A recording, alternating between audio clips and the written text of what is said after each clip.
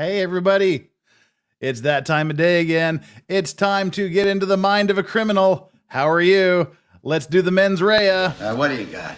I think I can prove to a judge that both of these men had the mens rea. What the hell is a mens rea? It's a legal term the lawyers use. It just means the intention to commit a crime. Okay, come on, let's go. Mens rea? Put the cuffs on him. How could we have gotten mens rea? We take blood? Can you do it without taking blood? We both use condoms. How is this possible? I want to see a doctor. Can I have an independent blood test? Money! I feel sick. What are you doing? Mens rea! Oh! Oh! My God! No! Hey, how are we? It is a wonderful Wednesday night and Thursday night. I have just found that it's impossible to keep track of dates this past 10 days or so because I stream all night, work all day, sleep when I can, and that's where we are. That's been my life, and thank heavens this trial is finally coming down to an end. We're in the very tail end of probably what's going to be televised. So we'll just kind of coast into home. We're a day behind. For those of you that don't know, spoiler alert, he was found guilty. Matthew Terry was found guilty of essentially first-degree murder, premeditated murder, in about an hour. So there was really apparently no big question about it. The jury came back very, very quickly. And yesterday, on Wednesday, they started the penalty phase. And what we're going to do today is we're going to start that penalty phase. We're going to be trying to watch it at about 1.25 speed, just so we can get through it. But we're going to break it up. I cannot work 8-10 hour days, get an hour nap, stream for 8-9 hours overnight, and get another nap, and then do it again. So we're just going to have to break this up. Again, the drama is kind of gone. Now they're just debating, and they're having it's essentially a separate hearing. It's a separate proceeding. The same jury, but the prosecution will be arguing that he should be put to death. The defense will be arguing that he should not be given the death penalty. And then at the end, the jury's going to make a decision. So it's kind of like another little mini trial. And the court wants to get this done by Friday or maybe Monday at the latest. So we're just going to watch it at 1.25 speed. Probably take 2 days to do every day for the court because the court's going a little bit later and things like that. So I don't know how long it'll take. It'll just take us however long it takes us to get through the penalty phase. So if you want some spoilers, you can always go ahead and see what happened. But we're going to take it slow. Have some guests if they want to pop in, and we'll just do what we do. We'll review it. We'll talk about it. We'll hopefully try to find some humor in this situation. And as we start this off, again, welcome mods. Mods, you do a great job. Can't live without the mods. Just kind of scrolling down here. Who we got? We got Rose. Rose, are you the only mod here at the moment? Alan's here too. Rose and Alan, I can see you guys. You guys talked a lot before I got here. Chat has been chatty. All right, so we got the mods doing mod business here. And you here in chat, we have the best chat on the internet. I will go to my grave saying that because you guys are. It's fun. You guys have fun with it. You're loose, you're free, but you don't cross the lines because you're better than that. And for those of you that are watching this, listening to it as you do go about your business, drive down the roads, just sit in your office, do whatever you do, have it on for background noise. Thank you guys for being here too. And I hope we got 220 people here right now, 97 likes. Come on. I know you guys don't think about it, but creators, that's our big deal. YouTube likes the likes. So content creators, we like to like the likes. So please do me a favor, reach down there, hit that like button. Let's get us up to over 200. And right about the 600 like mark is where YouTube starts to really pay attention to what's going on in a particular video, especially for the smaller creators like myself. So all of your likes are deeply, deeply appreciated. And it takes you not even half a second. Y'all could have done it in the time it took me to explain that. And if you haven't subscribed, I would be grateful to have your subscription. This is what we do. We follow trials. Present trials, historical trials. We talk about maritime related things on Monday. And normally on Thursdays, we talk about O.J. Simpson.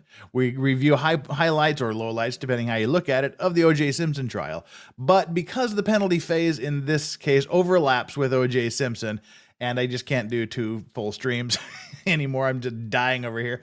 We're going to skip O.J. Simpson this week. So if you came in for O.J. Simpson, I hope you'll stick around and watch this. This is a much more recent trials going on as we speak. And it's probably a lot more practical. This is a more normal trial. It's very, very by the book. Everything is quite fun to watch. So we're skipping O.J. Simpson this week. We'll be back with O.J. Simpson next Thursday. And Friday, we kind of tend to do things a little bit more loosely around here. We have fun. We either do some drinking streams, which is going to be a few weeks from now, or we do some unexplained, or we just kind of read some news stories and rant. So tomorrow night, Eastern time, Eastern U.S. time, I would guess right around 9 p.m., we'll be doing a solo edition of The Unexplained. Farron is busy, and Farron's sister Hannah is also busy, so I'm on my own.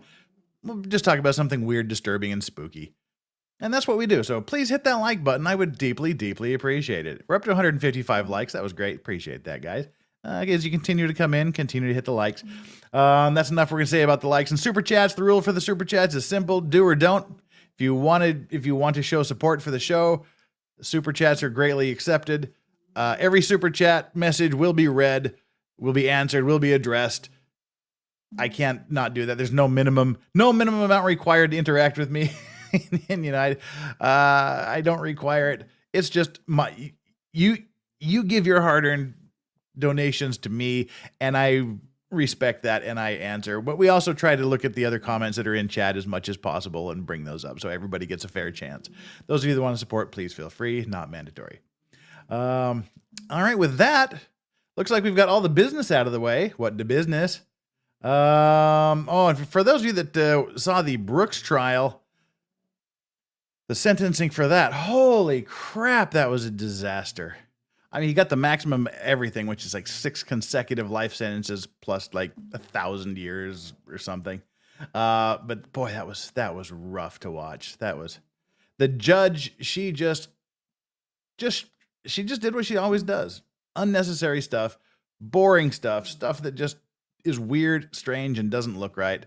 I mean, a good judge, but she's too good of a judge, if that makes sense. She's too lenient. She's too careful.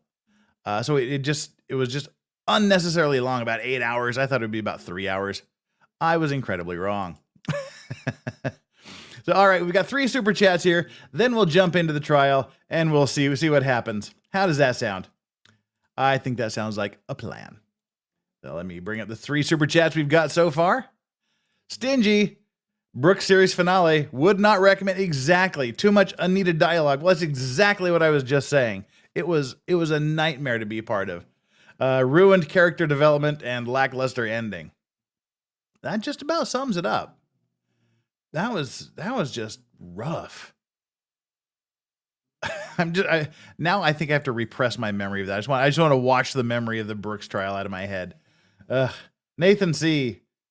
Cheated on chat yesterday and watched on Law and Cucks. It's pretty insane. Lots of drama. Not the same without commentary, though.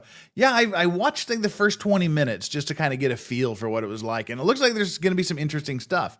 Because like I said, it's just like a normal jury trial, essentially, where the jury's going to get instructions. The lawyers are going to argue. They're going to make their statements. They're going to call witnesses. They're going to make closing statements, closing arguments, and then the jury is going to get the case, and then they're going to come back death or life in prison without parole. Those are the 2 options. And so, as you've seen with the other trials where they go through the jury instructions, we're going to have to go through another set of jury instructions today, where they agree on what the jury instructions will be. So it's a fun little thing. And the first 20 minutes looked pretty interesting. Some of the issues that they were talking about for the jury selection. And Ron, super chat. Thank you for the super chat. That's straight, sweet, and to the point. Appreciated. Thank you so much. Ms. Amanda says, yeah, I watch the Brooks trial every day and I'm now drained. The penalty phase thing today has got to be less stressful. Let's find out. Alrighty. With that, I think we've got everything out of the way. We can dive in. Just a quick note on internet service. Literally anything that happens is not on my end. We were already had a very, very, I mean, Korea is just so wired. It's amazing. I had super Uber internet. Now I have super duper triple Uber internet service. They redid the hardwiring into the house this morning. They did a lot of stuff. And so there is no problem on my end. So we'll just have to see. Now that I said that, I've probably cursed myself. But with that, let's go. For where are we here?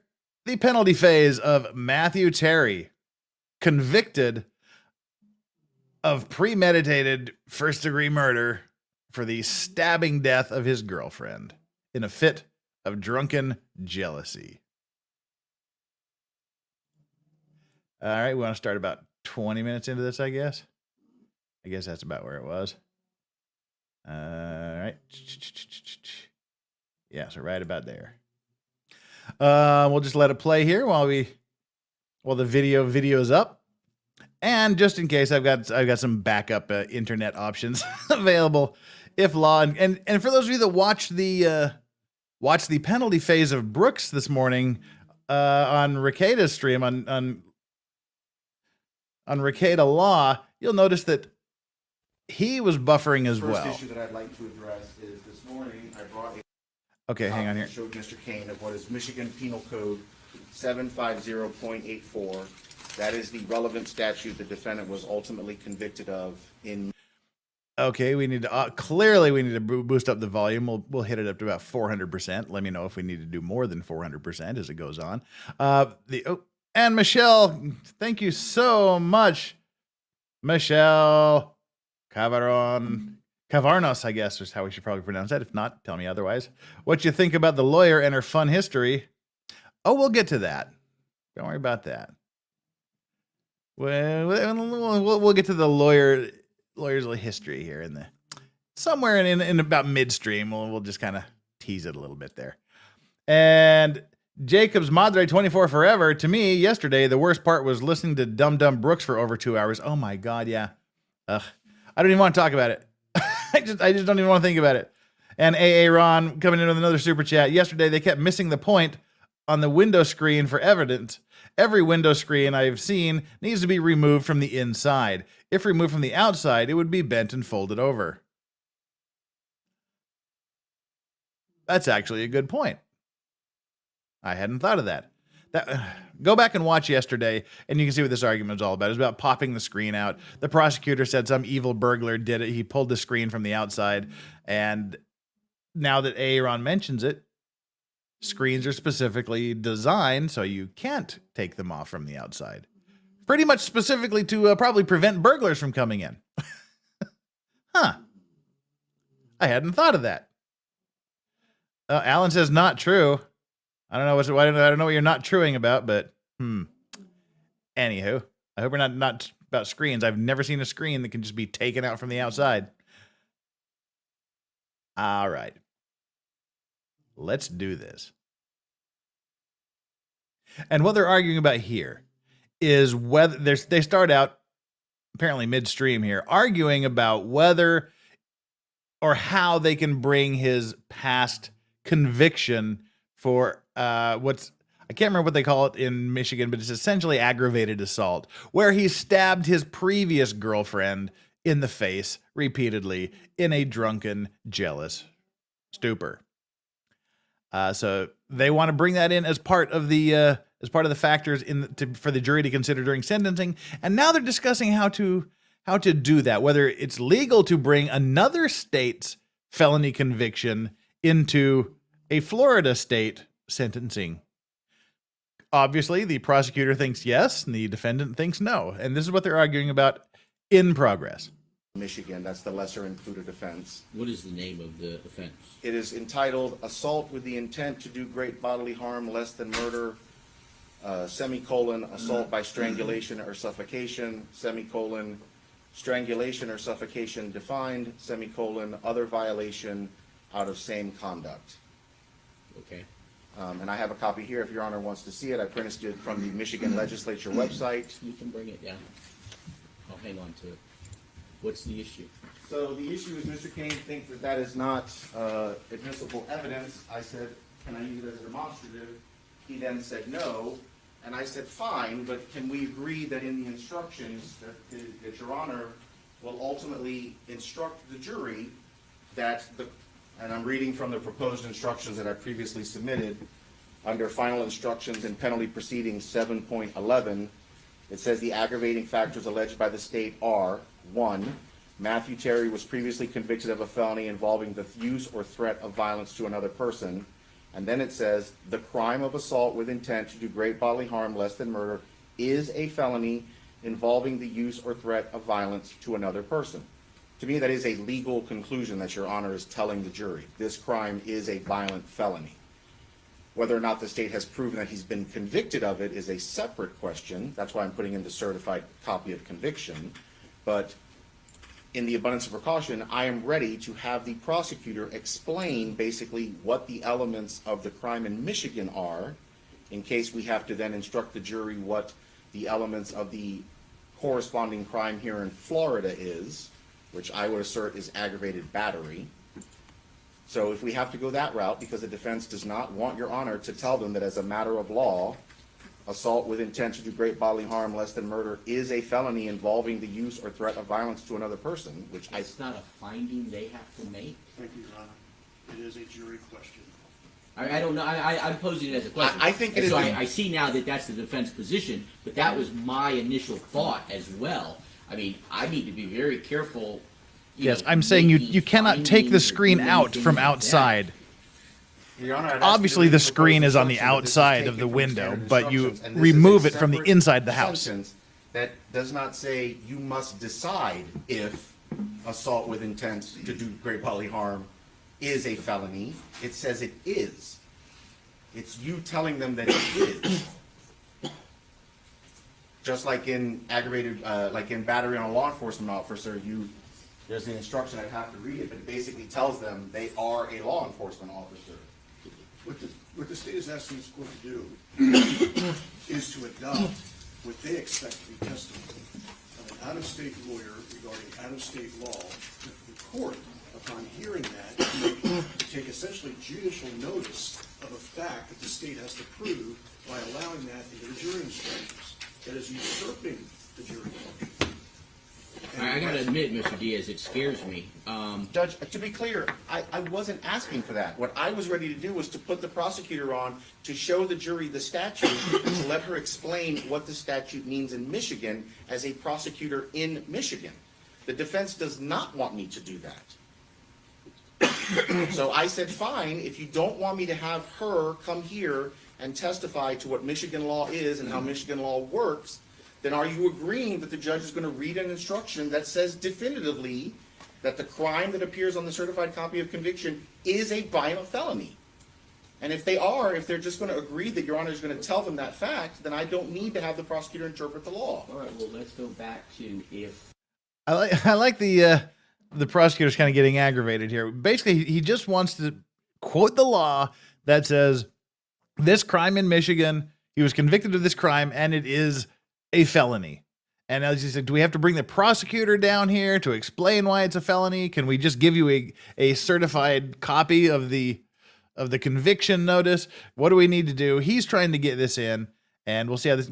But we've ignited a screen window debate here. Hey D, what's up? Interestingly, any house I've ever lived in Utah or Korea, the screens cannot be removed from outside. As some were saying, you lift it up like half an inch or so, you lift it up a little bit, and then you can twist it and pull it out. But like every house I've ever lived in will have inside the house, and then the outside of the house will have a little shim on it. So even if you slide it up, you still can't get it up over that outside shim to remove it from the outside. And on the inside, there's always been little rubber tags that help you lift up the screen and pull it out inside the house. Huh, interesting. But some people are saying standard in Tampa to have screens that can be removed from outside the house. That seems really dangerous. Interesting. Yeah, so you live, Grace says, yeah, but yeah, I'm saying just my personal experience. Don't get agitated. Settle down, everybody. Yeah, that's interesting. I guess we all just assume all screens work the way they work where we're familiar with screens. Dang. I wouldn't want to live in a house where someone from outside my house can just pop out the screen and come on in. All right. Well, no, the screens are on the outside. The screens are on the outside of the house. There can't be any house where it's a screen and then the glass. The screen is on the outside of the glass. But if you wanted to remove your screen to change it, in all of the houses I've ever lived in anyway, you have to be inside the house. You open the glass window and then you pop up the screen and pull it out. And every house I've ever lived in, there hasn't been a way to remove the screen while you're standing outside the house. But anyway, wow, that was a sidetrack. That's interesting. All right. Enough of ScreenGate. I've learned how screens in Tampa work. Interesting. Yeah, well, the screen testify. Exactly. The screen isn't here to testify, so. But hey, we'll leave it to the Florida experts. Everyone that I know is from Florida in chat has said you can remove screens from the outside. That's weird. All right. But let's see if he's able to get this prior conviction of a felony, aggravated assault or whatever they call it in tradition. in Michigan. Let's get back to it. Sorry, we got sidetracked by screens. W. Daisy Girl Williams wants a poll. Why not? Let's listen to this and we'll create a screen door poll. Why not? And Ms. I don't disagree, and I'm very cautious to make any findings and assert the jury's role. But if they have to prove it, like your position is, what's the objection to them calling the prosecutor to testify to what the law is in Michigan so that the jury can have all of the facts and ultimately make that decision? Because the certified record of the conviction, coupled with the testimony of Michelle Rogers, is what the jury weighs. Bringing in an out-of-state lawyer to talk about elements is irrelevant.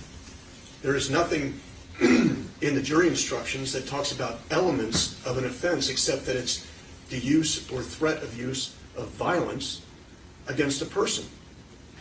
So that the jury instructions lay out the elements of the aggravator, not some Michigan lawyer. Does anybody have any authority on this? I mean, this can't be the first time this has come up in a penalty phase regarding a prior. I do not have any case law, Your Honor. I told Mr. Kane repeatedly what my intention was in calling Miss Gallagher. He had never expressed any objection to her coming to interpret Michigan law to explain that the title of an offense involves the use of violence or the threat of violence. And so I did not come prepared for this. And to me, this is no different than in jury instruction 8.11, battery on a law enforcement officer, where the last sentence reads, the court now instructs you that, and you enter the official name of the victim, meaning a Hillsborough County Sheriff's deputy, for example, is a law enforcement officer. That's a matter of law. Sheriff's deputies are poll is up. Officers. Now, whether the state has proven that the person who took the stand and testified is a sheriff's deputy, whether or not we've proven they were acting in the lawful performance of their duties, that's part of the elements of the offense. But the sentence that Your Honor would read from the instructions is definitive. It's you telling them that this particular crime is a violent felony. All right, I'm going to have to take a look. I'm going to have to look at other cases that have been heard in this circuit and see how this was handled, what the instructions were, and I can do all of that.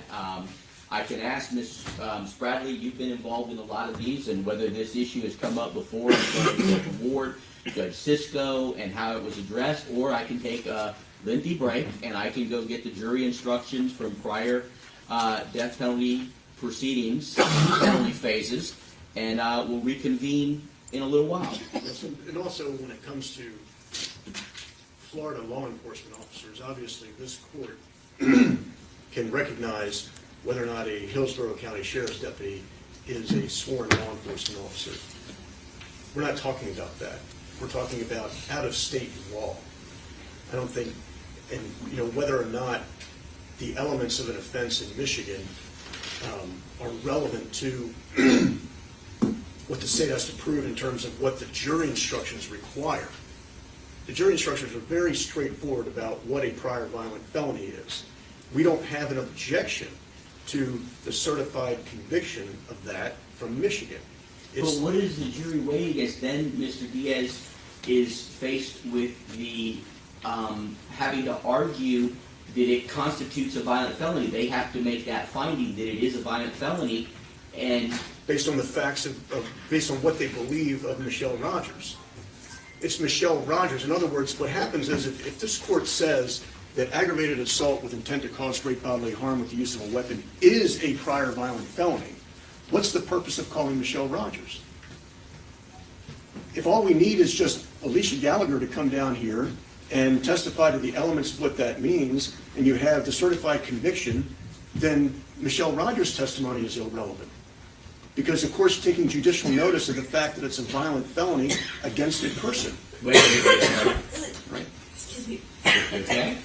God, woman, that is some serious coughing going on there. Jeez. Wow. Now everybody should put on your masks. I feel like I should wear a mask here, just watching the testimony. God. All right, there. Damn. All right, now we can start. I'm just worried about getting COVID from the damn person sitting next to the I think she's the bailiff, I think. Worried about getting COVID from her through the damn microphone. All right. Anyway, okay, so why do I have a mask? That's an interesting question, because in Korea we are still required to wear masks indoors. Yeah, we're still required to wear masks indoors here in Korea. I mean, it's stupid, but that's what the law is. So again, if you're following this argument, one thing for the jury to consider as part of the aggravating considerations is that he has a previous conviction for a violent felony against a person. I mean, not inside your house indoors. I mean, in public offices and public buildings, but yeah, it doesn't happen that much. So, anywho, the prosecution wants to say that he has a previous conviction for a violent felony against a person. They're arguing about how to introduce the fact that it's a violent felony against a person. Prosecution is saying, I can bring the prosecutor down here to tell you what the elements of the crime are. I can bring you a certified copy of the conviction showing that it's a violent felony against a person. I can put the old girlfriend that got stabbed in the face on the witness stand to show that it was committed against a person. And defense guys, if the prosecutor says it's a violent felony against a person, we don't need the person to come here and say, I had the violence committed against me. He doesn't want that woman who was previously stabbed in the face repeatedly by the convicted murderer to be on the stand and go through all of that again. So that's what they're arguing about here. There's some fun arguments that come up. Masks. Yeah, Asia has been masks long before the old CVID came around. I mean, Korea, Japan, China are very, very mask cold. You get a cold, you put a mask on so you don't give everyone else the cold. So wearing masks has never been a problem here. Everybody does it. When you get sick, you put the mask on so you don't infect other people. I never did. I hated wearing masks. I just didn't care if I got everybody sick or not. But since this happened, we've had these damn things on for 3 years, and I never want to wear. I got to the point where I'm like, oh, this makes sense. You know, if you're sick, you don't want to spread it to other people. Gee, Koreans are smart. Now, after 3 years, I'm like, I don't care anymore, and I'm never going to wear a mask again in my life. So there we are. Let's go. Need a break? No, God. Sorry, No, it's all right. You need water? I have some, thank you. All right. Let me know if you need a break. I'm good. All right. A break. Sorry. Sorry. So it's not all relevant, right? What's relevant? Are they weighing Michelle Rogers' testimony during deliberations on whether or not some violent act was committed upon her? Because they're not going to do that if this court takes that function away from them and tells them, by operation of the law, this conviction is a violent felony against a person. Michelle Rogers' testimony factors into whether or not that aggravating factor has been proven. And we're asking this court to allow the jury to weigh her testimony and determine whether or not that aggravating factor has been proven, and not taking judicial notice of it by some comparative elements test. Judge, I am at no point going to say the words judicial notice. I have at no point said the word judicial notice. I came here with the intention of putting on testimony. Mr. Kane does not want me to put on that testimony, so I'm now clarifying that it's my belief that under the standard instructions, you are going to tell them as a matter of law what the circumstances are. And so I don't want to have this debate later after Ms. Gallagher has gotten on a plane and left back to Michigan. I am happy to have her say, this is a crime in the state of Michigan, this is a felony, this is a felony that involves the use of violence, because she has to define what assault is in the state of Michigan. She has to talk about what assault is. And I would point out the fact that in the state of Florida, for example, battery is not always actually a forcible felony, whereas assault is. And Michigan uses assault differently than the state of Florida uses the word assault. And so I think someone needs to explain that to a jury. However, if the defense doesn't want that to happen, I am happy to just have you read the standard instruction and tell them that the certified copy, the thing that says on the certified copy, is a forcible felony, and I'll just bypass all of that. Well, I'm inclined to go the route with allowing the APA, I guess that's what, Assistant prosecuting attorney. Testify regarding the law and let the jury ultimately make that decision. I'm Okay, sorry to interrupt this again, but like Lochnav Livok has said that dog is licking the floor. So I find this really dumb. If he was officially convicted, what is there to find? Right now, this is the penalty phase.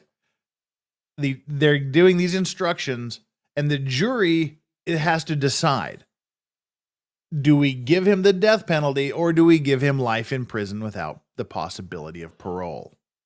That's what we're here to, from here until we're completely done with this case. That's what's being decided. So prosecution is going to put on a whole case for why he should be put to death, and the defense is going to put on a whole case as to why he should not be put to death and should just get life in prison without parole. And okay, she means, sorry, where are we at here? Shoot, scroll on down. I scrolled up. I meant conviction in Michigan. Why the conviction in Michigan is important is an aggravating factor. The prosecutor can say, look, he didn't just do this once. He's done it before.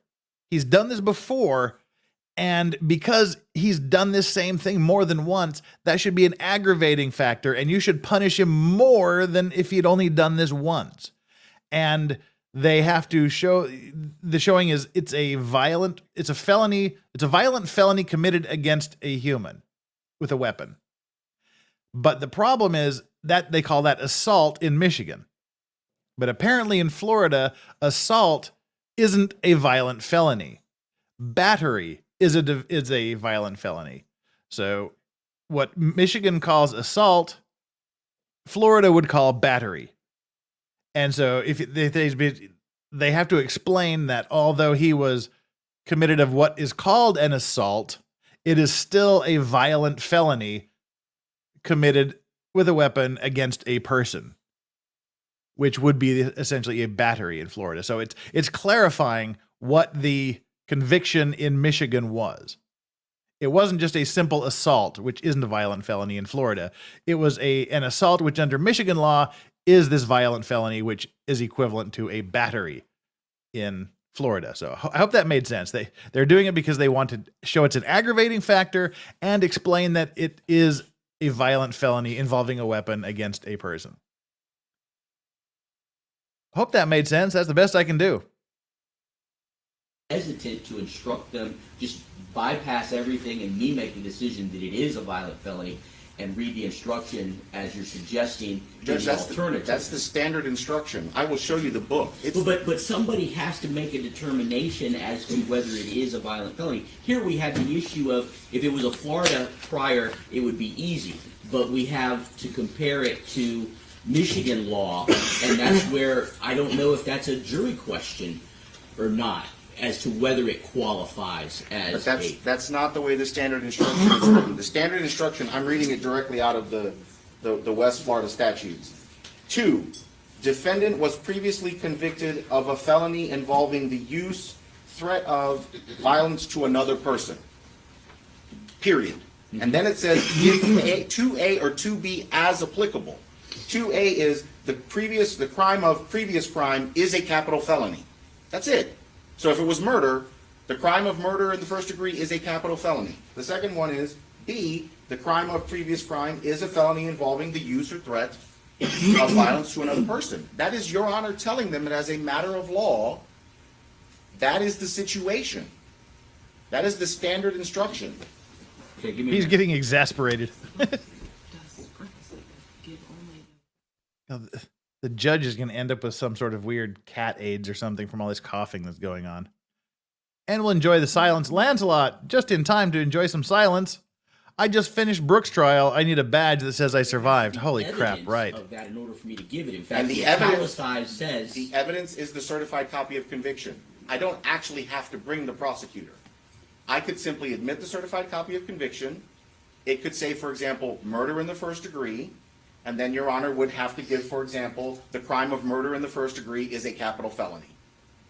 But here, the certified copy of conviction says The lady sitting right assault next to the judge's with intent microphone. to do great bodily harm, and there was more to it.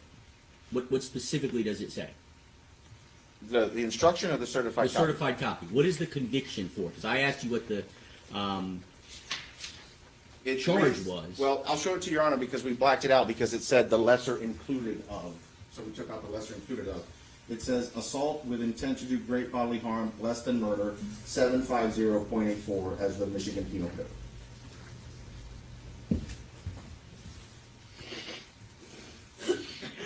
What do you propose is the comparable charge in Florida? Aggravated battery. It's her. She's coughing.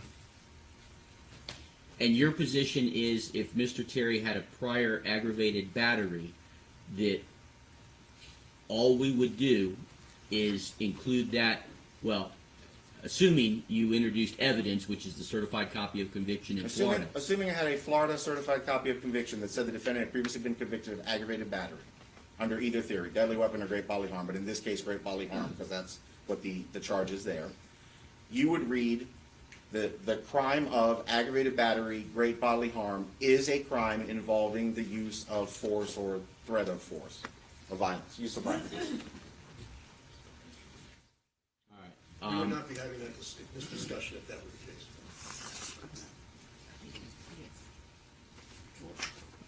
I'm being told that's exactly what Judge Sisko did in the Ronnie O'Neill case. Judge, Yes, Ms. Bradley. In Mr. O'Neill's case, he did not have prior violent felonies. They were contemporaneous violent. They were from the case itself. So it was additional charges of attempted murder and aggravated child abuse and 2 deceased victims. But once the jury convicted him in the guilt phase of those Yes. were included in the penalty phase instruction, Yes. just the way the state is proposing that I include the prior Michigan felony in this case. Unfortunately, it's the judge's mic. Law and they had done the conviction during the course. It wasn't a prior. She looks like Mama from Cass from Florida the or Mamas from and the another Papas. state. So that's the distinction that Mr. Kane is making in that. For all of you old people out there. Well, I hear it, but as long as it appears that the Michigan crime is a prior violent felony, what was the language of Meatloaf. Was convicted of a felony involving the use Paradise or by the threat Dashboard of Lights violence days. to another person. And Mr. Diaz, you're comfortable with me making that finding, not the jury making that finding? Judge, Rude. I don't know that you're making a finding, but you're reading an instruction, and that's what the instruction is telling the jury. It's telling them that it is, not that you Well, can. somebody, in order to instruct the jury that it is, somebody has to decide first that it is. I understand, Your Honor, which is why. You're comfortable with me deciding that it is, so then I can instruct the jury that it is. No, Your Honor, I didn't plan on that this morning. I came this morning prepared to put a prosecutor on so that Your Honor could hear testimony as to what that crime is in Michigan. I haven't said that you can't do that. I understand that, but I'm just. Are you comfortable if we go the route where I tell the jury that that's not going to be an appellate issue that comes back, that I decided? I would rather err on the side of caution and have the prosecutor testify to it. That's what I came prepared for. We only hit this because Mr. Kane says he doesn't want her to talk about that at all. I didn't come planning on doing anything different than what I've told you I came planning on doing. I brought a copy of the Michigan legislature statute so I could put it into evidence so that the prosecutor could then interpret it on the witness stand. Mr. Kane, I mean, I don't see why that's not the proper way to go, and let the jury then decide whether or not it is a crime involving. Well, if you're saying that it's a jury question of whether or not it's a crime involving the threat of violence or use of violence to another person, then we have no dispute. We want it to be a jury question. That's all. According to, I mean, based on the fact that it's an out-of-state conviction. As I said, So that's going to change the standard instruction, so then I will never be making the determination and reading to them that it is. I mean, I would object to changing the standard instruction. I think the standard instruction requires the court to tell the jurors as a matter of law whether or not a crime is or is not a forcible felony. If, for example, I had All right, we'll boost it to 1.25. So I'm trying to think of one. I'm having a hard time thinking of one. But let me ask you, what's the point of putting it on if in the end the jury instruction is going to say that it is? If that's what you're entitled to, that it is, then what's the point of putting on the prosecutor? Well, because I still have to convince the court, I think. But you've given me, I give it back to you, I guess, Yeah, the certified copy of the conviction, and you've argued that that's enough to convince the court. And that's fine if the defense is not then going to argue the question of whether or not it's a crime involving violence is still up for debate.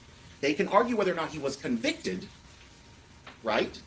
They can argue whether or not he's convicted, but not whether or not the crime itself is a violent crime. So the defense, as I understand it, wants to argue both, has the state proven he's even convicted, and was what he's convicted of a violent crime? I don't think they get to make both of those arguments per the way the instructions are written. we are not arguing that the conviction has not been proven. Okay. But are you arguing whether it's a violent crime? We're arguing that it's a jury question. That's our argument. It is a Wait, the defense is arguing that the jury should decide whether stabbing a woman repeatedly in the shoulder, in the neck, in the face, and then slitting her throat is or is not a crime of violence. Okay. Wow. All right. That seems like a decent level of stupid. jury question whether or not it is a violent crime. And as we all know, the instructions are not mandatory. The Supreme Court tells us that they are merely guidelines, recommendations. This court can fashion an instruction. We can all fashion an instruction that does not divest the jury of its decision-making power on whether or not the state has proven an aggravating element. We are not agreeing that it is per se proved by virtue of putting on an out-of-state prosecutor to testify to out-of-state law, somebody who is not licensed in the state of Florida, somebody who participated in the prosecution against Matthew Terry, somebody who is not qualified to come down here and make a comparative elements test, or even the state attorney. The state attorney's opinion is that the comparative elements test meets the prior violent felony. That's the state attorney's opinion. And the state attorney is asking this court to instruct the jury that the state attorney's opinion is the correct one, and they no longer have to consider that issue and whether or not an aggravating factor has been proven beyond a reasonable doubt. Well, We will more than happily. there's still a credibility determination of the witness's testimony. How? You can cross-examine. Well, I'm talking about Michelle Rogers, or are you talking about Ms. Gallagher? I'm talking about Gallagher. You can cross-examine her on what the Michigan law is. You can argue to the Even jury still, that. that's not the point. The point is not her credibility. The point is what the court is going to accept as proven, and then telling the jury what is proven. That's the question. It has nothing to do with my cross-examination of Gallagher. I may not even ask her any questions. Okay. My point is it should remain a jury question whether or not this is a prior violent felony. He Well, this is what tried. I'm gonna do. I'm going to allow the testimony, and then I'll make that determination. Okay, at yeah, the you're appropriate time. you're That's right. You're what right. You're the right. jury's You're right. for. You're right. Yeah. Okay, I see what you're saying. Yeah, you are correct, Gear. They're not talking about the woman that died. Sorry, I got confused there for a minute. That's par for my course. Yeah, they want the jury to decide whether the previous crime in Michigan is a crime of violence. But still, yes, the conviction in Michigan for repeatedly stabbing a woman in the face and then plunging your knife into her neck is a crime of violence. Same issue, same craziness. They want the jury to determine whether stabbing someone at least 10 times in the face and once in the throat is a crime of violence. But this is for the Michigan conviction, not the Florida one. Apology for that. Mr. Arm, so by that respect, I need a ruling as to whether or not the actual copy that I have of the Michigan statute is admissible or at least usable as a demonstrative, because the defense doesn't want the jury to see it at all. I would like to admit it, but if Your Honor is not comfortable with me admitting it, I would at least like to be able to put it up on the overhead and let the jury read it while she's talking. Let me hear your argument, Mr. Kane, but I'm inclined to allow it as a Right? demonstrative. Right? It's not relevant. All right. What, Well, I mean, even still, when it comes to elements, The elements previous of the offense conviction are not isn't- relevant in whatever. Michigan. Who cares what the elements of the offense are in Michigan? The issue is whether or not the conviction is a felony, violent felony. No, actually, it's whether or not it's a felony in Michigan, whether or not the comparable elements, in other words, the jury decides whether or not those elements meet whatever. Oh, so the Florida law elements aren't requires for a prior important, violent but felony. now they're Not suddenly Michigan. important. Michigan law is not You just determining whether or not contradicted this is a prior yourself, violent dude. felony. Florida law determines that. So what some out-of-state lawyer has to say about some out-of-state law is entirely irrelevant. What was proven at that, and that's where Michelle Rogers' credibility comes in. What was done to Michelle Rogers? That's the issue. Does what happened to Michelle Rogers meet the felony elements here in Florida? Yeah, I'm pretty sure stabbing someone in the I would face just ask Your Honor, you don't have to answer it loud, but I would just ask Your Honor, what Would crime would consider- Your Honor in your head think was committed whatever. against Michelle Rogers? The state would assert that it's aggravated battery, right? She's clearly touched against her will, and great bodily harm is done to her, and or a deadly weapon was used, but a deadly weapon is not a listed element of the Michigan offense. Okay? So I submit to the court that it's aggravated battery. Now, they're going to get a certified copy that's going to say assault. And in the state of Florida, assault and battery do not mean the same thing. I agree. How is the jury going to know that? How is the jury going to understand that in Michigan, what we call battery, they call assault? I hear you. And do I understand what kind of problems this opens up here? Because in Michigan, there is no comparable self-defense law. In other words, they don't have stand your ground in Michigan. Had Nobody this stood crime their taken ground place in these Florida, cases. Mr. Terry very well might have raised a stand your ground motion, and it would have been granted immunity. Your Honor, that's Okay. disingenuous. Mr. Terry argued self-defense in Michigan. His testimony Uh-huh. in Michigan was he was attacked by Michelle Rogers. Uh-huh. Michelle Burn. Rogers had the knife. He is the one who Well, disarmed but her. I'm not familiar with Michigan law, and I don't know what the elements I of understand, self-defense in but, Michigan are. but whether or not they have the word stand your ground is disingenuous to say he did not get a chance to raise a self-defense claim. Stand your ground is not a jury question. Stand your ground is an immunity question, a question of law for the court to decide. I agree. All right? We're not talking about what the jury decided in this case. We're talking about, if we're going to talk about elements, we're going to say this is what happens in Michigan. Okay? Mr. Terry was not granted the same degree of process in Michigan that he would have been granted here. Therefore, Michelle Rogers' credibility is an issue about whether or not this is a prior violent felony. We don't know what would have happened. So to bring in a Michigan prosecutor to talk about Michigan law in a very limited and narrow margin without talking about, okay, well, is there standard ground up there? Had that been raised, obviously the jury, because he was originally charged with attempted first-degree murder, to some degree, either rationally found fault with Michelle Rogers or in some way credited Mr. Terry's self-defense testimony with some amount of weight. He was not found guilty of, as charged. He was found guilty of a lesser included offense. Do we bring all that out? Right? Well, I mean, so and that's the point. Just look how messy it gets because the state essentially wants this court to instruct the jury that an element that they were required to prove beyond a reasonable doubt has already been proven. I hear you, and I mean I started out this, and I haven't ultimately made the final decision. But what I'm going to do is I'm going to allow the state to call Gallagher. I'm going to allow the state to use the Michigan statute as a demonstrative aid, but not be admitted into evidence that goes back to the jury. Yes, You said there were several issues. Are there other issues? There are other issues, yes. We'll get to the next one. Approximately, should I give the jury a break? Should I tell them to go get coffee? I suspect yes, Your Honor. Seriously? No, I apologize. I'm trying to clear these things with Mr. Kane so I can be prepared to do an opening and to proceed once you want to start calling witnesses. All right, what's the next issue? Ooh, the judge is not happy that this is taking so long. In the meantime, Your Honor, I'm going to pass up what is a copy of the trial transcript of Kate Baker's testimony from the Michigan trial, so Your Honor can read over Mr. Kane's looking at the photos. Sup, Corn Pope? Wow, okay, so this is getting off to a testy start.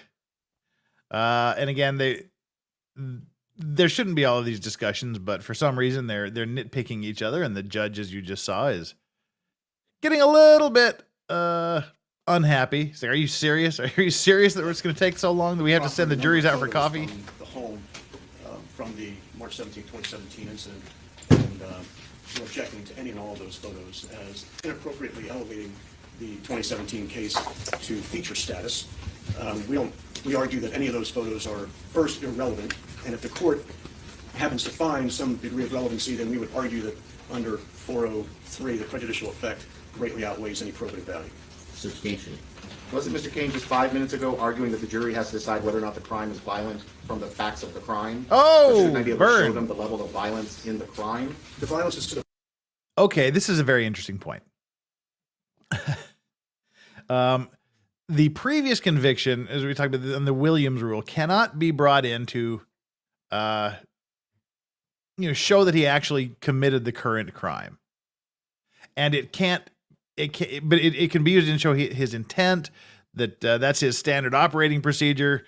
That he's violent. He's a violent drunk. He stabs women, and he knows how to do it. It can be brought in for those reasons, but it can't become the focus of the current proceedings.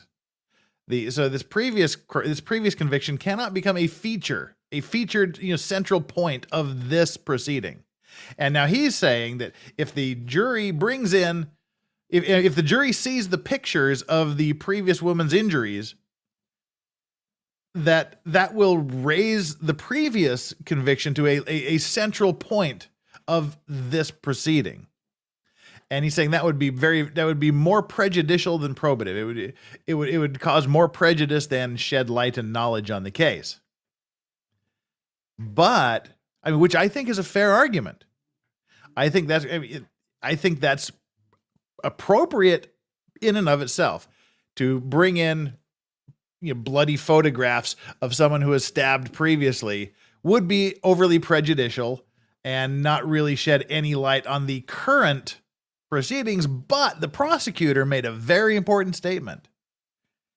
He's saying the defense wants the jury to decide whether or not that previous crime involved violence. So by making that argument, by the defense making the argument that you have to the jury has to decide that it's a violent crime, the prosecutor saying, well, they have to see the pictures. Show them the pictures. Let them see the violence in the pictures. So that's a very clever counter to this idea that you can't bring in prejudicial evidence that shows that elevates the previous crime to a feature of the current trial. So that was actually a pretty darn good counter by the prosecutor. Hey, he's the one that said the jury has to decide if that was a violent crime, so let him look at the pictures and see if they think it's a violent crime. The person, not to the kitchen. Well, but the kitchen is where the incident happened. It's evidence. It's crime scene. A bloody nose can appear to be a really terrible crime scene, when in fact it's quite minor. All right, so right now we're talking about the photographs. We can talk about that or the transcript, whichever one Your Honor prefers. All right, well, I've heard the objection regarding the photographs as to relevance, and if I find relevance, which I do, as to violence, 403, I don't find that Okay. it substantially outweighs any probative. Prosecution value, wins. so The I'll pictures allow go for in. that. See, the defense What about fucked the up by transcript? making that argument. Your Honor, my understanding is defense is objecting to Yep. the transcript. I wish to admit the transcript as it goes to, I believe, heinous, atrocious, and cruel. Is she going to testify? Miss Baker, she's dead. No, no, this transcript is of who? That's Kay Baker. That's Kay Baker's testimony in Matthew 13.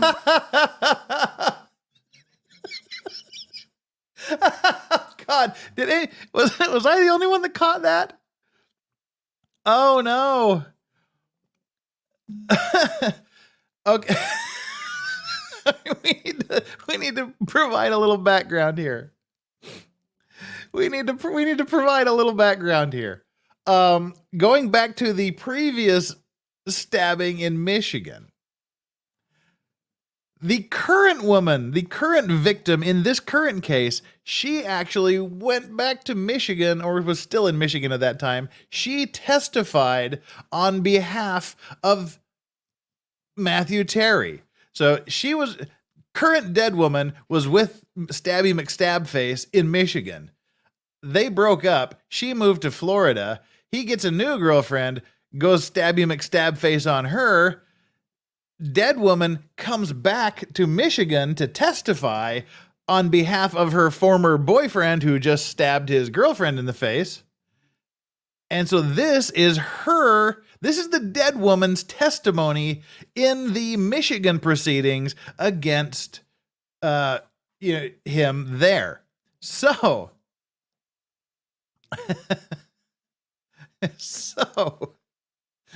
what just happened here was the judge is going, okay, this is a transcript.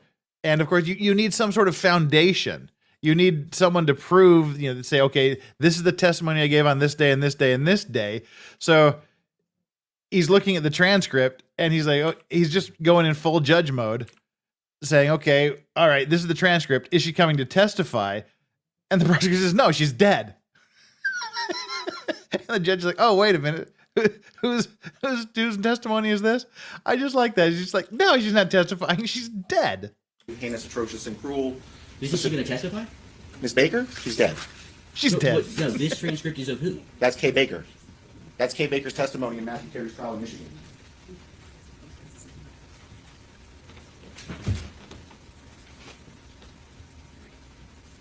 I didn't. This is a surprise to me that Ms. Baker testified in Michigan. I was not aware of that. I understand, Your Honor. So let me take a moment to look at it. He's like, Ms. what? Baker, the victim in this case, testified in the case in Michigan. On behalf of the defendant, and at the last sentence that you'll see that's not blacked out, she said the defendant's completely... Look on the judge's face. This is exactly the look on everybody's face when they find out that Baker, the dead woman, was with Stabby McStabface before he stabbed the other woman. Seriously, it's like even the judge is like, wait, what the fuck? Yeah. Judge has a brain fart. Yep. He's just like, wait, what? Yeah. No, and it gets even okay. Just for the full outline here, there's Baker. We'll call Miss A the one in Michigan and the dead one B. B and Terry were together in Michigan. B and Terry break up. B goes to Florida. B meets A. B stabs A. And apparently, while he is in jail waiting for trial, he reconnects with B. So he and B become a thing while he's in jail. And so B goes to Michigan to testify on behalf of Terry in the prosecution for stabbing A. Then he gets convicted. He does his jail time. He does his probation. Meanwhile, B goes back to Florida.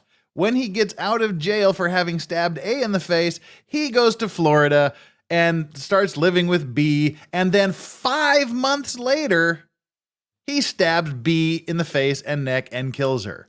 5 months after he got out of after he finished his probation or parole or whatever the hell he did.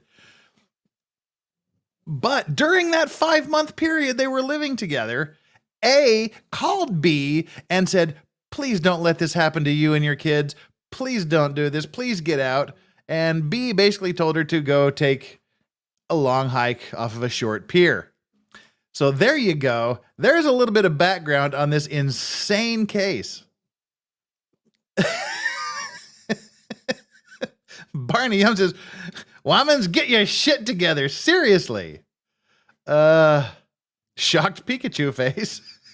So there you go. That's the background you need for this ridiculous situation here. The thruple of sorts. All right. We got 849 people here, 391 likes only. That's less than 50%. Come on, guys. Do me a favor. Hit that like button. You sure at least hit the like button because that was a really good explanation of what's going on behind the scenes here.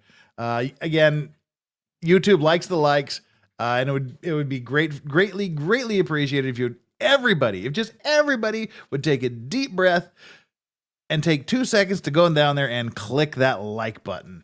That would make me the happiest camper on the internet. And any additional subscriptions are greatly appreciated as well. Before we get back to stunned judge face, just do this real quick here. Legal Vice, you watched most of the trial. Do you think he deserves the death verdict or not? I think he deserves it, but I don't think he's going to get it because they're going to say, oh, it was just a crime of passion. He doesn't deserve. I don't think he's going to get the death penalty, but I think he deserves it. I find this really dumb. If he was officially convicted, what is there to find? Okay, we explained that already. We don't want to go back to that. And Lisa M. Hey, Jeff, has the penalty already been decided? Mama Cass, dream a little dream. No, this is what we're doing here. We're getting the jury instructions ready for the beginning of the penalty phase. He'll be sentenced to death or life imprisonment, either like Friday, Florida time, Monday, my time, or Tuesday, our time. So we'll have to see. But nope, not yet. Thank you so much for all of you that are reaching down there and hitting that like button. About 100 of you done. There's still 300 of you that need to do it. And Eva Torres says, press the like button or Jeff smiles one less time for the next hour in the next hours. Oh, God, this is so much more refreshing than the Brooks trial. Whew. All right. So let's get back to confuse a judge. Oh, God, Mike Morrison in the house. All righty. All right. Let's go back here to confused judge and hit Mike Morrison here. Mike Morrison, a gentleman among gentlemen. Not going to ruin anything, but damn, people, it gets even more wild in this phase. I've only watched like the first 20 minutes of this, so I haven't even seen this. But Mike Morrison keeping the $100 shot rule alive. This evening, I just happened to have, coincidentally, within arm's reach, a bottom shelf-ish Egan's Irish whiskey. It's a single malt Irish whiskey, Egan's. It's the Heart of Ireland, Fortitude. Egan's Fortitude. Not a bad little whiskey. It makes a good mixer. But for those of you that aren't familiar, $100 super chats are honored with a shot of whiskey. Mike Morrison, cheers to you. Thank you so much for being such an awesome and incredible supporter. Health and prosperity so that you can earn more money to give more super chats to me. Thank you very much. And I still owe 8 shots from my F at Friday a couple of weeks ago. Probably get to those tomorrow. All right. Whew. That was good. Tasted like honey. A stingy him plus Brooks can learn fist is a verb too. Okay, thanks. All right. Again, just watch this weird wave of shock and comprehension come across the judge's face. Oh God. No, this transcript is of who? That's Kay Baker. That's Kay Baker's testimony in Matthew Terry's trial in Michigan. What? This hamster's turning. He's trying to figure it out. This is a surprise to me that Ms. Baker testified in Michigan. I was not aware of that. I understand, Your Honor. So let me take a moment to look at it. Ms. Baker, the victim in this case, testified in the case in Michigan. On behalf of the defendant, and at the last sentence that you'll see that's not blacked out, she said the defendant's completely trustworthy. Okay, this is a total surprise to me. I had no idea, and I guess I should have paid more attention to the names. But so this is the testimony of Kay Baker from this case before the court, testifying in the case with Miss Rogers. in Michigan. All right. Now I'm on the same page. He's still confused and shocked, but he's on And the what's same the page. intent of this? You want to introduce this? I believe this goes to heinous, atrocious, and cruel. How so? Heinous, atrocious, and cruel is defined as shockingly evil, outrageously wicked. I think it's important for the jury to know that the person that Matthew Terry killed is not just his girlfriend. She's the person who went to trial for him before and defended him. It also goes, I think, to establishing that she was fully aware of exactly what he was on trial for before, which I think also goes to the apprehension of what she knows is coming. The state's position is that Kay Baker is uniquely situated. She doesn't just know that a man is chasing her with a knife. She knows a man who has... She testified for him in Michigan. Right. She knows that she's being chased by a man who has already chased another woman with a knife. And She nearly went and killed. testified that he was very truthful, and she trusts him completely. Yes. And I think that that goes to the outrageousness and the shock that is inherently defined under heinous, atrocious, and cruel. Shockingly evil and outrageously wicked. How do you intend to introduce the transcript? I'll put it in through Ms. Gallagher, who will say that she was a prosecutor there at the time, that Ms. Baker took the stand, that she gave testimony, and then I would admit that. I did not print the page with the certification from the court reporter, but I can print that as well if you want to show that it is in fact a trial transcript. But I previously provided it to the defense. I believe they know it's a trial transcript. What are the objections from the defense? We don't like it. That's the only thing. Actually, I think the court used the word shocked. I don't even know where to begin. Is the court seriously considering letting this in? We can have argument, but if the court recognizes the absurdity of such a thing as well as the defense does, then you don't need to hear from me further. I need to hear from you. Okay. What the state is suggesting is that in order to establish EHAC, it wants to introduce statements made by the victim regarding the accused more than 5 years before the event. What's the relevance of that? I trust that, though. I don't know the exact date, but I think it's October 2018. I trust that. More than 5 years. No, Okay. actually, it would have been October, yes, more than 5 years, Before, but 2017. All right. We don't need to split No, that. whatever, here. it's fine. 2017, all right, let's all be on the same page when it comes to math. October of 2017 was more than 5 years ago. All right, you can take judicial notice of that. So what is the relevance of Ms. Baker referring to Mr. Terry as trustworthy and 5 years before the event? I mean, I don't understand, okay? So that is the nature of our objection. What is the point? What is the connection between, because EHAC has to do with suffering, right? We don't know what was going on inside Ms. Baker's head. We don't know what she was thinking. We do know that she was heavily intoxicated, more than twice the legal limit.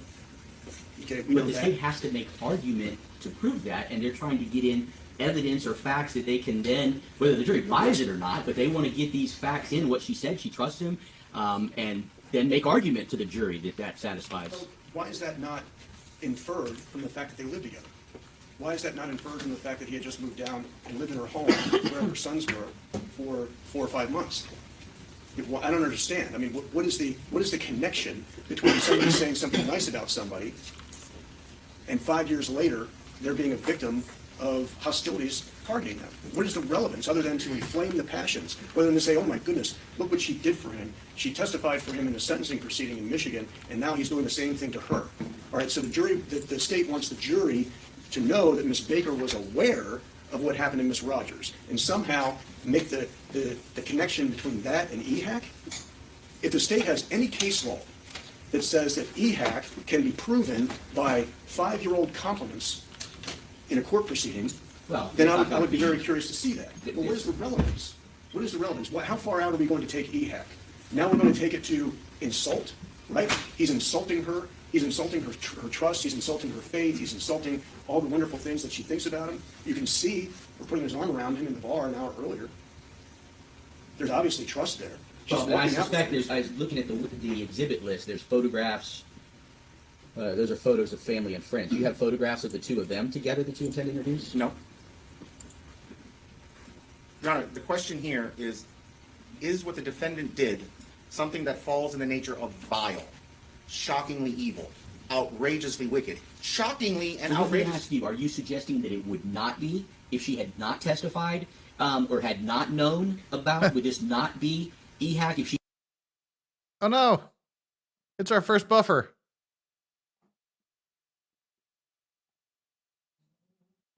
It's our first buffer of the day. He had not known about his prior conviction? No, but I think that as you keep adding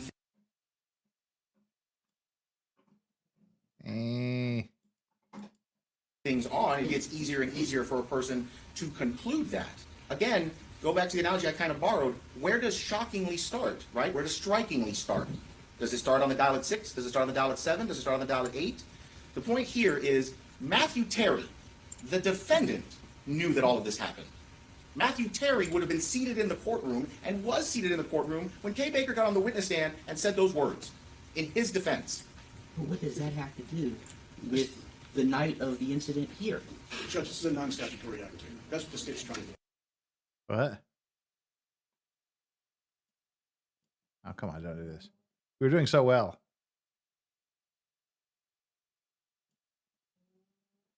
We're doing so well. Come on. They're trying to bring in a non-statutory aggravator of domestic violence. Look how wonderful and loving she was towards him, and look ultimately how he insults that and offends that sensibility by committing such an awful act against her. He's trying to expand EHAC into a non-statutory realm. Judge, that's not correct. I continue to quote to EHAC. What constitutes shockingly evil? What constitutes outrageously wicked? Like what goes into that? What transforms a normal murder that does not qualify for the death penalty into one that does qualify? Judge, I'm sorry, I know this isn't my phase of the trial, but I just want to put some case law on the record. We're getting lost in these. Why don't you wait till I rule? Let me read. I have a case in front of me that I want to read. Okay, Gonzalez versus State, Florida, 2014. Is that one of the ones you wanted to put on the record? just one of them, yes. Okay, well, I've got that in front of me, so let me do my job here, and I'll let you do your job.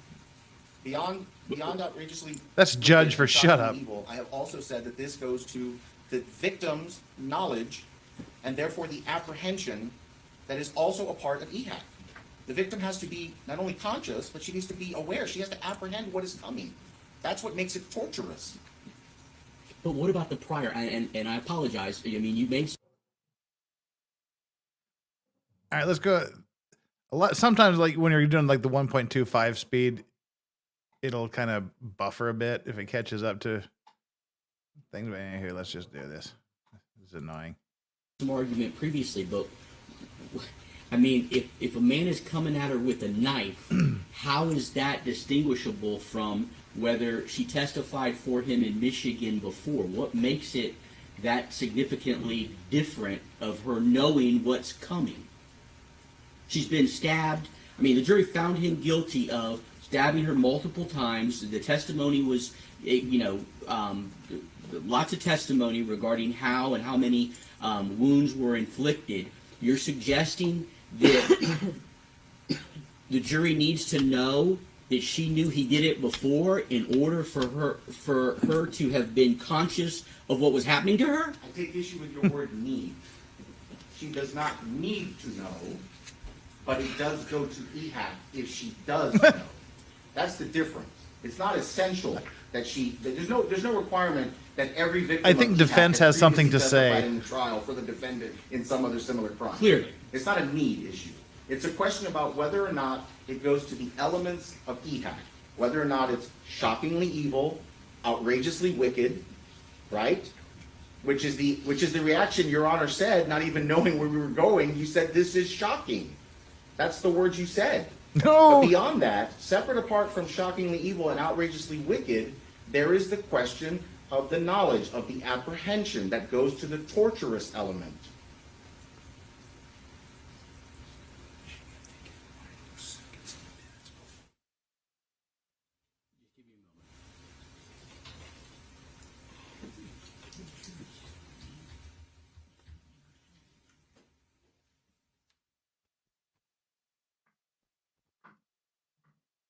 All right. While the judge is figuring out what to do, Bad Weather Biker says the poor judge looks like Patrick Starr with Mermaid Man's Orb of Confusion. That's really good. Shockingly evil is defined as purposely looking like Brian Stelter. Oh gosh, chat, you guys make me laugh. All right, yeah. So these arguments go on for a while. because it's very, very important, the instructions that are given to the jury when making the decision whether or not to take someone's life. Whether to get behind state-sanctioned killings, which is what the death penalty is. And now the judge is like going to get infected with whatever the hell she has. Yeah, I don't think I thought that was the judge's hand on her mouth there for a second. Judge, you're in a high risk category. Don't stand so close to an ill person. No, we're not doing the okay. For those of you joining late, yeah, we're not doing the OJ trial thing today because we're in the middle of doing this penalty phase.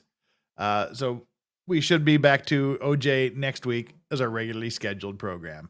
We're just doing this here as long as we're so invested in it. I just can't let it sit after the verdict. We have to see whether he gets life. But also tomorrow is a new hearing date is the next hearing date for Taylor Shabusiness over in Wisconsin. So by Monday, we should have an update on what that hearing was all about. So there's a few legal things. And Courtney Clenny, we're going to be getting into her case a little bit in the near future. Oh, and we have Mike Morrison. Wow. Congratulations. Thank you for being the newest member. That is deeply, deeply appreciated. We always appreciate members here. Yeah, I said it.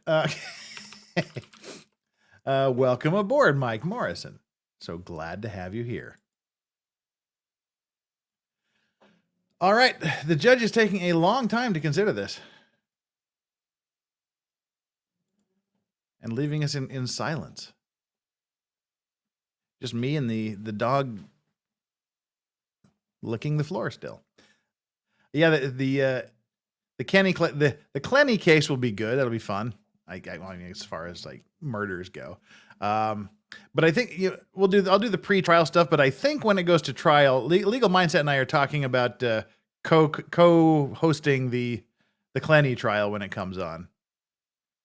Lancelot 652. I kind of wanted to go to the jury so they can be just as shocked as the judge.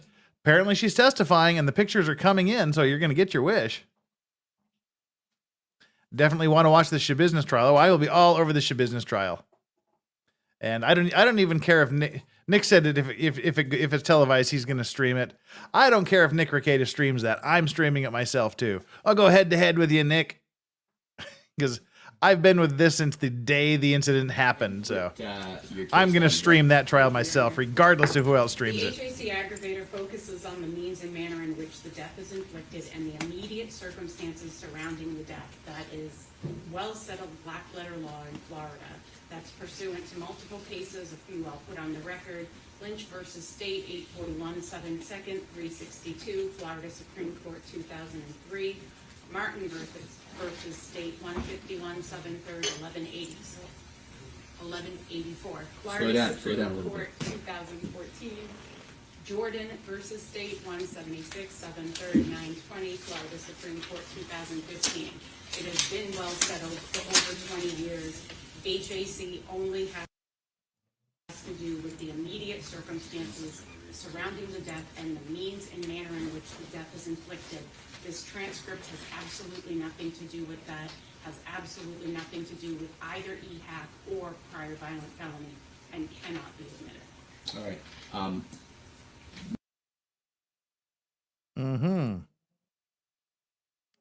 Is that what we're doing again, is it? You were so Mr. good Dirks, for you're me. standing there. You have something in your hand. Is there something specifically that you want to put on the record? We love you, buffering.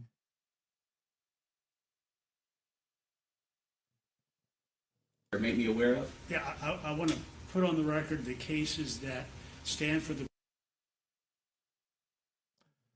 proposition that the victim's apprehension. I think it's just one of these things where we've eaten through the buffer, and it keeps sliding us up against the previous buffered thing. So we'll Impending death whatevs. is a critical issue for heinous, atrocious, and cruel. This Is there any doubt, though? Do you doubt in this case that she had any apprehension under the facts that's already been testified of this incident of her impending death? the heightened awareness of her impending death. Remember, the court has already admitted Williams' rule. The court has found that the circumstances surrounding the killing of Michelle Rogers are so similar to this killing that this court permitted Williams' rule evidence. Our argument on closing argument is going to be this, Your Honor. The degree of tortuousness, the degree of knowledge of Kay Baker's knowledge of her impending death came together as she jumped out of that window. She now realizes, I can't trust him. I was wrong in my trust. She jumps out the window. She says, wait a minute. As she's running away from him, she's now realizing the same thing that's about to happen to her is the same thing that happened to Michelle Rogers. Imagine the terror. Imagine what was going through her mind in those last minutes before she was brutally murdered. That heightened awareness comes directly from her knowledge about what happened in Michigan, that she trusted Matthew Terry. Now all of a sudden she realizes in those last deadly minutes that now all of a sudden it's different. She was in sheer terror. She knew exactly what was going to happen to her. That heightened awareness is entirely relevant. This is a funny argument coming from a guy who said that he didn't do it 24 hours ago. 3rd, 985, Cox v. State, 819 Southern 2nd, 705, 808 Southern 2nd, 110 is Francis versus State. All stand for the proposition that the victim's heightened awareness of her impending death are entirely relevant, and that is exactly what we intend to argue to this jury. Let me ask you specifically, though, is it the fact that she said she trusted him, or is it her knowledge of the prior event? It's both of those. It's the fact that she said, she in effect said, oh, that stuff that happened regarding Michelle Rogers, I don't believe any of that. That isn't really what happened. I'm trusting him. He didn't do that. Now all of a sudden, when the very same thing is happening to her on May 28th, 2022, it all comes together. It all comes together. Think about what was going through her mind after it all comes together, after she trusted him, and now she realized she couldn't, and she's now about ready to suffer the same fate.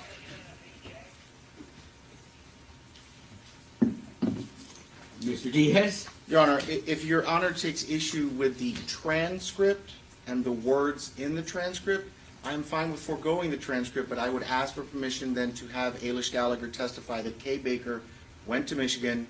She served as a defense witness on the defendant's behalf in his trial.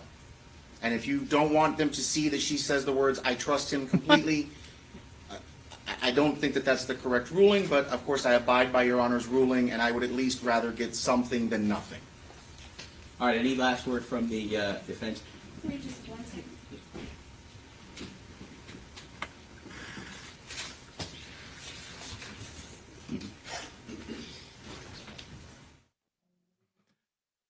All right, we're moving. I should say that. Oh, I would just never point mind. out that the cases cited by the state have to do with things that the victim would have been perceiving as a result of what was being done to her. For instance, they cited Cox. The impending death awareness was because her lungs were filling up with blood at that moment during the death. It had nothing to do with anything that occurred 5 minutes, let alone 5 years prior to the killing. She likes talking However, about Cox. In regard to their last statement, if they simply just want to put in that Kay Baker had testified on his behalf, we don't have a problem with that, but nothing else. Okay. All right. That was going to be my ruling anyway. I mean, I find that it's relevant because it's evidence that she endured fear of emotional anguish due to the knowledge of the prior incident. but we don't need to get into the details. If she testified at the any proceeding in Michigan, I think it's enough to give the state the opportunity to make that argument. I just want to clarify. The testimony that's going to be allowed is she testified as a defense witness on behalf of the defendant. Yes, Yes. But no details, that Yes. is all. no problem. Okay. All right. Next issue. So no transcript. Any other issues? My piece of body cam footage is here. If Your Honor wants to deal with it now, we can deal with it now, or we can. I'd like to get the jury in I and was going do. to say, we could put Dr. Perkins on and then take a break. Let's do that. Defense ready? Yes. All right. State. That means you're ready. Yes, Your Honor. All right. Let me get the jury. I'll apologize to them and take full responsibility. Can I tell you right back? All right. Just go slowly. No. Mr. Kane is running to the restroom, so. She was trying to we won't bring humanize until him. He's back, but if you want to line him up.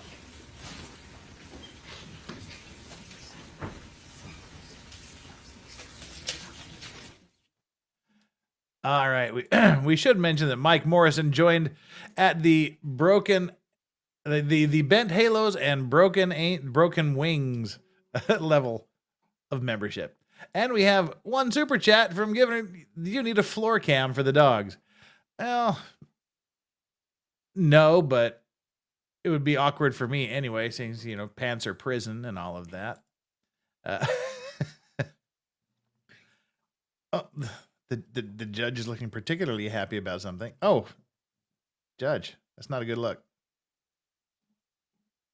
He's a good. This judge is excellent, by the way. I mean, he's a fantastic judge.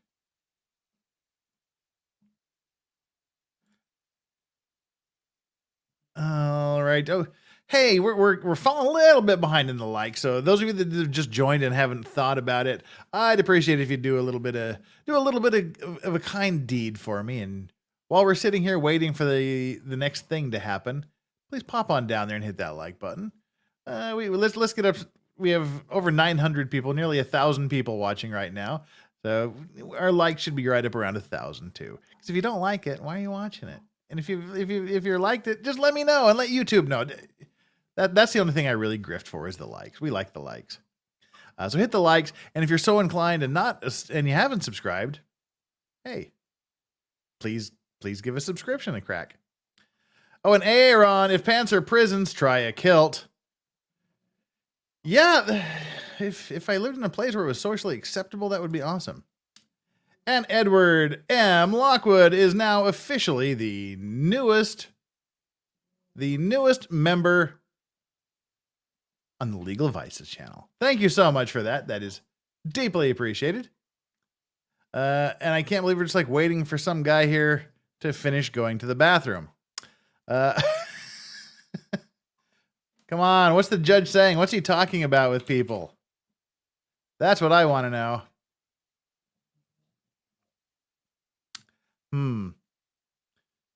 Well, what I'm thinking is we have a little bit of a break here. We could skip this, couldn't we? I just realized we're not watching this live. We don't have to sit here and be quiet, awkwardly quiet, do we? But what I'm going to do, I'm going to try something here because this was something I was just messing around with and I thought, hey, let's see if we can do it. This may be a solution to life, the universe, and everything. It may be the boomeriest boomer moment of all boomer moments. But let's see which one it is. Let's bring up a bit of content here.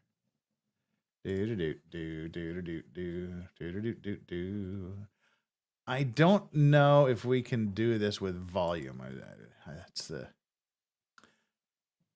What I'm doing is I've downloaded this completely. And I want to just bring up the downloaded video, but StreamYard is interesting in how they set up the audio with shared files and things. So let me share the screen. It's not going to let us share it as a Chrome tab because unfortunately it's not a Chrome tab. It's a VLC. So if we want to do that, and I'm just talking out loud, you don't need to hear all this. If we bring up the window, it's not going to give us the volume. I firmly believe this will have no volume on it. So I'm going to play it for 5 seconds, and you're all going to tell me it has no volume. So let's play this Yep, see, I'm not even hearing the volume. So, yeah. That is a volumeless chat. The only other option, let's see here. That's clearly not an option. The other option, we don't need to share the entire screen.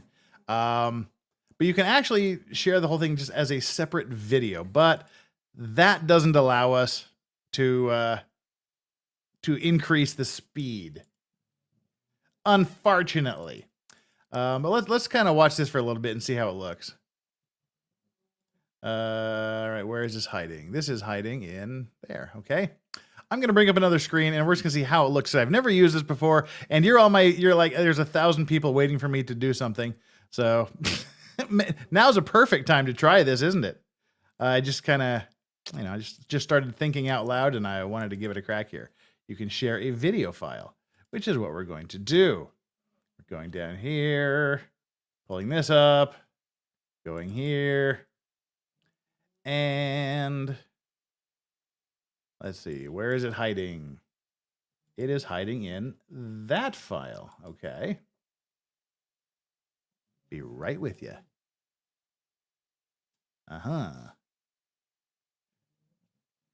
Here we are. Let's see.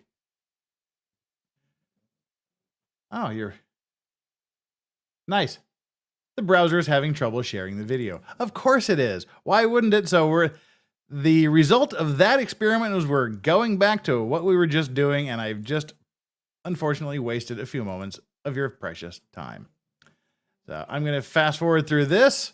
And while we're doing that, bear with me. Let's get the judge started again.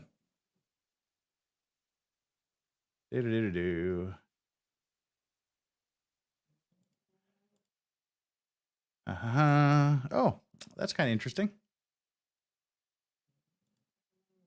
Present. Sharing the screen.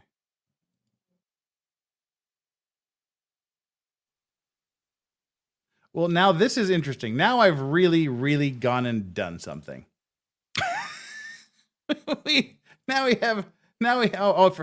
Oh God, I'm such a boomer. I was freaking out because there was no audio. And then I remember there's no audio because the court is just talking without the microphone, which is why we're fast forwarding it. Idiot. All right. We'll be right with you. Just fast forwarding. She was there the day that. Hang on. Get back there. Get back there, guy. Getting back there. Getting back to it. In other words, a mitigating circumstance may include any aspect. Hang on. To ask you, as I always do, the jury is here now. Exposed to anything about this? This is the jury. The jury is in the room. They're starting the jury instructions for the penalty phase. Over the next few days, what they're going to be deciding is, do we put him to death? Do we give him the death penalty, or do we give him life in prison without the possibility of parole? So that's what they're deciding, and let's jump into it. Yeah, I know there's no video. That's why it was back there.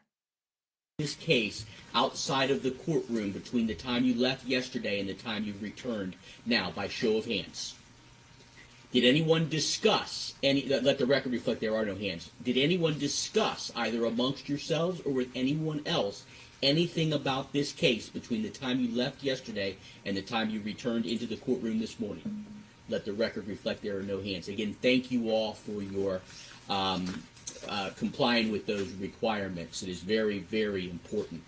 I do have a preliminary instruction that I am going to read to you. It is only 2 pages long before we begin the penalty phase. And then, similar to the first phase, the attorneys will have an opportunity to present opening statements to you regarding this phase.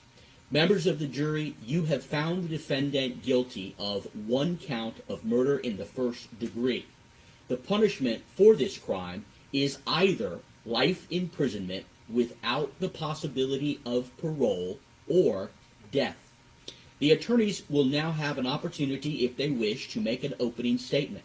The opening statement gives the attorneys a chance to tell you what evidence they believe will be presented during the penalty phase of this trial. What the lawyers say during opening statements is not evidence, and you are not to consider it as such. After the attorneys have had the opportunity to present their opening statements, the state and the defendant may present evidence relative to the nature of the crime and the defendant's character, background, or life. You are instructed that this evidence, along with the evidence that you heard during the guilt phase of this trial, is presented in order for you to determine, as you will be instructed, 1, whether each aggravating factor is proven beyond a reasonable doubt, 2, whether the aggravating factors found to exist beyond a reasonable doubt are sufficient to justify the imposition of the death penalty, 3, whether mitigating circumstances are proven by the greater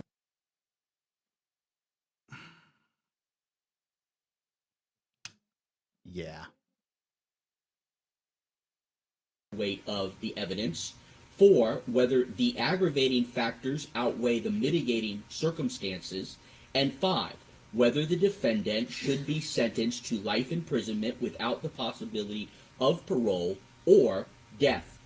At the conclusion of the evidence and after argument of counsel, you will be instructed to do something.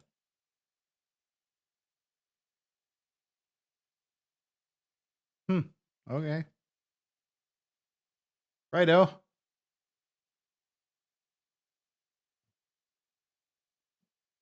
Come on there, big guy. Give us on the law that will guide your deliberations. An aggravating factor is a standard to guide the. All right. Well, this is let's let it just sit here and buffer for about 3 seconds. What I'm going to do is I'm going to finish our poll. We had the poll was because we got into a big argument at the beginning about whether you can remove a window screen from inside the house, outside the house, or both sides of the house. The end results of the poll was you can only remove the screen from the inside of your house. 42% said that. Only 12% said can be removed only from the outside, and 45% said it can be removed from inside or out. Very instructive. Well, that's very interesting. Thank you so much for that. All right, that should give us a little bit of a buffer to get into here so we don't buffer too darn much. And again, 969 viewers, 719 likes, 200 of you haven't done your job. Get down there, hit that subscribe and like button, and let's go. In making the choice between a verdict of life imprisonment without the possibility of parole or death. It is a statutorily enumerated circumstance that increases the gravity of a crime or the harm to a victim. You must unanimously agree that each aggravating factor was proven beyond a reasonable doubt before it may be considered by you in arriving at your final verdict. In order to consider the death penalty as a possible penalty, you must unanimously determine that at least one aggravating factor has been proven beyond a reasonable doubt. The state has the burden to prove each aggravating factor beyond a reasonable doubt. A reasonable doubt is not a mere possible doubt, a speculative, imaginary, or forced doubt. Such a doubt must not influence you to disregard an aggravating factor if you have an abiding conviction that exists. On the other hand, if after carefully considering, comparing, and weighing all the evidence, you do not have an abiding conviction that the aggravating factor exists, or if, having a conviction, it is one which is not stable but one which wavers and vacillates, then the aggravating factor has not been proved beyond a reasonable doubt, and you must not consider it in providing your verdict on the appropriate sentence to the court.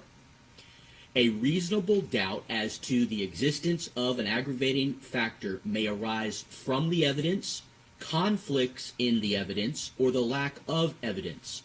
If you have a reasonable doubt as to the existence of an aggravating factor, you must find that it does not exist. However, if you have no reasonable doubt, you should find that the aggravating factor does exist. Before moving on to the mitigating circumstances, you must determine that the aggravating factors are sufficient to impose a sentence of death. If you do not unanimously agree that the aggravating factors are sufficient to impose death, do not move on to consider the mitigating circumstances. Should you find sufficient aggravating factors do exist to justify the imposition of the death penalty, it will then be your duty to determine whether the aggravating factors that you unanimously find to have been proven beyond a reasonable doubt outweigh the mitigating circumstances that you find to have been established. Unlike aggravating factors, you do not need to unanimously agree that a mitigating circumstance has been established. Rather, whether a mitigating circumstance has been established is an individual judgment by each juror. A mitigating circumstance is not limited to the facts surrounding the crime. It can be anything which might indicate that the death penalty is not appropriate for the defendant.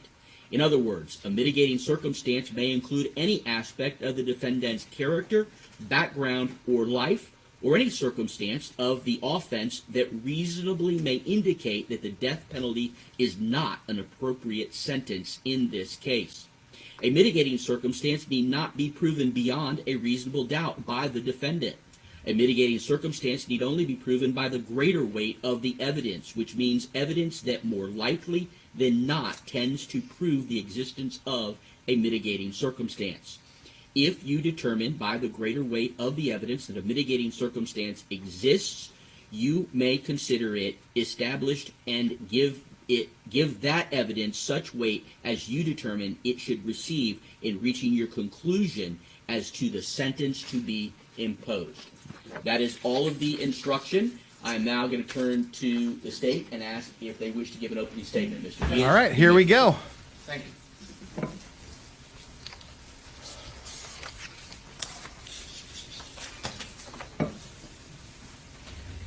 You've already found Matthew Terry guilty of first-degree murder.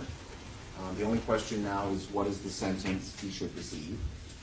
As part of today's proceedings and the days that follow, the state of Florida will show you that there are two aggravators that exist in this case.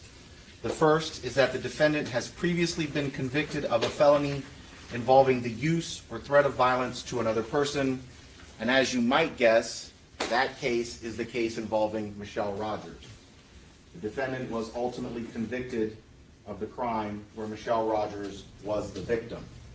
We will put into evidence what is commonly known as a certified copy of conviction. It's a certified record from the clerk's office in Michigan, Lansing, where the case took place, and it will show you that the defendant was ultimately found guilty of a crime that in Michigan is known as assault with intent to do great bodily harm less than murder. But beyond putting on a piece of paper in front of you, a certified copy from a clerk that tells you that the defendant was convicted of that crime, the state of Florida will put on Assistant Prosecuting Attorney Ailish Gallagher, who works from Ingham County. That's the county that covers Lansing, Michigan.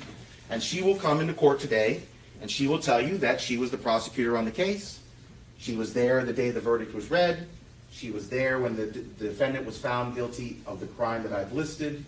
And she will talk with you about what that crime is in the state of Michigan, so you can ultimately determine whether or not it comports with the notion of a crime that involves the use or threat of violence to another person.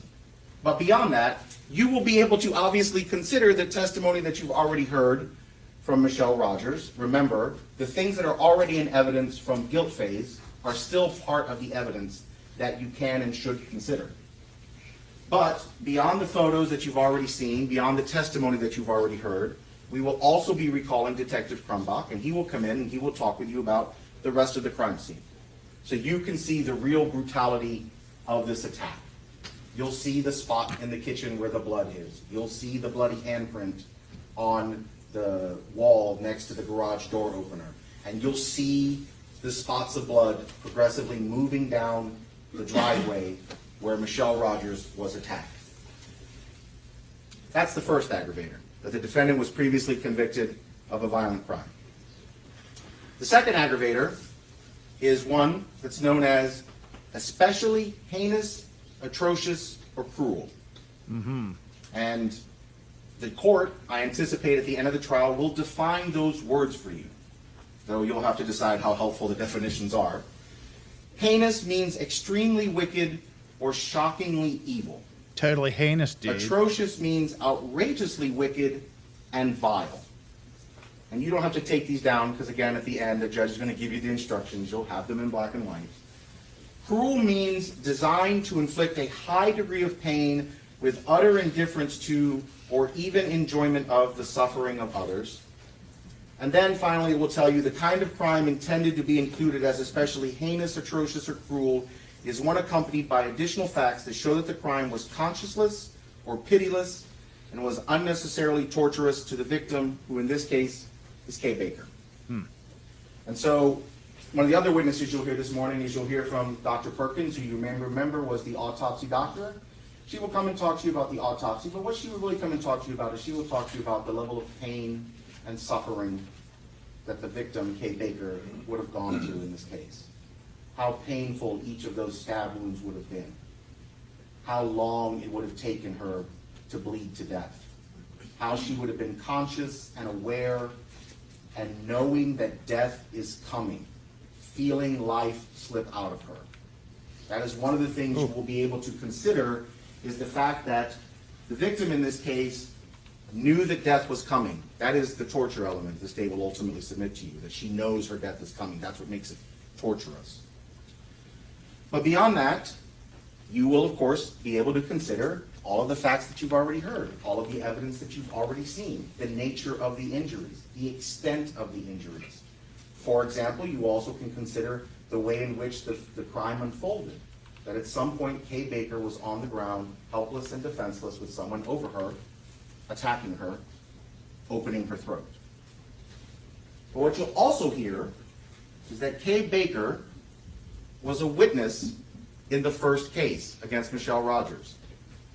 She went all the way back to Michigan, and there she served as a defense witness on behalf of the defendant before he was ultimately found guilty. And the state will ask you to consider how that fact played into the mind of Kay Baker.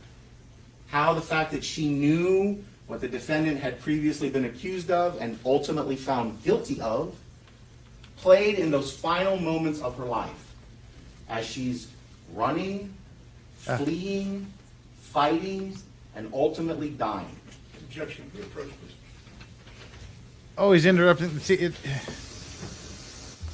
it's not good to interrupt the these opening statements. It just it looks kind of shady always from the beginning. You know, it's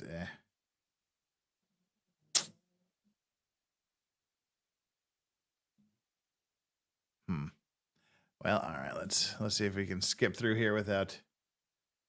Oh, we got a couple things we can read real quick here. Did the internet tech come this morning for the upgrade? Yeah, this is not related to me. I had 2 gigabyte per second upload and download before this morning. Now I have 5 gigabyte per second upload and download, and brand new hard wires for everything. So this just ain't me. It's either Law and Crime, which seems to be the usual suspect, as we saw that even Ricada Law was having his stream buffer a little bit today during the Brooks thing. And it just could be the fact that literally everyone in Korea is on the computer right now playing, HD 4K games. But hey, my hands are clean on my computer's end of things. So, whatever. We just do with what we can do. Yep, should have done that, huh? I shouldn't have done that.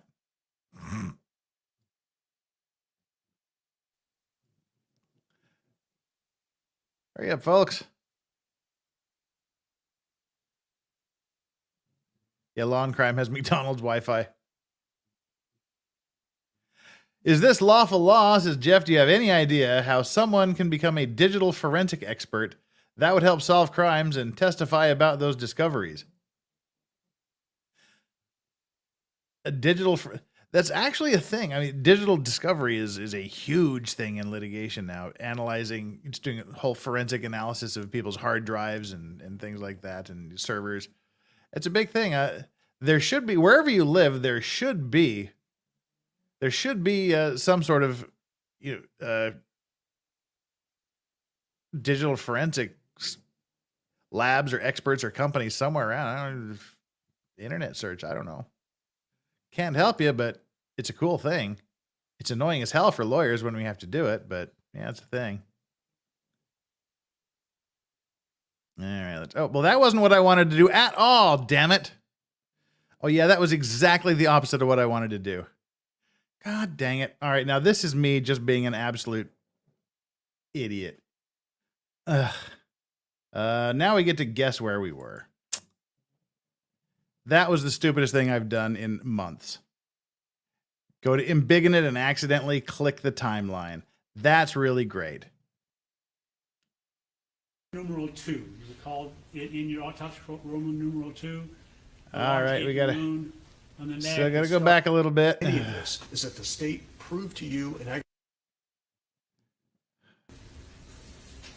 to feel something. And some of you remember from what I feel you rage said and that- anger right now. That's all I feel, just rage and anger. Sorry, guys. That was that. No, that's not being a. You guys just use boomer way too incorrectly. It's not even fun anymore. No, down for about 4 months, and he lived there with Kay. And as I said, these How far back do we have to go? Really wish I would have seen the timeline on that you've that. already seen, beyond the testimony that you've already heard. We'll just start here. You will also be recalling Detective Crumbach, and he will come in and he will talk with you about the rest of the crime scene. So you can see the real brutality of this attack. You'll see the spot in the kitchen where the blood is. You'll see the bloody handprint on the wall next to the garage door opener. And you'll see the spots of blood progressively moving down the driveway where Michelle Rogers was attacked. That's the first aggravator, that the defendant was previously convicted of a violent crime. The second aggravator is one that's known as especially heinous, atrocious, or cruel. And the court, I anticipate at the end of the trial, will define those words for you, though you'll have to decide how helpful the definitions are. Heinous means extremely wicked or shockingly evil. Atrocious means outrageously wicked and vile. And you don't have to take these down because, again, at the end, the judge is going to give you the instructions. You'll have them in black and white. Cruel means designed to inflict a high degree of pain with utter indifference to or even enjoyment of the suffering of others. And then finally, it will tell you the kind of crime intended to be included as especially heinous, atrocious, or cruel is one accompanied by additional facts that show that the crime was conscienceless or pitiless and was unnecessarily torturous to the victim, who in this case is Kay Baker. And so one of the other witnesses you'll hear this morning is you'll hear from Dr. Perkins, who you I know, remember was the but autopsy okay, doctor. can't find the She'll come and talk to you objection, about so the autopsy, but what she would really come we- to talk to you about this is she just will the talk best to you we can about the level do. of pain and suffering that the victim, Kay Baker, would have gone through in this case. How painful each of those stab wounds would have been. How long it would have taken her to bleed to death. How she would have been conscious and aware and knowing that death is coming, feeling life slip out of her. That is one of the things you will be able to consider, is the fact that the victim in this case knew that death was coming. That is the torture element the state will ultimately submit to you, that she knows her death is coming. That's what makes it torturous. But beyond that, you will, of course, be able to consider all of the facts that you've already heard, all of the evidence that you've already seen, the nature of the injuries, the extent of the injuries. For example, you also can consider the way in which the crime unfolded, that at some point Kay Baker was on the ground, helpless and defenseless, with someone over her, attacking her, opening her throat. But what you'll also hear is that Kay Baker was a witness in the first case against Michelle Rogers. She went all the way back to Michigan, and there she served as a defense witness on behalf of the defendant before he was ultimately found guilty. And the state will ask you to consider how that fact played into the mind of Kay Baker, how the fact that she knew what the defendant had previously been accused of and ultimately found guilty of played in those final moments of her life as she's running, fleeing, fighting, and ultimately dying. Objection, the approach, please. I know. Now that we found where we are, we can try to skip a little bit forward. It's not giving me the preview screen, so, that's life. This is what you're getting today, folks. Just in case I screw it up again, we're at the 129 mark. Family. We go back a little bit more. Isn't this fun? Where would you be without me? You'd all be bored and just watching normal streams.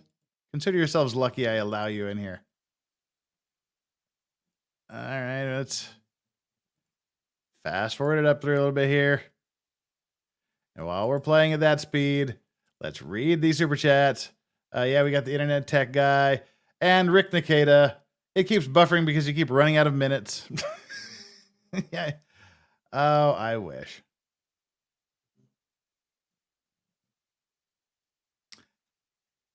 The objection was at 131.55. Yeah, we're at 131.48 now, so we'll just write it out because why not? Oh, that's when the ends are. You can, yeah. All right, whatevs.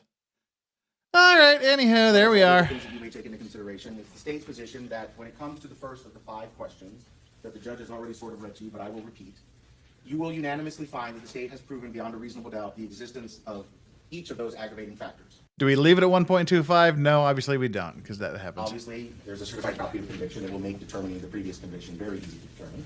But beyond that, you will find that the prosecution has proven beyond a reasonable doubt the aggravating factor of especially heinous, atrocious, and cruel. And given the nature of those aggravators, you will be asked to decide whether or not they are sufficient to merit consideration of the death penalty.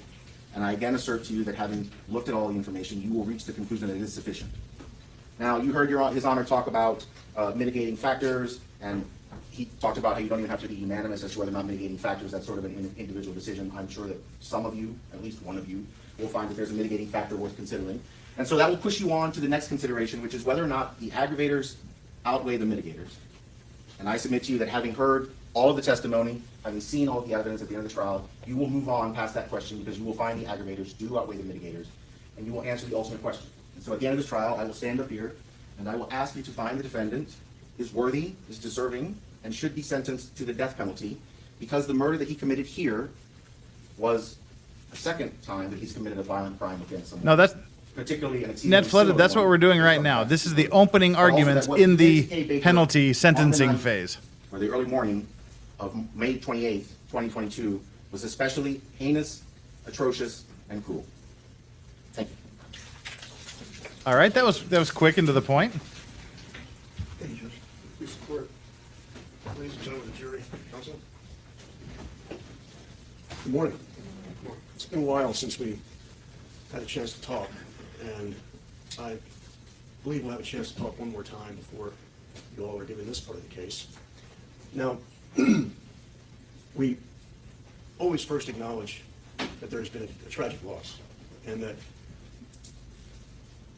many good people are suffering, whether it's the Baker family and friends, Matthew Terry's family, his friends, and as you've probably gathered at this point, Mr. Terry and Ms. Baker knew each other for quite some time. They had known each other for about 20 years when this happened. They all spent a lot of their adult lives up in Michigan. Ms. Baker had only come down to Florida maybe about 10 and a half years ago, and she was a school teacher here. And Matt came down only recently, back in January or February.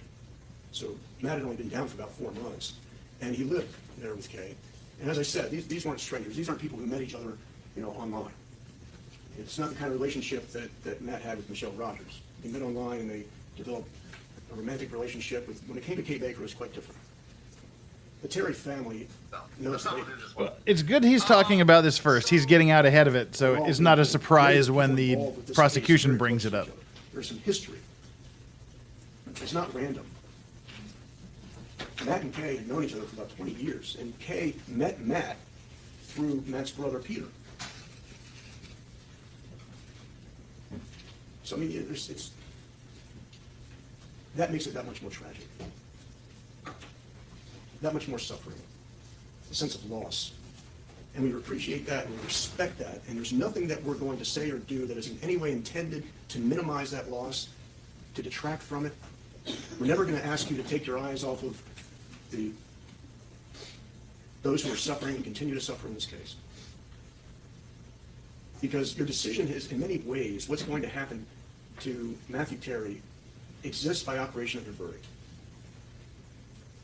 When you decided collectively that Matthew Terry has been convicted of first-degree murder, you decided, and as we talked about in voir dire, you decided that he was going to die in prison. That is a decision that you all made collectively and unanimously, and we're not going to ask you to change your minds about that. When we call witnesses or when the state calls witnesses, that is in no way intended to disrupt or disturb your verdict. Your verdict is a fact. And facts don't change. And we're asking you to really to pay attention to some more information, to take more information with you in deciding something else. Now that decision does not necessarily have to be collective. If you're going to decide that Matthew Terry is going to be executed, that has to be a collective decision. You will decide first whether or not something has been proven beyond a reasonable doubt, the aggravating factor. And then you will decide whether or not that one or two aggravating factors are sufficient to impose the death penalty. In other words, those facts that you now have, if you believe they have been proven, you're first going to ask yourself, is that enough to impose the death penalty? And if that's going to happen, that has to be unanimous. That's another part of the collective agreement that is required in order for something beyond life to happen. So in many ways, and as we talked about, you have already sentenced Matthew Terry to life in prison. You've already done it. Right? Where he dies is not an issue here. It's how he's going to die. Is he going to die naturally, or is he going to die at the hands of human beings? Lethal injection, electrical chair. So in order for that to happen, you all have to be in agreement. Now, what's different about a life sentence is that agreement is not necessary. We talked about that as well, didn't we? That one of you, because each one of you is a judge imposing a sentence, one of you can decide at any point that life is the appropriate sentence. And we're going to be giving you some testimony from various witnesses on why we're asking you to do that. So, who are the Yes, this is the same who are going to jury. be asking you to The take exact with you in same the jury. room? Whose testimony? Mark Terry, Matthew's father. Kathy Terry, Matthew's mother. Friends of the family who have known Matt since he was a really, really young boy. Ben and Ruby Williams. Steve and Debbie Glassner. These names may sound familiar. You heard them during voir dire a little bit. We're going to also bring in a prison expert, Mr. Aubrey Land. Now, Aubrey Land is going to give us some insight into something that many of us know nothing about, and that is, what is it like to be on death row? What is it like to be serving a life sentence? Those are very different things in the Department of Corrections. And he'll walk you through exactly what a day in the life of a life in prison inmate looks like and what a day in the life of a death row inmate looks like and how drastically different they are and how the requirements of inmates are quite different. You're going to hear that when you're serving a life sentence, you have to earn your keep. You're going to, there are many interesting things about the Department of Corrections, and that is more than 90% of the labor comes from inmates. Okay. So? In comparison to death row, where they're not allowed to work. So he can be a productive member of society while working in prison? And you know, remember when Mr. Diaz was talking about DNA, and he was talking about how 99% of our DNA is the same? And it's that 1% that sort of distinguishes us from everybody else. And what that really means is that every person in here, every person listening to these proceedings is a human being. And that we are all so alike. And what makes us different, what really genuinely makes us different, and what makes Matthew Terry different from the rest of us? What is unique about him? What is worthy? And we are going to hear some things about Kay Baker that make her unique. And all we're asking is that, yes, when you hear about what a wonderful and beautiful person she was, it's very disturbing that her life was taken away.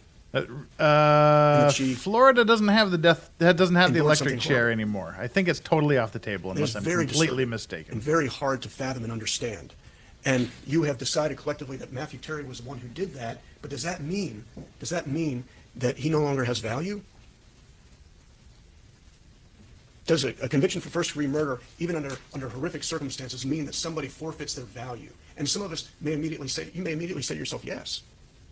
That may be your first reaction, that he forfeits his life. He no longer has value. We don't care how talented he is. We don't care what a good person he was in the minds of those who love him and perhaps still is.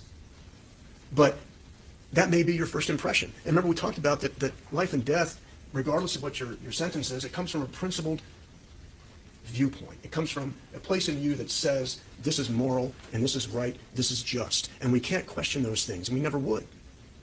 But the reason you're sitting here is because you had said, even if I believe that the death penalty is appropriate in some circumstances, even if I believe that a life sentence is appropriate in certain circumstances, what does that mean you're saying?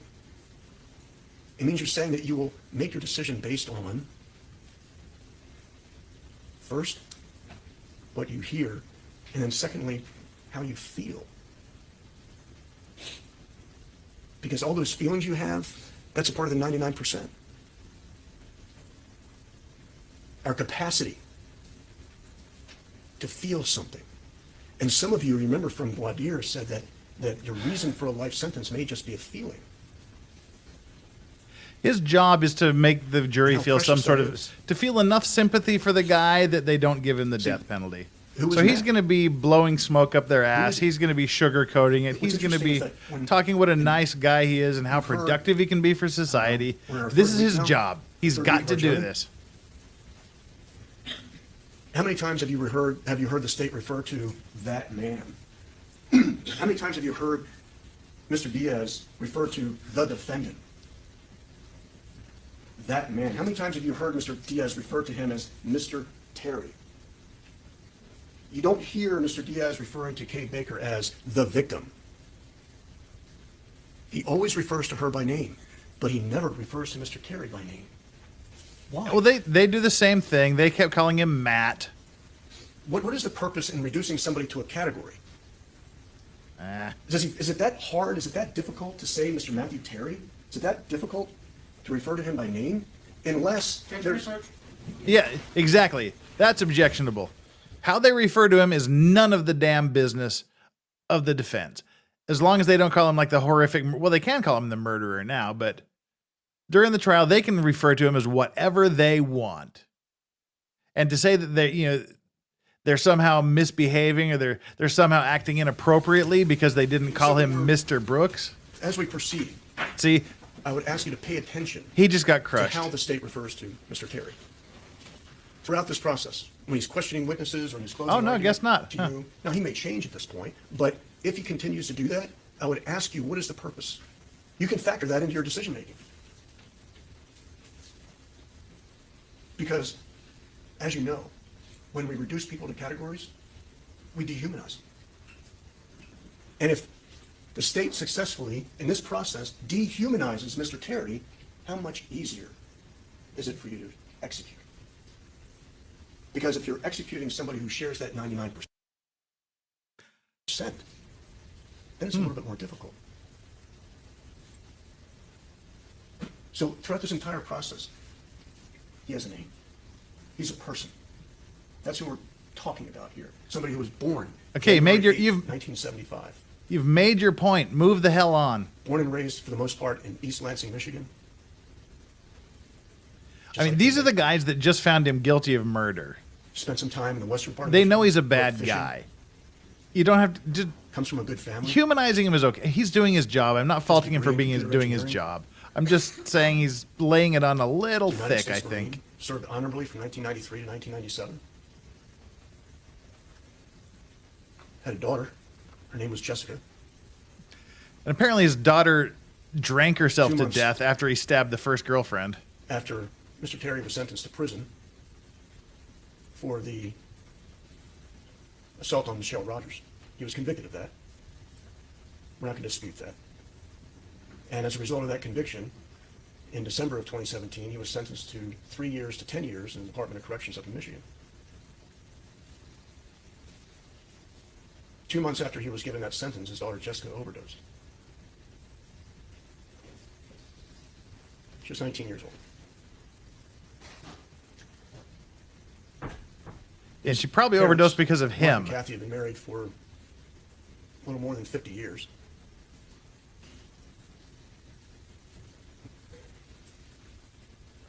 Jessica came from a tragic background. Her mother raised her for the most part, and Matthew raised her for the most part in different parts of the state, or different parts of the country.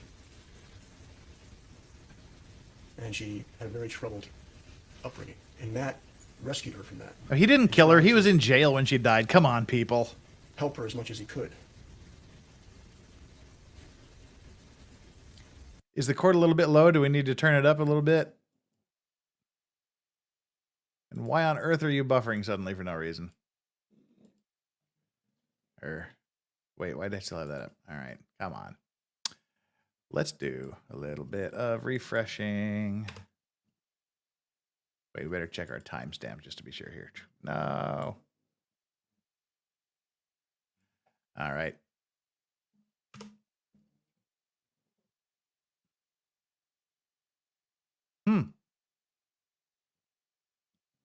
That's lovely.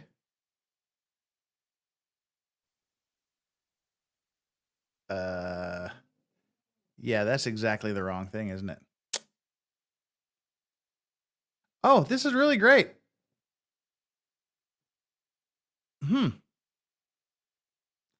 Do. Let's just dump straight out of YouTube and jump right back into YouTube because that's awesome and that's how everything rolls.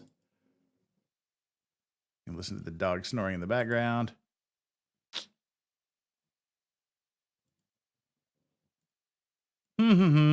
Well, while we're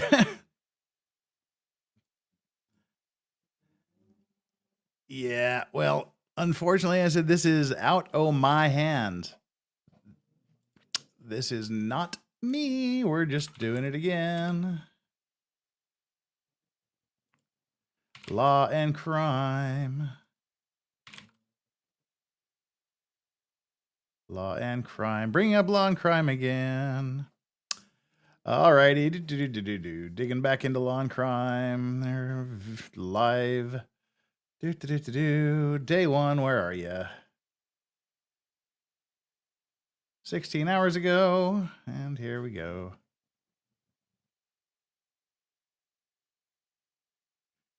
Yeah, that's just given a hard buffer. This is... Well, how nice is that? That really doesn't help things at all, does it? Just so you can see what's going on here.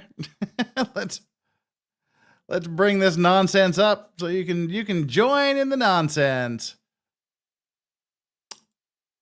All righty. You can do it. You can do it. Come on. Give it all you got. Come on.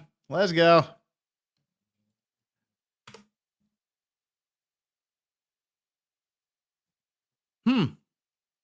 Yep.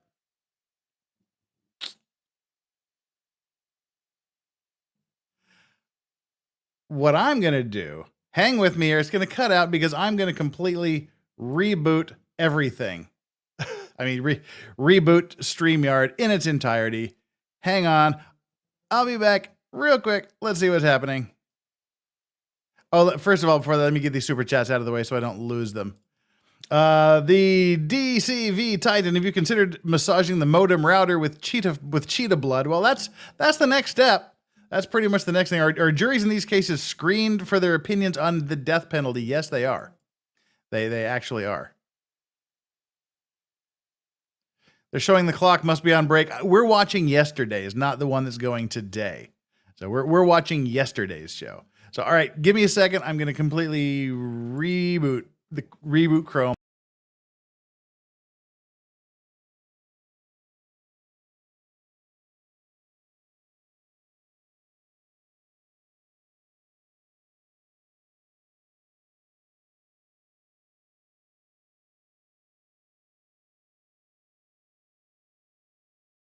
Hello, everyone. I'm back.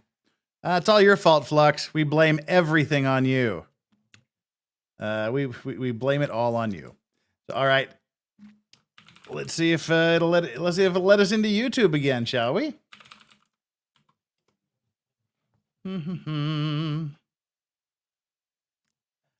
All right. That's me. We don't need to bring up myself. Law and crime. Well, at least we're in YouTube now. That's a good thing. Please stand by.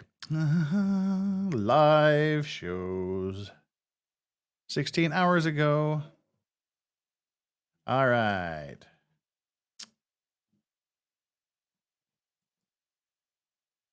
Let's see. Did we? 16 hours ago.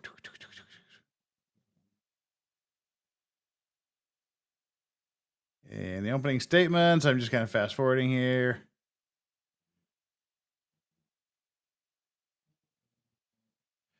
Okay. We're doing good. He's talking about the name. I'm just catching y'all up here. All right. He looks like we're back on track. Looks like we are right back on track. So here we go.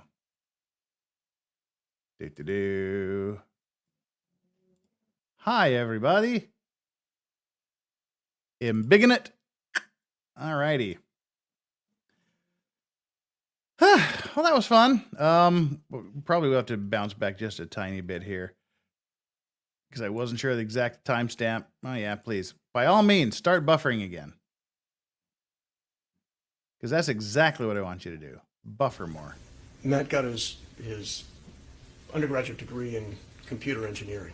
He's a very gifted man when it comes to computers. We're just going to start here. And Mr. Land, Aubrey Land, is going to talk to you about the value of that. Call Brooke, not and Brooks. how that would Call Terry. be a He can help me. tremendous asset to the Department of Corrections if Matt were given a life sentence.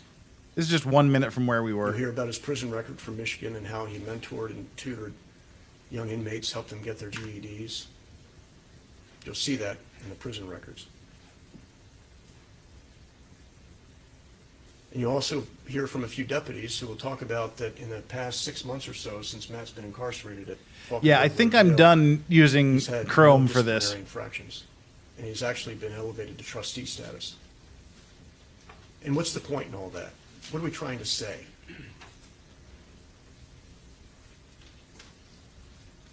That prison removes any danger you may perceive him to be. Prison removes any danger. If there's ever any fear that I didn't miss it, Amber. We'll get to it in just a relationship second. with a woman, scratch it. It's not going to happen. He will never be in another relationship with a woman again, ever.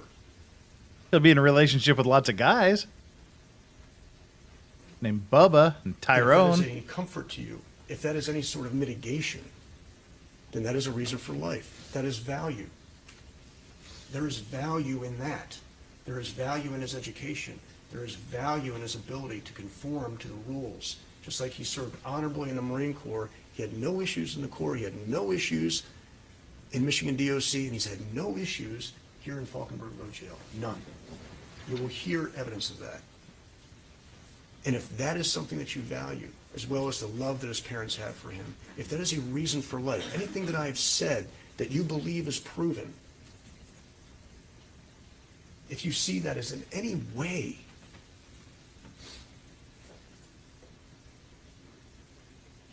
persuasive, convincing, And I'm going to say one thing further, and then I'm going to sit down. Please. Even if nothing I say is convincing to you,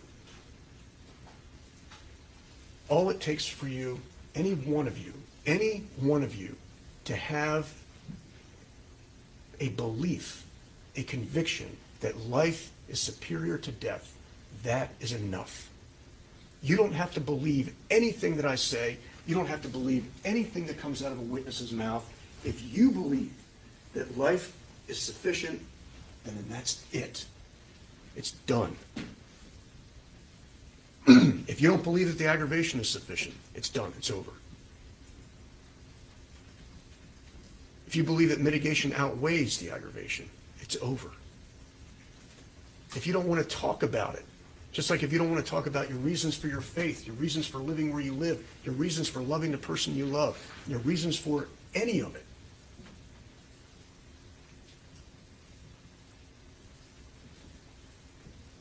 you can knock on the door and it's done.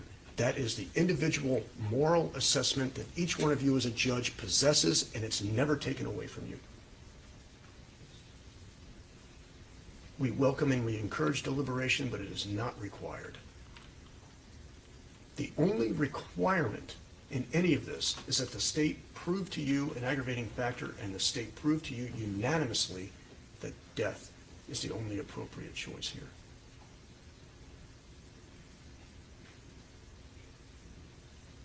Life requires no proof.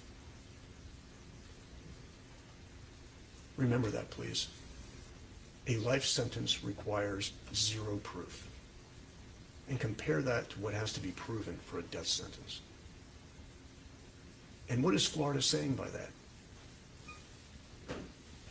This state, by virtue of that burden, practically admits to you that a life sentence is superior to a death sentence.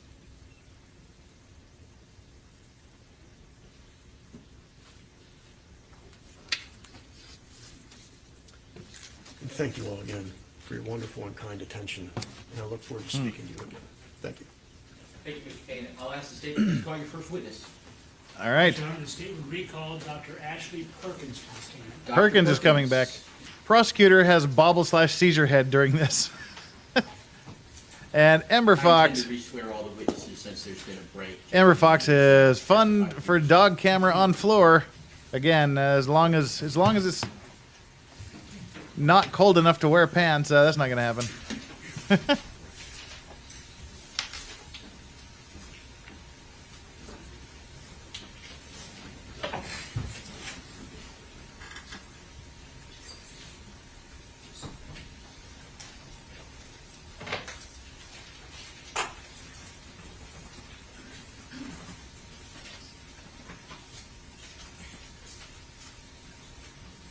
Dr. Perkins, good morning and welcome back. I'm going to swear you in again before you take the stand. If you'll raise your right hand, please. Thank you. Do you swear or affirm any testimony you give in this proceeding will She be looks the like a truth, stone the whole truth, turtle. and nothing but the truth, so help you God? Yes. Thank you, Doctor. If you'll follow the bailiff to the ramp. Witness chair is in the same place as you were last time. Go ahead, have a seat, make yourself comfortable. Deputy State, can you make sure that microphone is on? It's on now, and it is adjustable.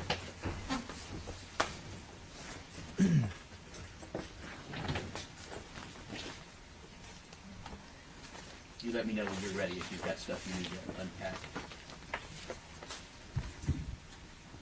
Okay, ready. You may proceed. Thank you, Your Honor. Apparently they can. Good morning, Dr. Perkins. I know you've already introduced yourself to the jury. You testified, I guess it was last week, where I asked you questions relating to the cause of death and as it relates to the guilt phase. As you know, we're now in the penalty phase, and so the issues have changed. The issues that I want you to talk about with the jury don't have anything to do necessarily with the cause of death, but more with the findings that you made, your autopsy. I object, Your Honor. Legal basis? No question.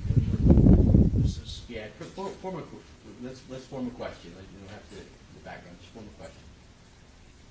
Let's get to the point. Yes, Your Honor. Dr. Perkins, I want to talk with you about your findings as it relates to any suffering, any experience that Kay Baker had during the course of the events. Objection, Your Honor. Third question, please. Well, turn that into a question. Yes, Your Honor. She is the doctor that, Dr. Perkins, if I believe, performed the autopsy on Ms. Baker. you talked about the injuries to Kay Baker, and I want you to presume that Kay Baker was healthy, alert. Objection, Your Honor. Third question, please. No, I'll allow this. I want you to presume that she's healthy, she's alert. She's alert enough that at about 11:46 p.m. on the evening of December 27th, she texted, or at least her phone displayed a text where she says, "All is good." Objection, Your Honor. Relevance? Overruled. Ooh, the prosecution's coming Assuming hard that with she's the healthy, objections. Assuming that she's able to assume that she was able to drive a motor vehicle home between 11:30 and 11:46. Assume that she's healthy, and she states all is good. And then I want you to further assume the individual at 12:29, a 911 call is made, Objection. and Your she Honor. looks like this. Legal basis? Can we approach, please? and Certainly. Picture while we're at the bench. Yeah, this is weird.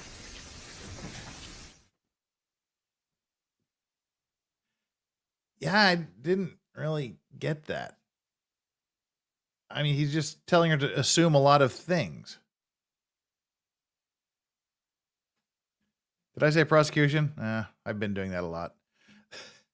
This is the defense, but it's weird. There's no questions being asked. He's supposed to be asking questions. He's just saying let's assume a lot of things.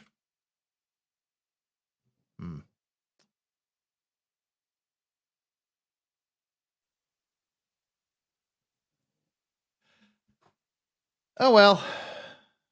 We'll just see. I'll go see if there's enough to skip through here. Oh, they just looking at the timeline there. Seems like there's going to be a lot of these little breaks. So I guess we'll just have to deal with it as they come. Jeff, this is the beginning of a wild few moments. I want to know at the end of this day of testimony if you think it was all done on purpose. Okay, well, we're going to be doing this for about another 90 minutes, and then we'll call it a day. But, we'll see. 90 minutes, 2 hours, somewhere around there. So this is the beginning. Well, let's hope I'm sober enough at the end of that 90 minutes, because, as always, it's another $100 super chat. Woo! And that means party time.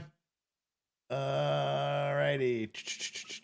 Again, Mike Morrison, cheers for bringing us to the beginning of a wild few moments. We'll see how this goes down. This is a very long... We'll see how this goes down first.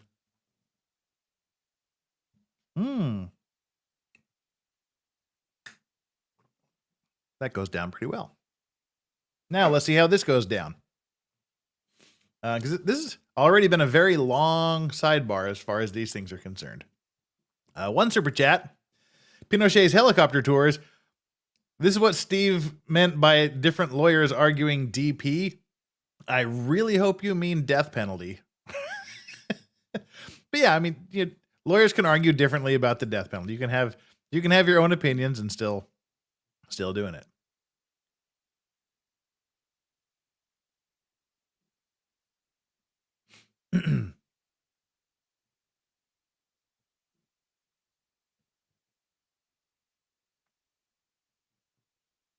Yeah, why don't we fast forward through the sidebars? A couple of reasons.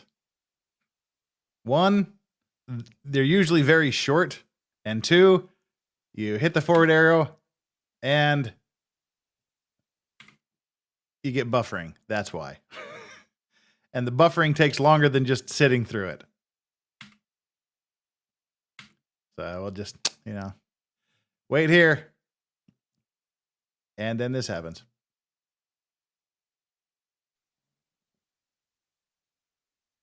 But it gives us time to read the next super chat, which is also from Mike Morrison. It's a half shot. Got to keep you sober. No, you don't. It's just unlike anything I've seen, especially when the defense starts.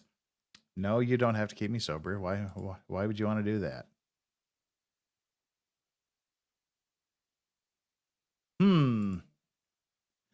All right, should we risk another buffer? Yeah, good. There we go.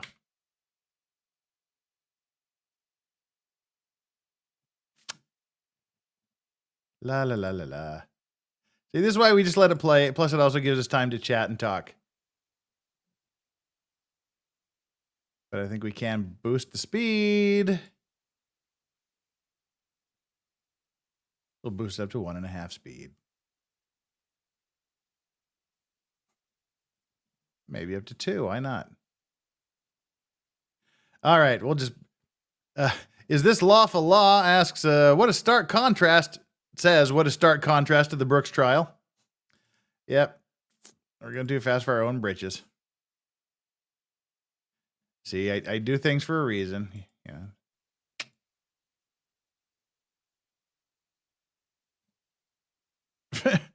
Yeah, for as little as $2 a day, you can support an intoxicated Lorax. Oh, it takes a lot more than $2 a day to take care of my intoxicated ass. Wow, this is going on long. Good heavens. Let's see if we can get a little bit more clarity here on...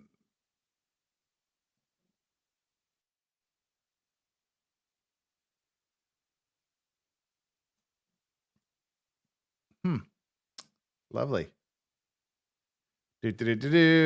Lorax.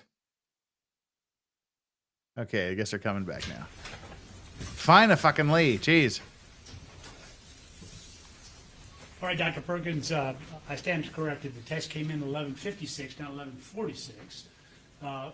Assuming that, assuming then you were at the scene, weren't you? Yes. And you saw the appearance of Kay Baker when she was still at the place that she was found at 6209, beside the patio at 6209, or the front door 6209, weren't you? Yes. Okay. Assuming that those facts, along with your autopsy report, I want to talk with you about Kay Baker's ability, sensory capabilities during that time between the time that she was live, 11:56. What is wrong with him today? When she actually died. You talked about all the injuries that were inflicted upon her. Objection, can we have a question, please? Finish the question.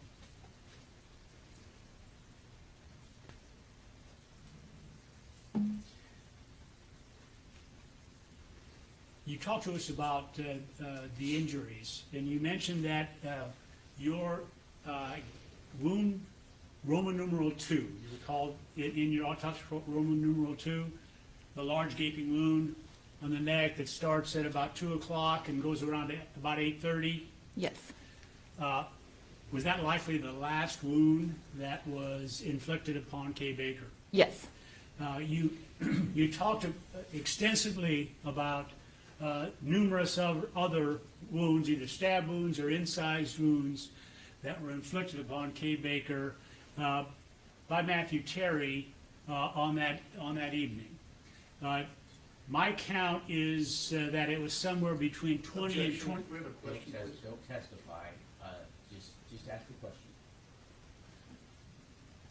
He's off his game how many today. Separate wounds were inflicted upon Kay Baker by the defendant. So it ranges because some of the wounds commingled, so it's impossible to tell an exact number, but somewhere in between 20 to 25 would be a good range of injuries. And getting back to Roman numeral 2 that you had, let me show you a photograph if I may.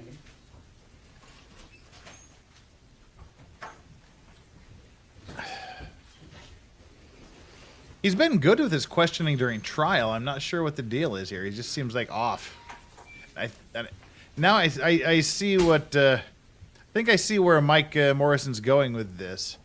He seems to be getting rattled. More and more objections are rattling him more and more. And for me, like, whenever these two are involved, for some reason in my brain, I get this doddery old prosecutor and Mr. Sky Blue tie guy there in the defense table. For some reason, I get them mixed up in my head a lot. I don't know. That's why I always end up calling the prosecution defense and defense prosecution.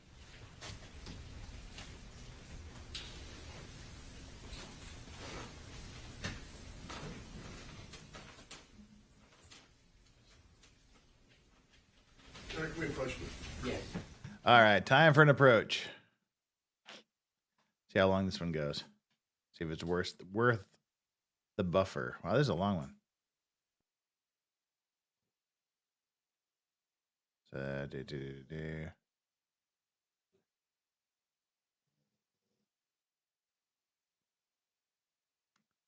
roughly there.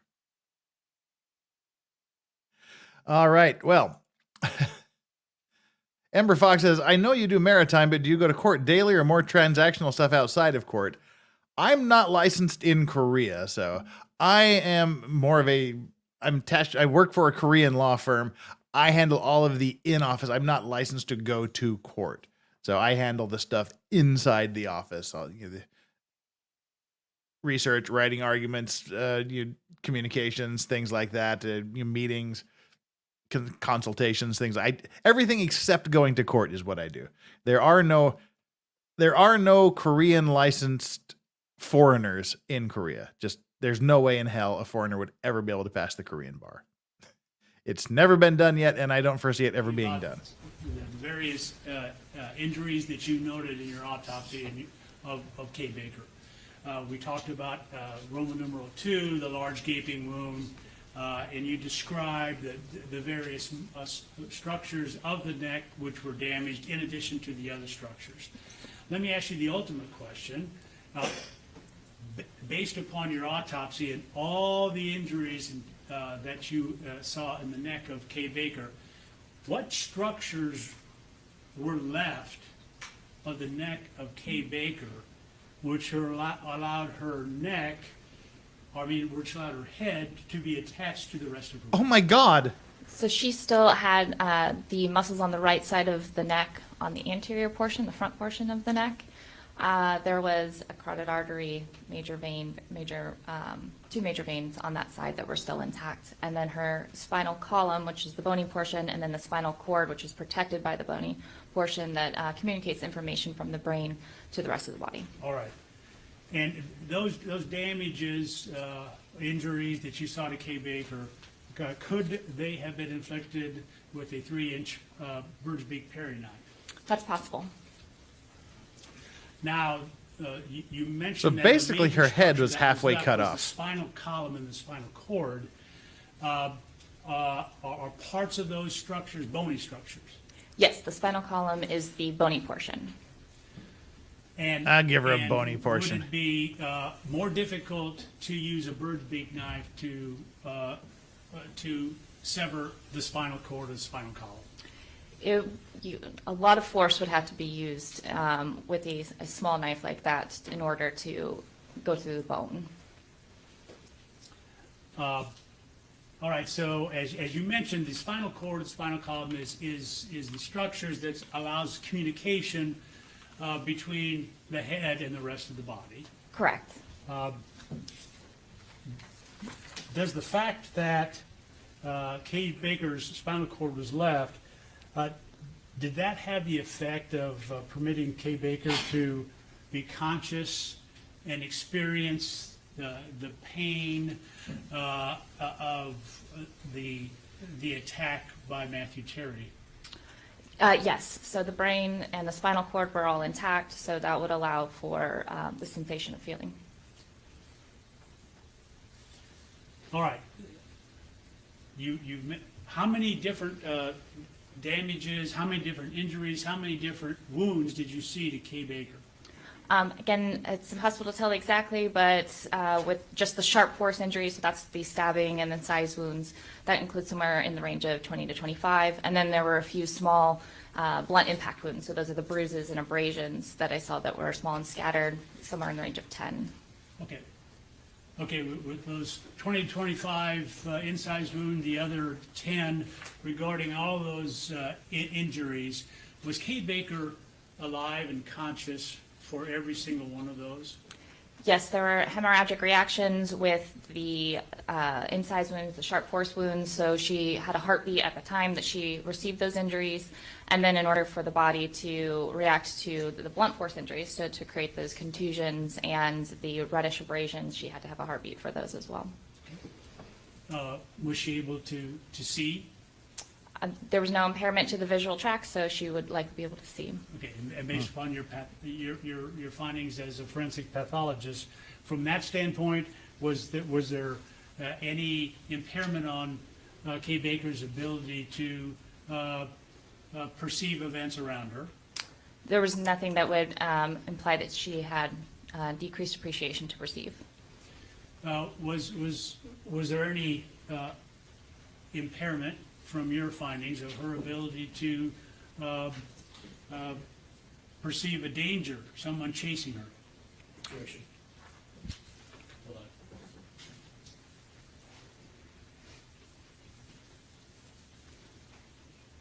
I'll allow it. There was no injury to the brain that would impair her to be able to perceive that danger. And you said the spinal cord was not damaged, so could her brain send signals to her muscles, for example, to try to defend herself from someone who is attacking her? Yes, sir.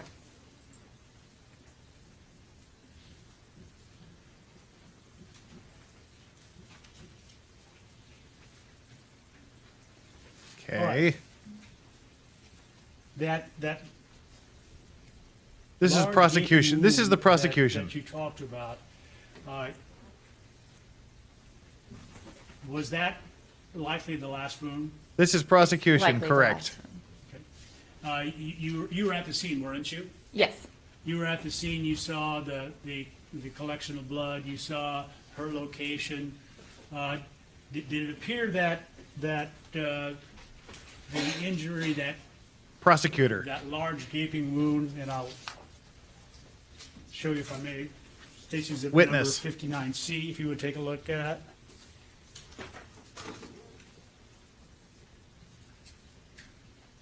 And did it appear that that was the last wound that Kay Baker experienced? Yes. So the other 20 to 25 incised wounds, they all were done before that last gaping wound. Was she able to experience the pain as those wounds were inflicted? Yes. I know you can't determine the order of those injuries. Is that correct? Correct. You talked about some. Do you know what defensive wounds are? Yes. And did you see items or injuries on Kay Baker's right hand and left hand which are consistent with defensive wounds? Yes. And assuming those are Okay. defensive wounds, were those wounds that were inflicted when Kay Baker was alive and conscious and able to perceive pain? Yes. Were those wounds that were inflicted when Kay Baker was able to perceive a danger or an attack, and those defensive wounds were inflicted when Kay Baker was trying to fight for her life? Yes. And so again, the purpose of this is to drive home to the jury that she suffered horrifically and was fully conscious and alert during all of these 26 wounds, including the giant throat slit, which just about halfway cut her head off.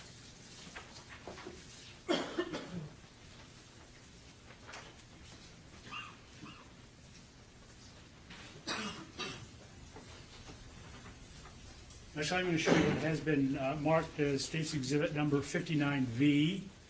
This is the prosecution. No objection. This is the prosecutor. Let me see. Same. Is that the one we talked about up here? Yeah. It was. Same one. All right, 59V, do you recognize that one? Yes. Okay. And where was that wound? It's on the back of her neck on the right side. Was this wound fatal or potentially fatal? Potentially fatal without medical intervention, as it hit a lot of musculature, but no major vessels. All right, so this is on what appears to be the back right side of her neck. Correct. Basically on the opposite side of her neck from the large gaping wound that we talked about before. Yes, sir.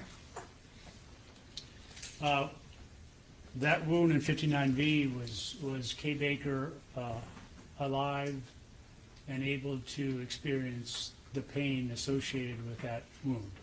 Yes. He just seems extra dull and not We talked interesting about today. defensive wounds.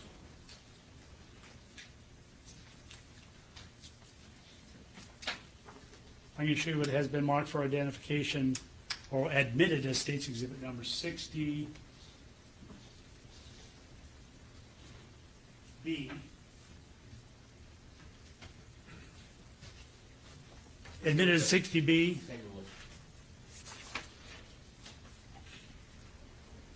Do you recognize that is that the left hand of Kay Baker? Yes, sir. Those are examples of the defensive wounds that you testified about last week and you testified earlier today. Yes. Yes. Those are one of the 12, some of the 12 separate defensive wounds on the left and right hand of Kay Baker. Is that right? Yes.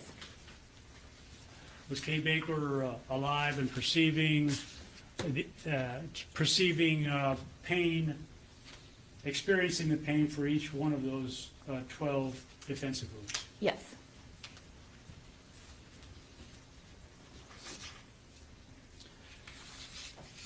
Based upon the your autopsy findings, I'm going to try to boost the was speed there here of anything that not that we don't want that. prevented Kay Baker from experiencing the pain from every single one of those wounds that you've talked about prior to Hopefully it won't buffer. that last wound that was inflicted on Kay Baker, your Roman numeral 2? No. In fact, was Kay Baker alive and conscious and able to experience pain at the moment that that wound was inflicted? Yes. And how? All right, just a quick pause here while they're talking about whether Kay Baker was alive and conscious. We want to bring up someone who is alive and conscious here. We have our very own Flux. Hello, hello. How are you doing this morning? It's awfully dark there where you are. Is it? Yeah, it's kind of hard to see you. Shadowy. Oh, I have all my lights on. Oh. Hold on. Must just be the morning sun. Yeah, that does it's that. the morning sun here. It's kind of hidden behind some trees at the moment.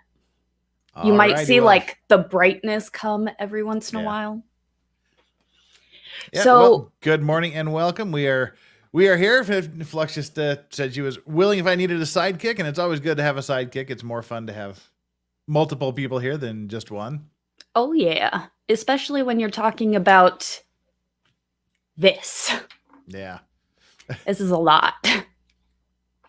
And again, this is the whole point of this witness here is just to testify from a medical practitioner's point of view that she was awake, she was alive, she was feeling everything that was happening to her, to show what a horrible human being the convicted murderer is. He's not the Now defendant anymore. convicted. Yes, he's the convicted murderer now. He's not the defendant. Mm. So, and that's what you're going to see as we go through this for the next few days. is the defense blowing smoke up everybody's ass about what a great guy he is and how he deserves, to have a life, and and the prosecution is going to be saying what a horrible human being he is, what a piece of filth he is, and how everything he did was cruel, evil, shocking, horrifying, and deserves to die for it. So now they're both going to have each witnesses to kind of do another. This is another trial, is basically what it is. Oh, dang. They made their opening statements. Now the prosecution is calling their witnesses. And just in time, Steve has joined us. Oh my gosh. Hi, Wow, Steve. Hi, who are you? This Flux. is Flux. Hi, Flux. Flux Wow. is one of my mods who just recently started her own channel. Wow. I did, and I just bought your book a couple days ago, actually. Aw, thank you very much. That's so sweet. Oh, yeah. I've You had- are- Both look like a couple of Home Alone house thieves there, all dressed in black. It's like- Oh, man. It's a You're pleasure to meet you, Steve. A pleasure to meet you. You are a really cool dude. I very much love all your commentary.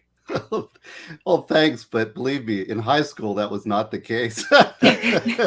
See, I'm starting to think that you're the only person on the internet people like more than me. Aw.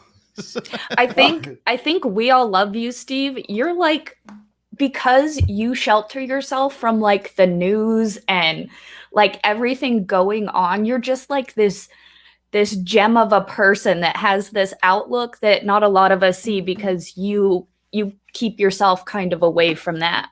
Well, I'll tell you, and that's an interesting observation because I basically, first of all, my job can be very dark and depressing. So I don't need a fix of like these kind of trials or any kind of dark news. I mean, there's enough darkness in my life. So when I go away, I want to read fantasy or science fiction or some sort of shiny ball, or spend time with my wife. We go out, enjoy the sun and the beach, or hike in a forest, something beautiful, right? Make your life beautiful and happy. And then the other thing is that I limit my intake of media to one source, and that is basically the written source. And that written source is generally internet sources that I know and trust. So Instapundit, Powerline, Legal Insurrection, thoughtful people who I know who they are. It's not some corporation propagandizing me. And so, because I want to know who's talking. That's kind of the neat thing about these little forums, these little YouTube forums that I'm kind of into, is that I know, like, when Legal Vice is talking, there he is. I know who Legal Vices is. I'm learning about Flux, right? And so when he says, I know what his perspective, I know who he is, I know, and he's also an honest voice. So many voices out there are lying to us. We're so full of lies. So I want to avoid the lies, and I want to listen to people who I know at least are trying for the truth.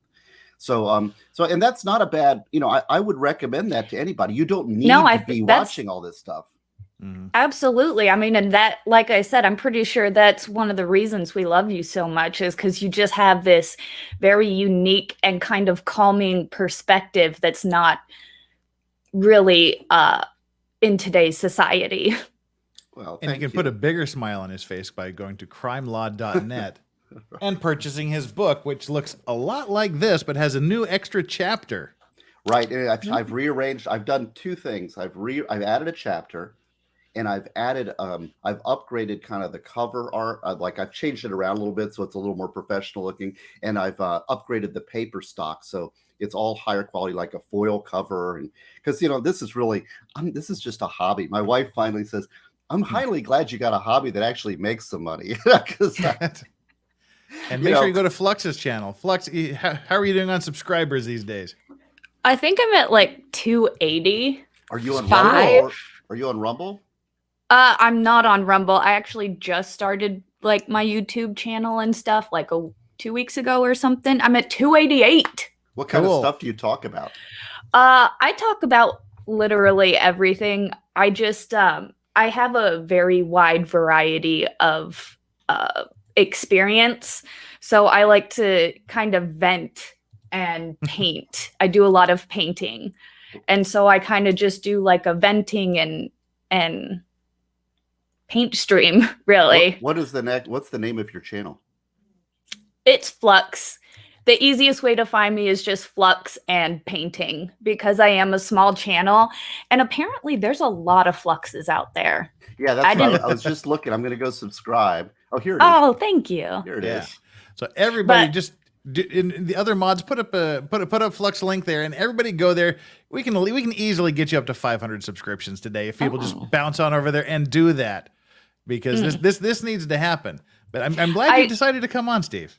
I did have one complaint with you, Steve, though. And that was just your opinion on blood spatter. That was the only thing. I went to school for criminal justice and I studied forensics and stuff, and blood spatter was my favorite. You can tell so much with blood spatter if you do it the right way. The way Lady Cox, I only remember her last name because it was Cox, the blood spatter lady, she made it so boring and stupid. And I'm like, no, you're not doing it justice. There's so much from blood that you can get. Okay, I'm going to give you some homework. I'm going to give you some homework in the private chat here, all right? Okay. Because here's the thing, and I'm encountering this a lot more. It's funny because I'm still kind of new to this internet thing. Let me see. Where is it? And people, boy, they're invested in their positions. And, I think, first thing we need to do is we need to be conscious of your bias.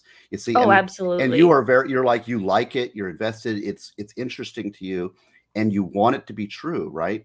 And so anybody who pushes back against that, it's like, I'm going to attack you, or I'm going to do this, right? So, I mean, and look, what it should do is it should give you it back. You should go in humbly and say, okay, well, maybe there's another side to this somebody is saying, right? And then look at the other side and be objective about it. Now, I'm going to send you in private chat, if you don't mind. Yeah, absolutely. Homework, okay. See, and that's the thing with me as well. I will have, my bias and whatever, but the problem with today, and one of the issues I feel like, is people won't own up to, like, I was wrong. Here's another perspective. Well, and also, so I am itching for other perspectives. Okay, here's number one. And here's number two. And while he's doing that, we'll read through some super chats and do a little quick catch up and jump right back into things here. Mike Morrison says, just me, or does this lady defense attorney look like a guppy when you see her head on? She kind of does, sort of, kind of a little Greta Thunberg tortoise guppy thing. Now, I haven't just tuned in. Is Greta Thunberg defense attorney, is she also participating in this, or is they hand it off? She's sitting there. Yeah, but, I think that they're going to sit her down because she's lost her credibility on the guilt phase. It's the male that's doing it. The larger defense attorney, she's not involved at all. She's sitting further back in the courtroom. She's sitting in the back row, like the back row of lawyers. So she's not directly involved, and she mentioned she wasn't part of the phase either. So, but Mike, that's $250 chat. That's $250 chats. Normally it's $100 to get here, but we'll let you do we'll let you double up on the 250s you did just this once. You've got $100 one too there. That's awful. You've got some very, I gotta say, I really like your channel, Legal Vices, because your chat it's educated, you're thoughtful, but you're also funny. I mean, you've got a good balance here. I try. So just the one. It's not usually an aggregate, but just because it's nighttime, I'll let you aggregate just this one. Thank you so much, Mike Morrison, for yet another super chat and a nice little glass. Oh, somebody also asked what I was drinking. Tonight it is Egan's single malt Irish whiskey from the heart of Ireland, Fortitude. Kind of a bottom to mid shelf Irish whiskey, but it's quite nice. Not as smooth as it should be, but hey, it's cheap and good. That was the one who just asked what whiskey I was drinking. Is this unlawful law? Asks. If you listen to audio, I listen to audio only, it sounds like two Jeffs. Do we sound alike? I don't think we sound alike, do we? Who's that, me or you? Or I hope it's not you two. Yeah. I don't know. I do have that deep smoker's voice sometimes. Where are you from? I'm actually from Southern California, born and raised, but living in Maryland. I don't really claim California anymore. It's kind of Steve just admitted It's to kinda it. sad. All the darkness in his life, we found the Batman. No, actually, I have my best friend, this godfather of my son is Batman. So I may be Commissioner Gordon. And Rick Nikita says, so that's where Legal Vice's minutes went. Yeah, I guess. So now, just catching us up, we've still got the first witness. They went for a little over an hour on jury instructions. Yes, that's right. Which was really interesting. You should go back and watch it just for your own personal. I've seen it. I've seen it. I don't need it anymore. Oh, but the arguments they were No, making I've read specific some, to this. Okay. Yeah. But was it arguments over jury instructions? Yes. Yeah. Oh, It was the okay, lawyers okay. arguing over specific jury instructions. Well, can I ask you, which aggravators are the state seeking? Pretty much the prior incident in Michigan is the big one they were going after. And they're going to do, they're going for hack, which is atrocious. Yes. Heinous, atrocious, and cruel. Yeah. They're going to go for hack, as everybody goes. Everybody. Yeah. And then the other one is, are they going to do cold, calculating, premeditated? They didn't mention that. Okay, because see, that one there, I think is a mistake. If they go for that one, they only need one, and they need it beyond a reasonable doubt. They mentioned hack, and see that this is a problem with the. Well, I don't know how much of this. I've got to go at noon, so I'll push in all much analysis as I can. Okay, but just kind of a preview for like the interesting thing that they were arguing about during the jury instruction issues was that the thing he was convicted of in Michigan was an aggravated assault. Right. And they were saying, but that would be called battery in Florida. And so they were arguing on how we introduce this concept that they're the same things but called different, because we can't call it assault in Florida because it was all centering around the intentional act, violent act against a human being with or without a weapon. Right. Okay. Well, and so this is a complex issue. All right. There's two things at play here. And I just taught a whole section on this on battery and assault. Different states define battery and assault in different ways. Whoops, we lost somebody. I don't want to lose you, Flux. Come back. Come back, Flux. She was so cool. Come back, Flux. Maybe she hit a button that she shouldn't. Yeah. Okay, well, let's see. Okay, so so if you're in certain states like California, in their assault is battery. Under the model penal code defines assault as what in Florida we call battery and assault. All right, assault in Florida is placing somebody in fear. Oh, there she is. Hi, Flux. That was welcome back. hard. StreamYard just like, bye. So battery in Florida is an intentional touching. All right. An assault in Florida is putting somebody in fear of an intentional touching. So an imminent touching. So it's the crime is like, made you flinch and you go like this. Okay. That's an assault in Florida. That's called placing somebody in fear. All right. Now in a battery in Florida is that you actually strike. The person doesn't need to anticipate it, cannot even see it, and they get struck. Okay, so that's assault and battery in Florida. Model Penal Code defines assault as both those forms. Some states define assault only as the touching. So there's a lot of confusion what assault and battery is throughout the United States and when we're talking terms. So that's the first concept you got to understand is that, see, what they're saying is assault is actually battery in Florida. It's just a terminology thing, the way it's defined in the statute, depending on what state you're in. Okay, that's number one. The second portion of this is that now when you have a translation problem between states on prior record, which is what we're talking about here, there is a set of rules under the Criminal Punishment Code score sheet that allows you to take the elements of the crime in the other state and aggregate them over to the similar crime in Florida and try to make an analogous thing. It has to be exact, though, because if it's not exact, then what it counts as is a third degree felony level 1. Under the score sheet. So you might have that type of argument here that because it's not directly analogous, then it should not be counted as this higher level felony that is an aggravator under the statute. So that's sort of that concept. And probably if I was to guess what they're arguing about earlier, I will say the other thing you got to understand about death penalty in Florida is now that we have the guilt over, now what the state has to do is specify the aggravators, which is going to be have previously done. They're going to say, here's the number of aggravators we're going to have.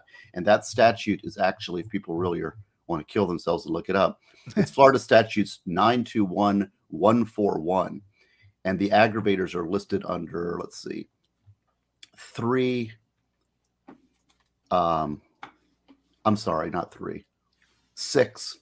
under 6. That statute under subsection 6. So it's 9211416. And there's like a ton of aggravators. I mean, there's like tons of them. And the problem with that, and this is a constitutional problem that will be brought up by the appellate attorney if he gets a death sentence and if he is sentenced to death, and there's an automatic appeal to the Florida Supreme Court. One of the issues will be that atrocious, heinous, atrocious, and cruel applies in all death penalty cases. And so because of that, all death penalty, all first-degree murder cases cannot apply for the death penalty, or it's unconstitutional via Supreme Court line of cases. So if you don't have any kind of winnowing based on this aggravator, because all first-degree murders are cruel. All first-degree murders are heinous, atrocious, and cruel, and therefore there's no winnowing. And there's also something called aggravator creep. Aggravator creep is that we keep adding. It started out with like a simple set. We could probably discuss amongst ourselves, like, well, if we're going to have the death penalty, it should be children, multiple victims, this sort of thing, right? But now we start adding all these other stuff that just ends up being like everything. So everything qualifies, and there's no winnowing. So that's a problem with the statute in Florida. Or where I was going with it was the legal arguments back and forth in the court were very, very interesting and very well done. And the defense lawyers kind of tripped themselves up during all of this, because they were saying that you needed to bring people in. The prosecution had it all covered. Kingpin prosecutor. They had a certified conviction paper from Michigan, saying that it was the whole deal was centering around whether it should be considered the Michigan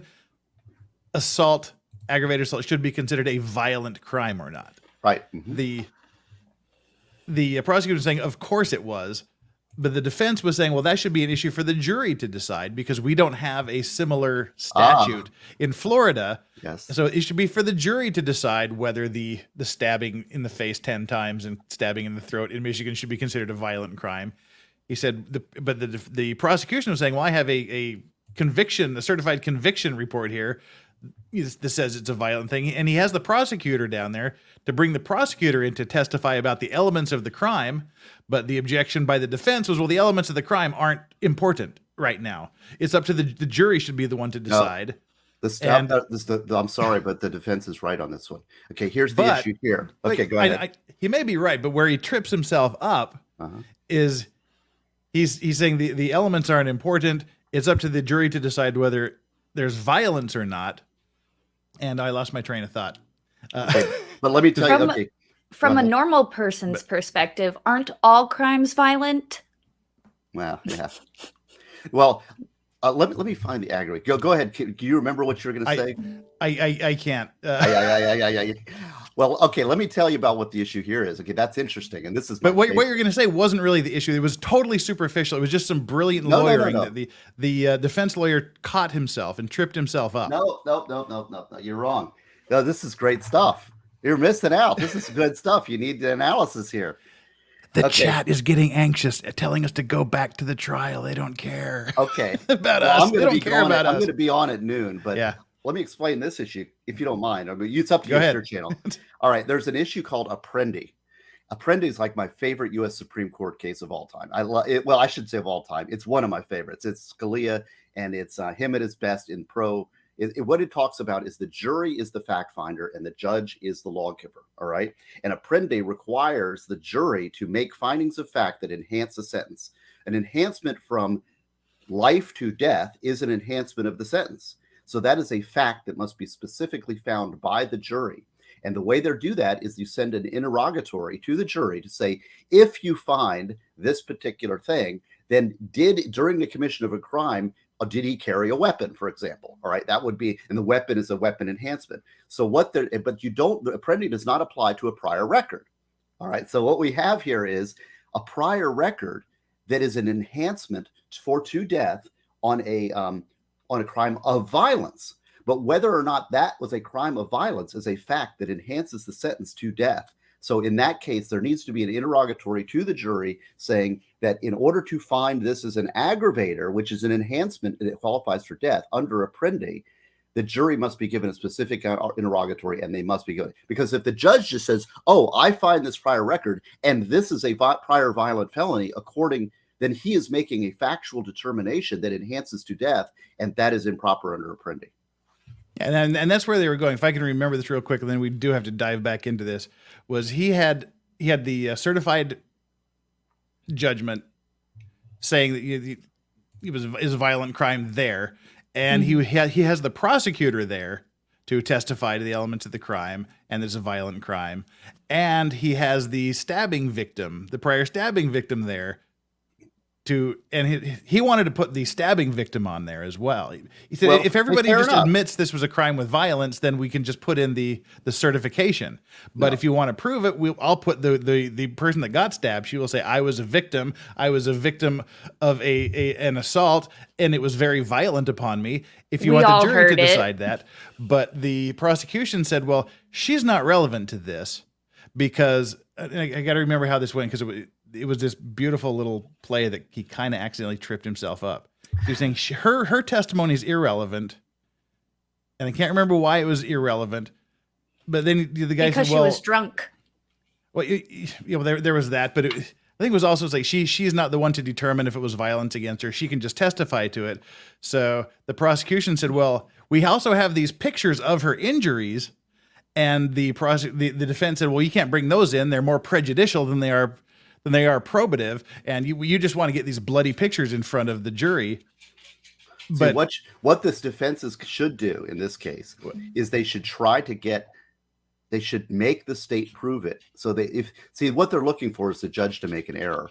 So if the judge rules that it's admissible and it's a violent felony, makes that determination, it's a violation of Apprendi. If the judge rules in the state's favor and says they have to prove it, or the defense's favor, they have to prove it, and here's an interrogatory to the jury, then you concede it because you don't want to hear this testimony again. Well, and that's eventually the judge said, okay, well, if you want her to be on the witness stand, and if she's the one that's going to be testifying whether it's violent or not, then she gets to testify, and the pictures will be coming in because the jury will have to see the pictures to determine whether it was violent or not.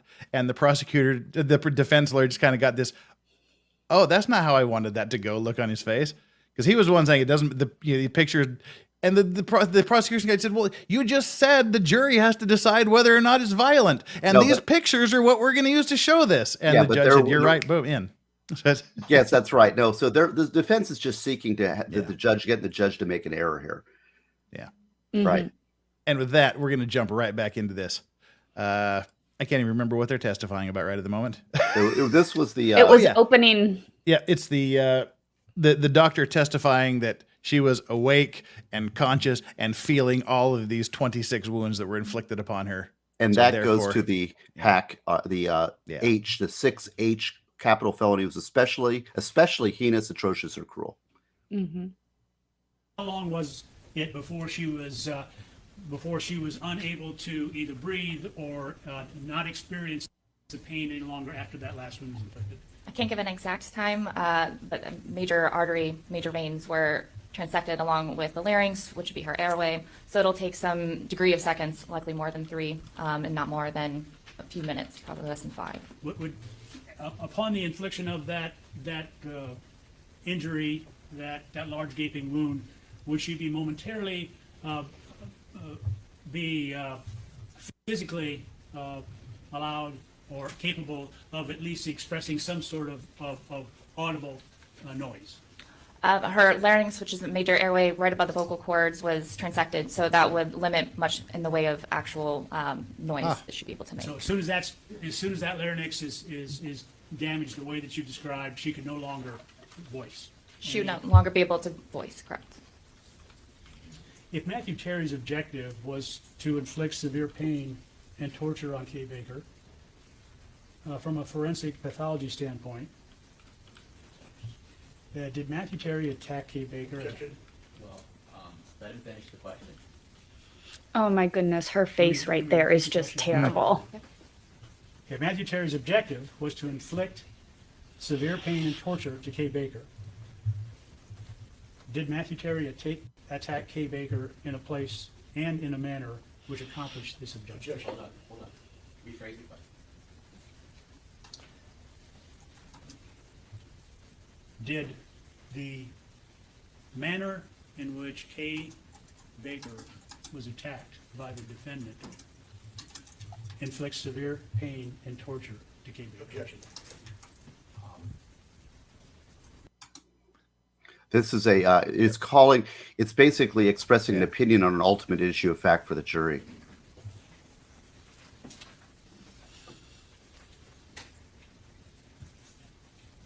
He's kind of off his game today. He seems like Matthew he's Terry pretty rattled by every inflicted objection. the wounds that she He saw seems in to be extremely nervous, like way much more so than he had been. Yeah.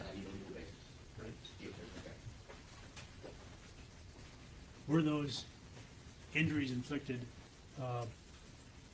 causing severe pain and torture to Kay Baker? Objection. Approach.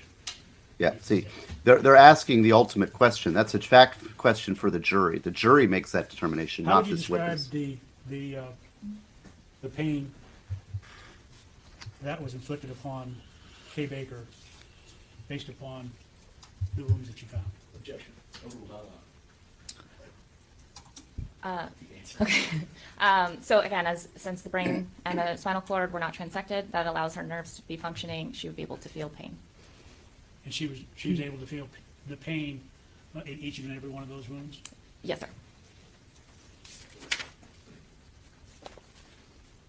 If I can have a moment, Your Honor. See, this is why I don't think this is a death Right, penalty thank you. I case, have no further questions. because you've only got 2 aggravators here, and the first one's overbroad, and the second one is questionable, being out of state. One doctor. Good morning. Here comes the cross. When we talk about the large neck wound, I guess we're referring to the one that we are all aware of at this point, right? Yes, The sir. large neck wound. Now, you did say, you testified earlier, whether in deposition or trial, that could be one injury, right? It could be one, could be multiple. And you also said that that injury could render Ms. Baker unconscious immediately. Not immediately. It did not hit a nerve structure, so it would be quick. She's bleeding out very quickly. Seconds to minutes.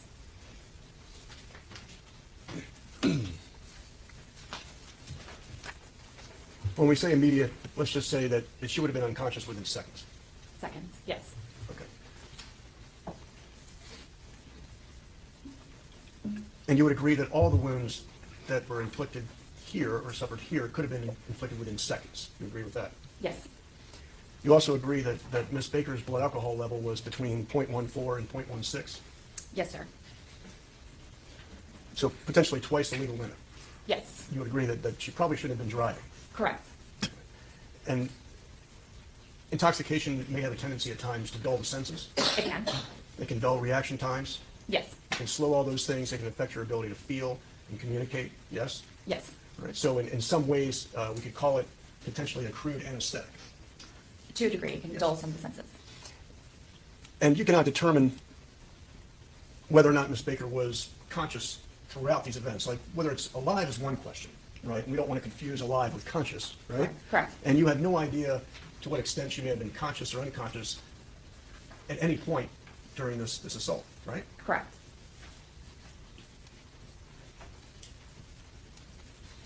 You also understand that and as a pathologist, I think you tend to look at all factors and all circumstances, right? So were you aware that nobody ever heard Ms. Baker scream? I was not aware of that, no. That somebody heard a sound that sounded like a female, they recognized it as a female voice, but no witness has ever testified to hearing Ms. Baker scream, correct? Not that I'm aware. Right. Well, she just said her vocal cords So were obviously, cut. if Yeah, somebody's how would conscious she and have experiencing screamed? a severe amount of pain, you might expect there to be a scream associated with that, right? It's possible. Or if somebody was experiencing terror or fear or observing something as being life-threatening coming towards them, you would expect some kind of scream or audible alarm, right? If they were loud, yes. Especially if they were conscious. Yes.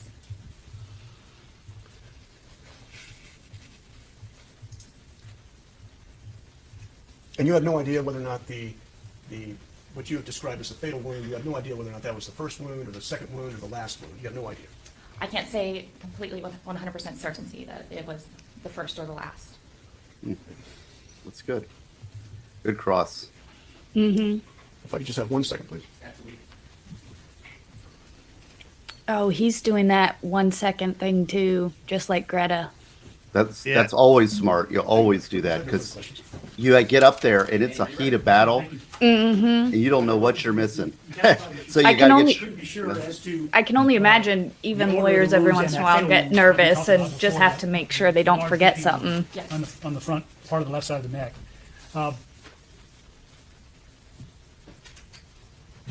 How far could Kay Baker have moved, ambulated after receiving that wound?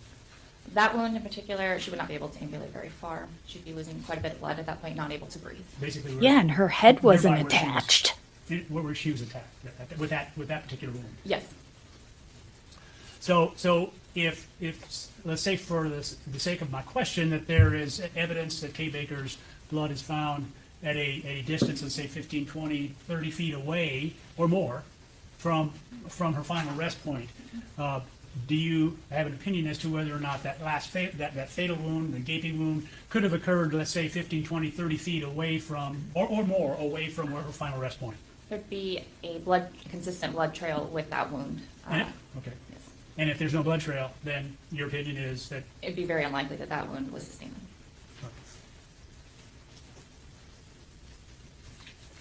you testified on cross-examination that you can't be sure as to how long it took for the infliction for all of these 20 to 30 wounds.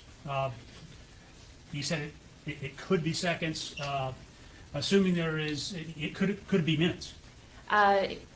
With that large wound, there would not be an extended period of minutes after that wound was received. Understood. I didn't ask my question appropriately. Assuming that gaping wound is not the first wound, say is the last wound, is it possible that the other 20 or so wounds were inflicted at either seconds or minutes prior to the infliction of that last wound? Yes.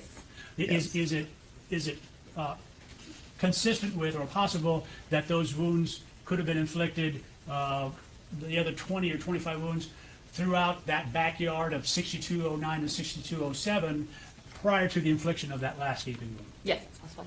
Since it's that possible, when the state's asking, is it possible? Cross-examination about blood The alcohol state's on the losing end of that one. Obviously, the death wound was at that location, but regarding blood alcohol concentration, did it have And any, I'm just gonna say appreciable something as a effect upon female. her inability to perceive, Oh my gosh. to She perceive needs pain? eyeliner or It some may dull mascara to a or certain degree. something because her Not face a makeup, anesthetic effect. oh my Along with god. your autopsy She findings needs some eyes. regarding there were no major damage to the nerve structures, otherwise her ability to perceive events. She was conscious and able to perceive all those other wounds, including that last fatal wound. Is that right? Yes. That's all I have, Your Honor. Thank you. Will this be released by the state? as a man, I can tell you that. Do you know that men's IQs, when they're attracted to a woman, goes down by Ladies and 10 gentlemen of the jury, points? I noticed that it is Seriously? 11:30. Yes. I'm going to give you a choice. Hmm, You can either interesting. take a break now, And if you people, get all ready, I so see there's come back some and then do a sexual late projection lunch, onto this or you woman. can start the next witness, go up till noon. And when you That'll do be that, 2 your hours. brain You've isn't been fully sitting down engaged. eating As a for 2 guy, hours, and we'll when you take start a lunch thinking at sex noon. thoughts, So is there anybody who wants or needs you to need take to a break recognize now? your IQ levels going down. All right. Women, I don't know if We women may fully not finish the comprehend witness, that. But we'll take a lunch break at noon. Yeah, I literally had never thought about that. Yep, there's scientifically Michelle proven. Rogers. That's kind of hilarious. Yeah, so like if Yes. you know they'll take a test Uh-huh. and then they put a picture of a pretty girl next to them, like there's some supermodel or something, and they do demonstrably worse on the test when they're confronted with a pretty girl. So this has been replicated in scientific experiments. So sorry to break it. Oh yeah, good. well, That's so like hilarious. yeah, so when women out there, if your guy is like mumbling and bantering and he sounds really stupid, it may be because he likes you. No, that happens. Yeah. Nathan C, $2 Legal Vices DMV meetup.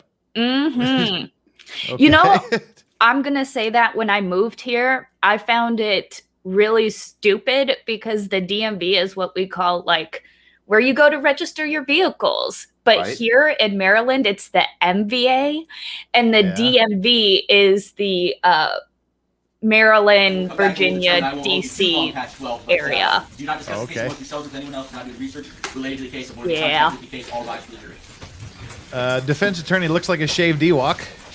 I was I saying, assume he's we a- mean Greta. everybody's busted on these. I don't bust on the people for their look.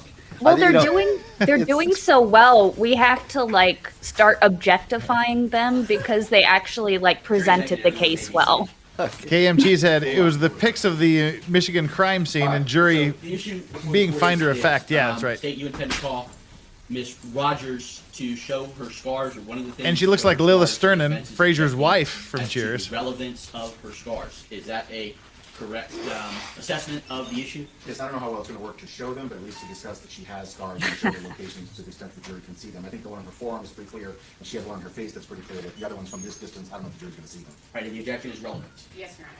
They've already put in all of the information about the circumstances of the crime, which is what is needed to determine whether it is in fact a prior violent felony. Adding that she has scars, showing her scars, not only does that go absolutely nowhere in making any determination in regard to whether this is in fact a prior violent felony, but it also further makes the information that we previously objected to. She just needs a little eye makeup just to really make her eyes pop, and it would be so much better. Statute, I know that you referred to it. Is there language in the statute that makes the factor of scarring relevant? No, Judge, what I want to clarify is, as I understand things as they were left, Your Honor did not make a ruling, and so I exist in a point of uncertainty as to what the instruction is likely to be at the end. If I understand things, the defense has not even suggested, they have basically indicated that they are going to ask you to amend the standard instruction to remove the sentence that says that the offense in Michigan is a crime involving violence. Right? So something's going to have to be put in its place there. And I'm guessing we're going to have to put something in that says this crime is a crime of violence in the state of Florida, right? Aggravated battery is a crime of violence in the state of Florida. And here's the elements of aggravated battery. Well, one of those elements is going to be permanent disfigurement, great bodily harm. So I have to prove that she suffered scars. Prosecutor's right on that. If the defense wants to bypass the notion of changing the instruction so it just says the crime in Michigan is a crime involving the use of or threat of violence, then I don't need to do this. But that's where they're indicating, and I now have to make decisions for what you might or might not decide to do later.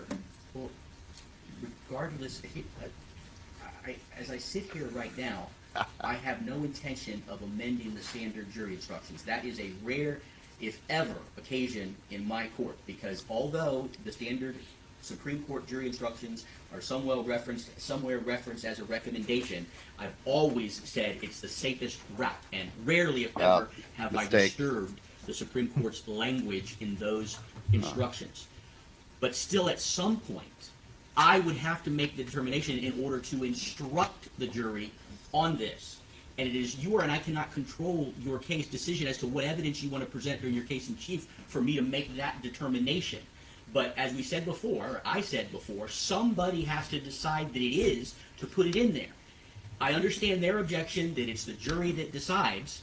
I don't know that I agree with that now because of the standard language in the instruction.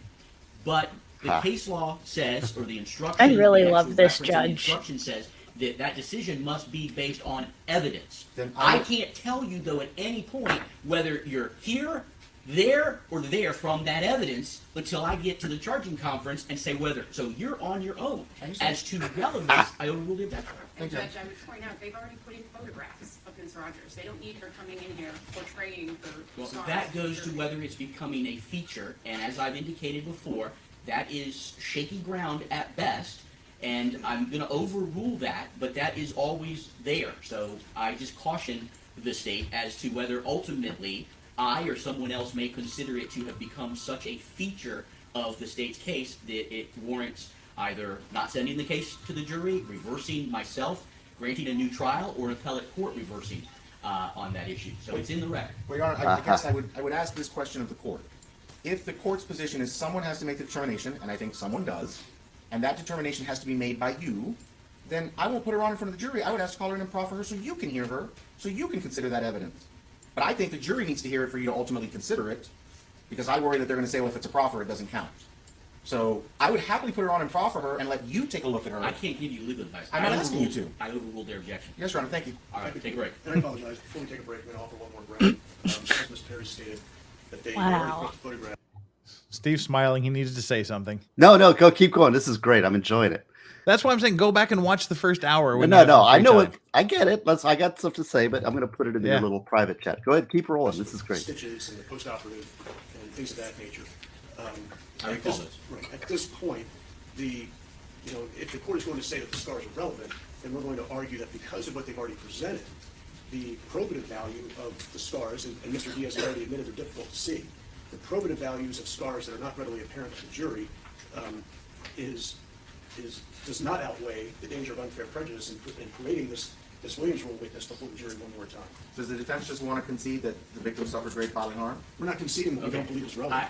They proceeded at their own caution. I've overruled the relevance. I've questioned them on the feature issue. I hear your argument.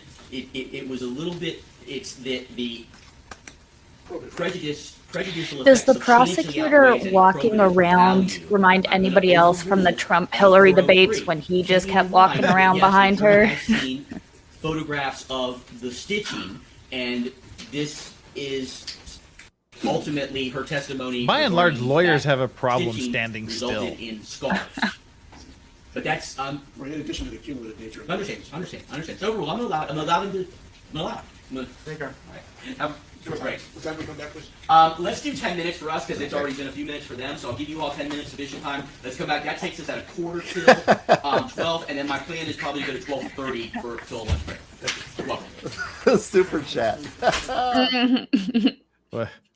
Super chat base. What'd they say?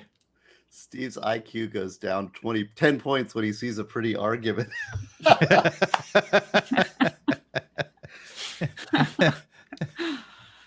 I'm really enjoying this trial legal advices because Jeff, this is some great lawyering.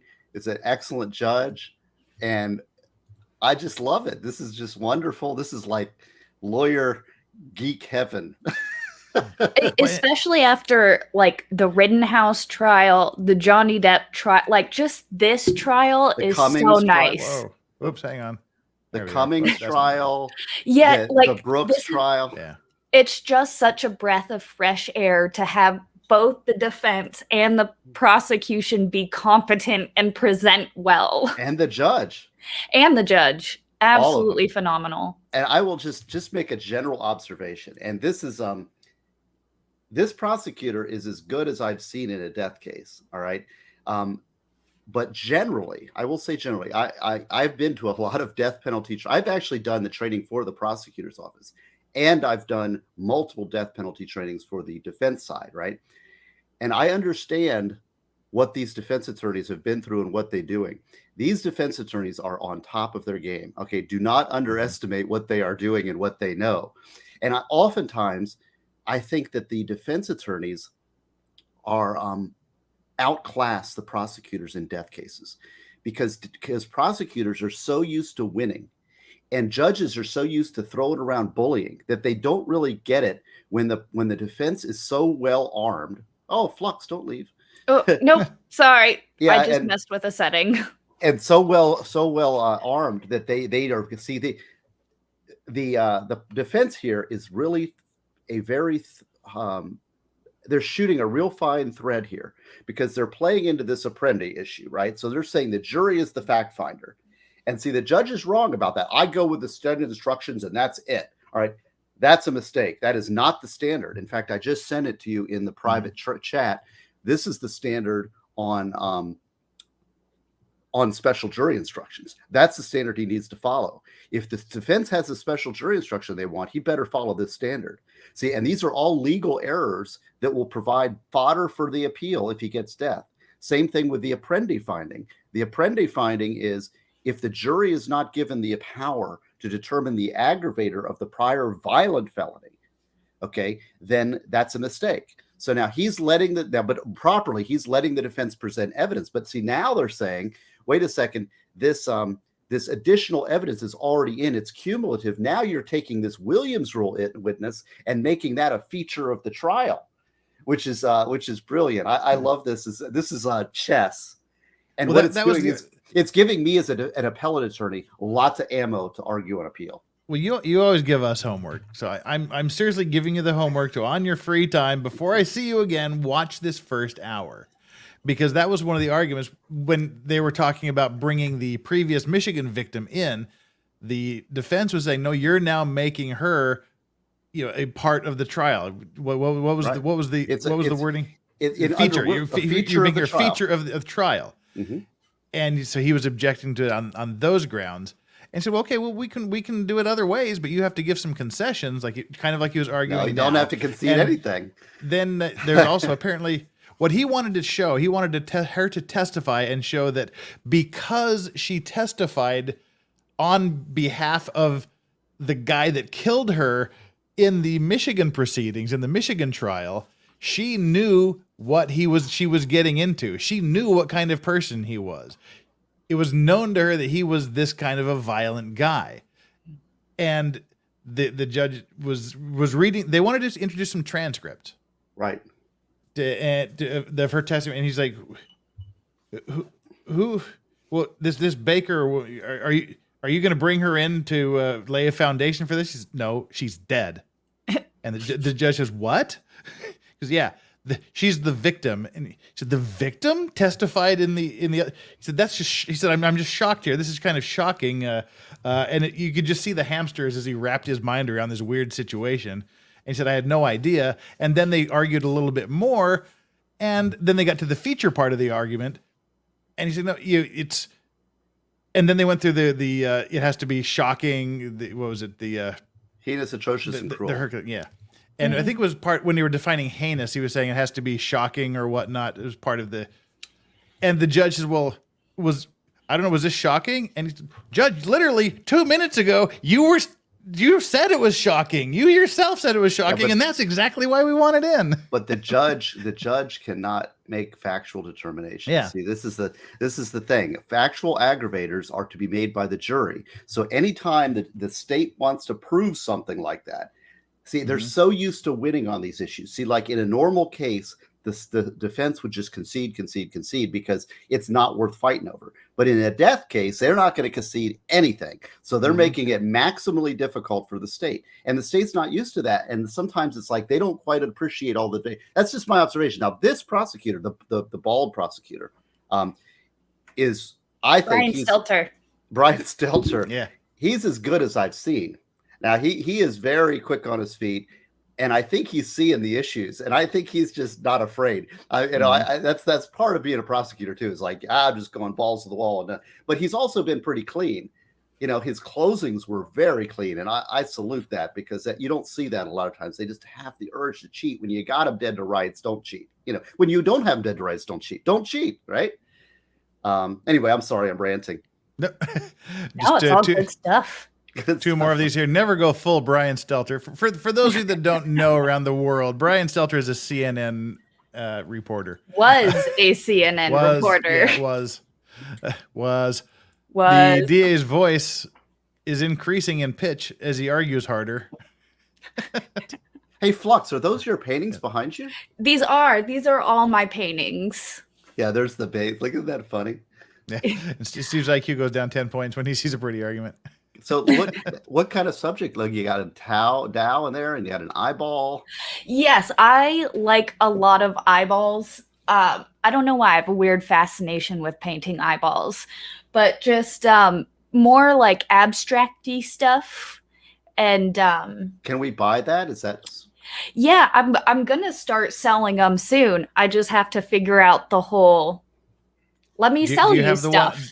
Do you have the one I commissioned for you within arm's reach? I do. I commissioned a Lovecraft Yog-Sothoth painting from her. That's cool. So I'm finishing. That'll go on the wall next to my Cthulhu painting up there. I just have to finish the main eyeball, clean up a little bit, and then it's done. I've got to go in about 8 minutes or 10 minutes here, so. Okie dokie. Well, we are where we are. We can jump right back into the last few. And well, what do you want to? Let's see. I've got to go, and then I might be able to come back. I'm not sure. I've got today. I'm basically on vacation this week. I think I've been saying to everybody, I've been all over the place because it's like I'm having fun and my wife's at work and here I am doing this. This is what are you doing, honey, at home? So now she can keep an eye on me. I'm hanging out with pretty girls. Hanging out with pretty girls. I was hanging out with these pretty girls all day. Hey, I resemble that remark. Yeah, and yeah, probably be going for another hour at most today. On UL? Okay, yeah. I won't be on.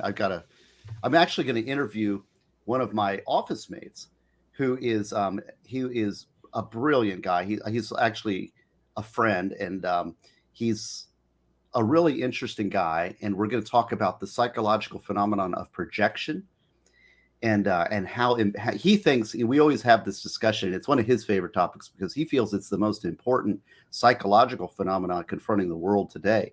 Those eyeballs might have something to do with it, right? Because I have a lot of I can lucid dream and stuff, and it's a fascinating area of study. It is, and he's really good on it. He's a brilliant guy. He actually doesn't, he's opposite of me in a lot of ways, religiously, politically. We don't agree on a lot of stuff. But on the other hand, we do agree on a lot because he's very respectful and smart. I kind of want to introduce him to the world because he's one of our top lawyers. We have such a great team of lawyers in our office, and he's somebody that hasn't really been on the media or anything. A couple of our other lawyers I've tapped into Andrew Branca's channel, like Rosemary Peoples and John Terhune. We have such an elite group of lawyers in my office. And so I wanted to show the world this fellow who we go at, he's my neighbor in our appellate office, and we just talk about all kinds of things. And it helps me think because we'll talk religious topics and he doesn't agree with me, Mm-hmm. And so some people are attacking me because I'm too Catholic, and they're like, oh, don't push your religion on me. But he's not religious at all. Mm-hmm. And so, but we'll still talk about religious topics. And, it helps me because it's okay, I believe your faith needs to be founded on truth. Mm-hmm. And I don't want him to lie and say, okay, just lie to me until you believe, or lie to yourself and say you believe. If you can't bring it, you need to establish that foundation of truth within yourself and outward, and you will find faith through a foundation of truth. It's not a lie, it's a choice. Mm-hmm. And I've chosen to where I'm going to place my faith. A lot of people have not chosen, and they have placed their faith somewhere and they're unconscious of it. They don't know where they've placed it and they are enslaved by it. They're putting their faith in some idolatrous place and they're oh, I don't have any faith. No, you have faith. You just don't know where you've put it yet. And so this is the kind of, we have these conversations. It's a lot of fun. You definitely need to record that because I would definitely enjoy that conversation. Well, I'm going to post it. I'm going to go at 12 o'clock. I've got his meeting where he's at his lunch break, and it's going to be at Crime Law with Stephen N. Gosney on Rumble. I'm only on Rumble because to hell with YouTube. So go to Crime Law with Stephen N. Gosney. Is it? It's too long. Is it Stephen N. Gosney or just Stephen Gosney? No, well, see, my son is not N. And he is not a junior, but he's a Stephen. Yeah. Okay, so crime law. Okay, the book is at crimelaw.net. Yeah, your Rumble. The Rumble is Crime Law with Stephen N. Gosney. I'll post a little thing if you want to. Let me see. One of these years, I'll get that memorized. Don't worry about it. If there's the N or but go there and definitely join up with the Rumble. Some good stuff there. There's some good stuff on crimelaw.net too.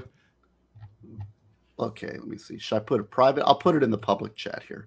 Stick it there in the public chat. There's the little linky. And I'll send it to you guys too. And buy the book because the Rumble channel is just fun. I don't even know how long I'm going to do this. I got to get back to work next week. But in this last few weeks I've been off because. So buy the book now because I don't want to be left with a big box of books. Hopefully I'll get mine soon. Hopefully. Now, when did you order? Either yesterday or 2 days ago. Okay. Can't remember. Have I sent you a confirmation email? I'm not sure. I don't really check my emails. Put in the private chat what name you ordered it under. I'll see if it's ongoing, and I'll personalize it for you. Okay. Flux can do the Residents album cover. Huh? I don't know the Residents. Yeah, I'm not sure. You got my government name because it was male. But that's how I put it in the address. So. What, you used to be male? Nowadays you gotta ask. That's very true. No, just since I use my Flux name here, you got my actual. I got you. My government entity name that the government gave me because I'm a corporate entity. Oh, are you Daryl Brooks? I do not identify as that name. Oh my gosh! Good Lord! Thank God he's gone forever. Oh my God! I can't believe he kept doing that even after. Yeah. Even after he was convicted. Painful, isn't it? Well, you are brilliant. I like your work. I want to see. What I want you to see is you need to put it on like a Squarespace sales thing, and then put each picture up there as like a unique purchase. Yeah, so that's what I'm gonna try and do. I'm not the most technically sound young person around. Well, you just have to, there's enough people doing it that you can do it too. I don't have this technical stuff either down, but I just said, well, somebody can do it. So whenever so I just plunged ahead and figured it out somehow. It's still not the way I want it, but I've got so many things I got to learn. I got to learn how to stream because I've got some, I'm going to be interviewing Stephen Hayward, which I really want to stream that. You know, Stephen? Yeah. He's brilliant. And I'd like to live stream that so I could get super chat stuff because I'm not making any money on any of this stuff. That makes two of us. Yeah, I don't see.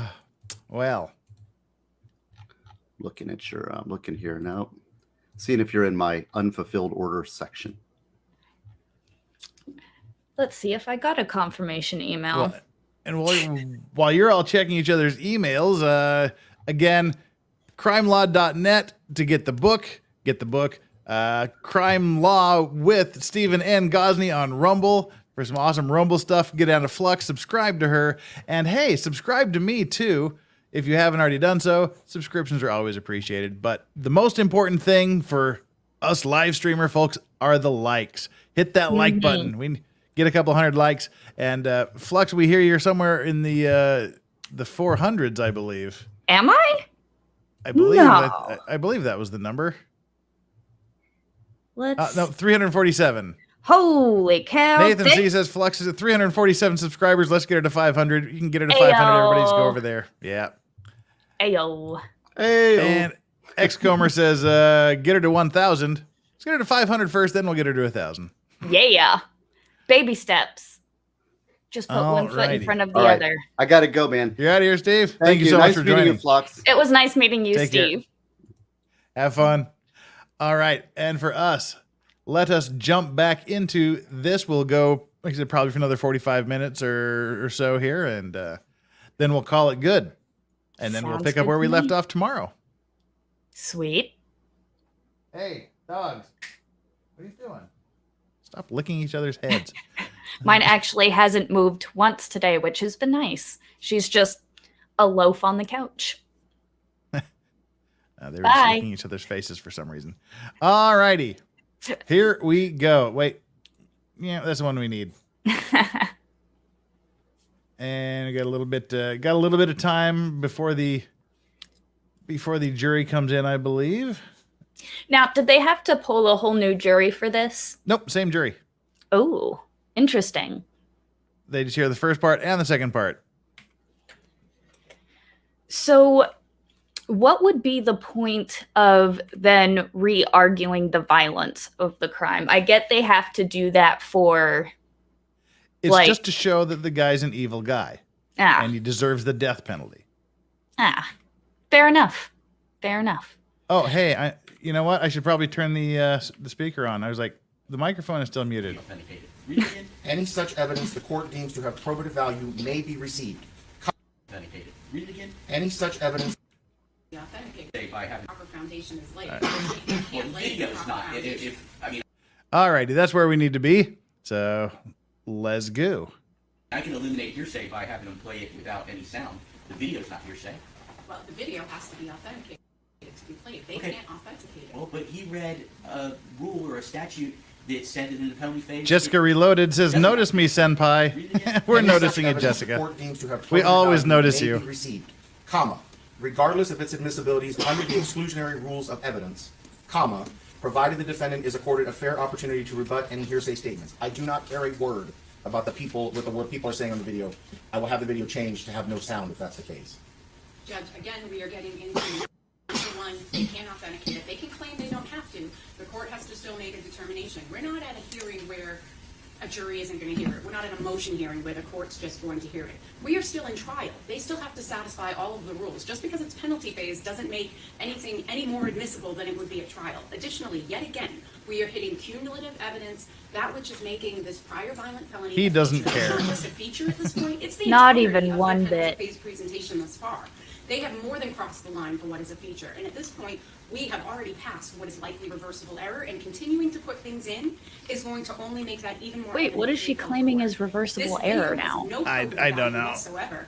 The prejudice of it substantially outweighs any minimal probative value that could be found. All that is shown on that video is Matthew Terry standing in his underwear, bleeding at a prior incident that has nothing to do with the incident they are supposed to be proving, especially heinous, atrocious, and cruel, or prior. Didn't they already prove it because Matthew he's Terry is convicted? not bleeding. Matthew Terry didn't suffer a single injury in that attack. I'll be happy to show you every single one of the photos that were taken of Mr. Terry at the hospital. He's not injured. He's covered in the victim's blood. He's covered in Michelle Rogers' blood. That's not his blood. And I don't know how it could be any clearer that it says it's regardless of the admissibility under the exclusionary rules of evidence, and the only caveat has to do with hearsay, and I'm happy to take out any statement of any person on the video. It's just video then. It will be authenticated nonetheless by Detective Crumbach, who is the lead investigator on the case, who will say, this is the body cam video from Officer Dykins, who's not Sergeant Dykins, but Officer Dykins, on the night the defendant was arrested. If he's now Sergeant Dykins and they believe that to be something that is relevant, which it's not, and that wouldn't make it a feature, which it would, then they could have brought Sergeant Dykins. They didn't do that. They're not satisfying the requirements for admissibility. The lax rules that they want to argue come in don't have anything to do with properly establishing the predicate for getting in things. Yeah, they really don't want this video of the other previous girlfriend's blood all over him to But come weren't in. they also arguing that the jury is the one who needs to determine whether or not it's violent? Still doesn't make this any less cumulative, Yeah. any more But they still have to. But you still have don't to show have. them the there's- video. Well, there's rules of evidence that you have to follow these certain rules to get the evidence in, Mhm. and they're saying you're not doing that. Propose that it is to show the violent nature of the prior incident. Is that correct? That's correct. And isn't Miss Rogers the best person to testify regarding the violent nature of the prior attack? Judge, didn't you just 10 minutes ago tell me you couldn't tell me if I'd have gotten there all the way yet, right? I don't know if I've gotten there. Like, how do I know when I've gotten there? Like, I'm just trying to figure it out. All right, well, I'm not going to allow the video for a number of reasons, so no to the video. Yes, Your Honor. If you can give me a moment, I will email and update it with correct numbers for evidence to the Interesting. clerk so she can print it for me. Do you need that before we start with this next witness? I don't need it, but I was just going to print it so everyone could have it to reference. Okay. But if Your Honor wants to proceed. I'd like to get them in because I'm going to send them at 12:30 to Yes, Your Honor, whatever you want. lunch. So let's go ahead and get them, and we got the witness standing outside. Yes, sir. You're welcome to continue doing that while we're getting them. Send I it to can't do it. I'm questioning witnesses. I understand that, but I don't know how long They're it takes both to send an getting- email. well, It's they're gonna all take getting time. fussy So if now. you want to stay at your computer and send the email, you're welcome to. I love this judge. He's just so fun.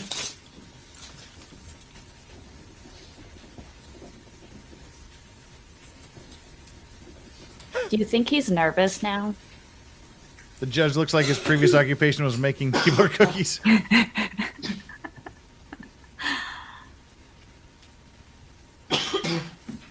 Eating keyboard cookies. They're getting hangry. Mm-hmm. Waiting for the jury to come on in. Oh, the microphone's coming down. That must mean they're coming. Goodness. I can Give it a only couple imagine seconds. this jury. Although I doubt they're as frustrated as the Brooks jury that had to keep going in and out.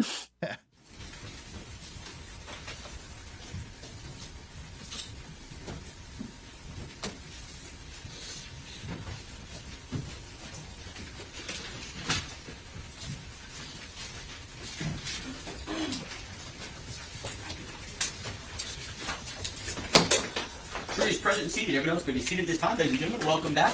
So that'll be our late morning break. It's almost 12 o'clock. I'm going to ask the state to call the next witness, and we'll take our lunch break around 12:30. Yes, sir. The state calls Michelle Rogers. Michelle Rogers. All right, she's back on the stand. Ms. Rogers, welcome back, ma'am. I'm going to swear you in again. You think since her it's been cross great. is going to Since be the as prior bad testimony, as the so please first one? Please raise your right hand. Thank you. You swear or affirm in the testimony you've given Don't this know. proceeding will be the truth, the whole truth, and nothing but the truth, so help you God. Yes, I do. Thank you, ma'am. If you'll follow the bailiff to the ramp that leads up to the witness chair. She needs to just answer the questions exactly, That not microphone try and needs to be explain brought down herself. up. It is adjustable.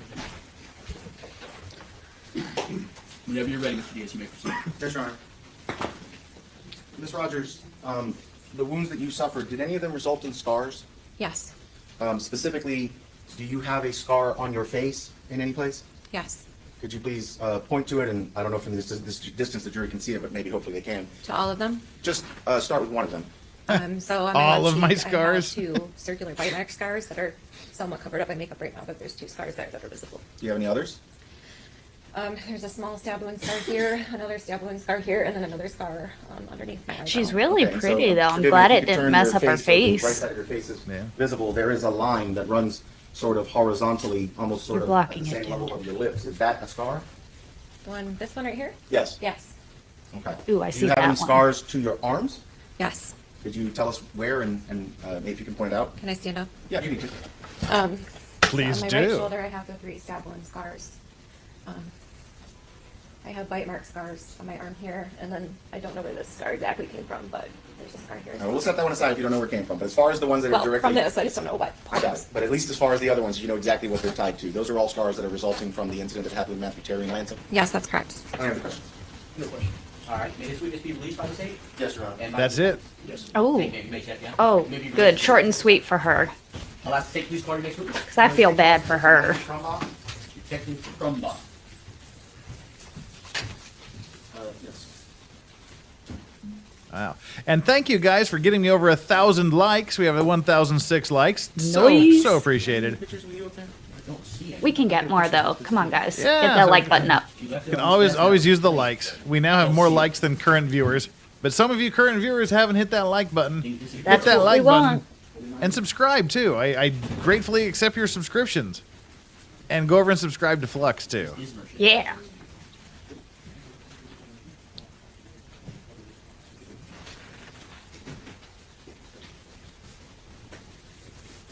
Hey, I got to do what I got to do. Good morning and welcome back.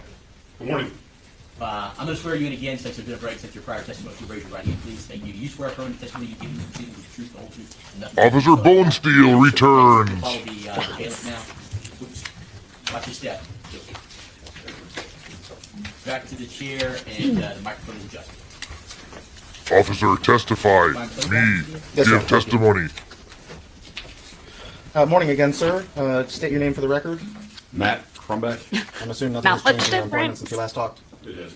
All right, I'm just going to approach you and show you a series of photos that are marked States Exhibit 78. Did you have a chance to look at these before you came to the witness stand? Yes, sir, I did. And do those photos fairly and accurately depict the condition of the home at 626 Worthington as part of the investigation that you conducted on March 17th of 2017 involving Matthew Terry as the suspect? Yes, sir, they do. All right, at this time I'm moving to evidence States Exhibit number 78 through Q. Other than previously discussed, any objection? All right, same ruling, I'll admit them this time. 78 through Q, admitted. And Detective, the jury will have these to take back, so I'm not going to go through every single one of them, but just to orient us a little bit, this is State 70. What are we looking at here, 70A?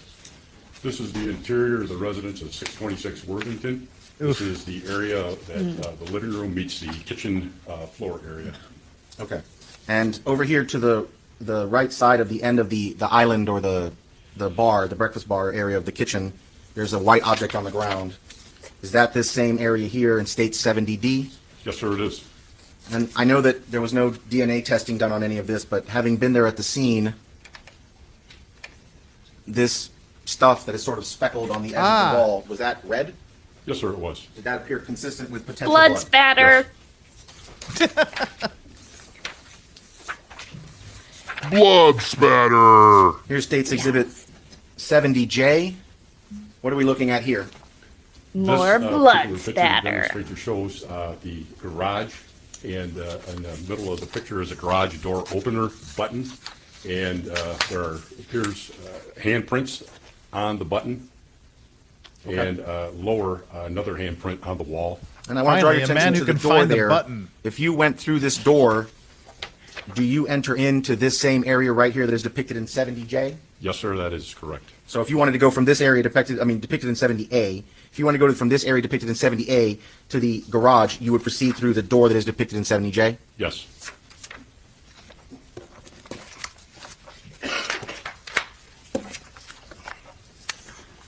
Here's State 70M. Is this the residence at Hey. 626 Worthington that was occupied by Michelle Rogers and Mr. Terry? Let's Yes, sir, talk it about is. prepping. And I'm Welcome. gonna Long time just no show see. a brief overall. This is State 70N, as in Nancy. Is this a shot of the driveway area of the home at 626 Worthington? Yes, sir, it is. Detective, in Michigan, do they do things slightly different? Were they Definitely allow not the as much detective blood to as I sit would at have trial thought, counsel though. with the prosecutor in the trial? With how Yes, many the lead times he detective normally stabbed does her. Well, I don't know what the question is yet. I'm just asking if they permit him to do so. I'll allow that. Overruled. Okay. Were you sitting at counsel table on the day that the verdict was read in the case against Matthew Terry, where Michelle Rogers is the victim? Yes, sir. Was he found guilty? Yes, sir, he was.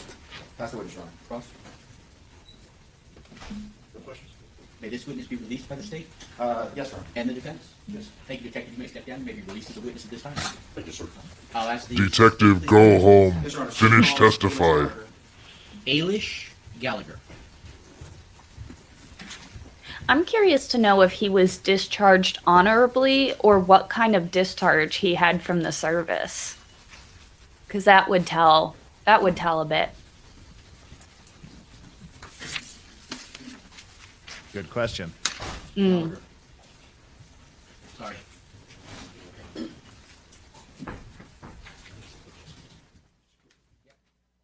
Oh, we're approaching again, are we?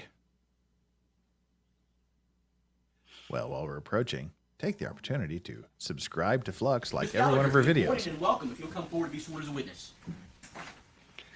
Wherever you're comfortable, if you'll please face me and raise your right hand. Thank you. Do Which you one swear is affirm this? The testimony you give in this proceeding will be the truth, the whole truth, and nothing but the truth, so help you God? I do. Thank you, ma'am. If you'll follow the bailiff to the ramp that leads up to the witness chair. It's a new person. Yeah. Make yourself comfortable. That microphone in front of you is fully adjustable. Oh, excuse me. Oh. You may proceed. Thank you. Good morning, ma'am. If you would introduce yourself to the jury. Hi, Ailish Gallagher. I'm Assistant Prosecuting Attorney in Ingham County, Michigan. And does Ingham Aha. County, Michigan include the city of Ah. Lansing? It does. Were you, well, I guess first off, let's talk about when did you become a prosecutor? I became a prosecutor in my office in June of 2014. And We're so gonna have to you've slow been her prosecutor down. Roughly the past 8 years? She's What from is Michigan. the She's not from Florida. prosecuting She's a fast Correct. talker.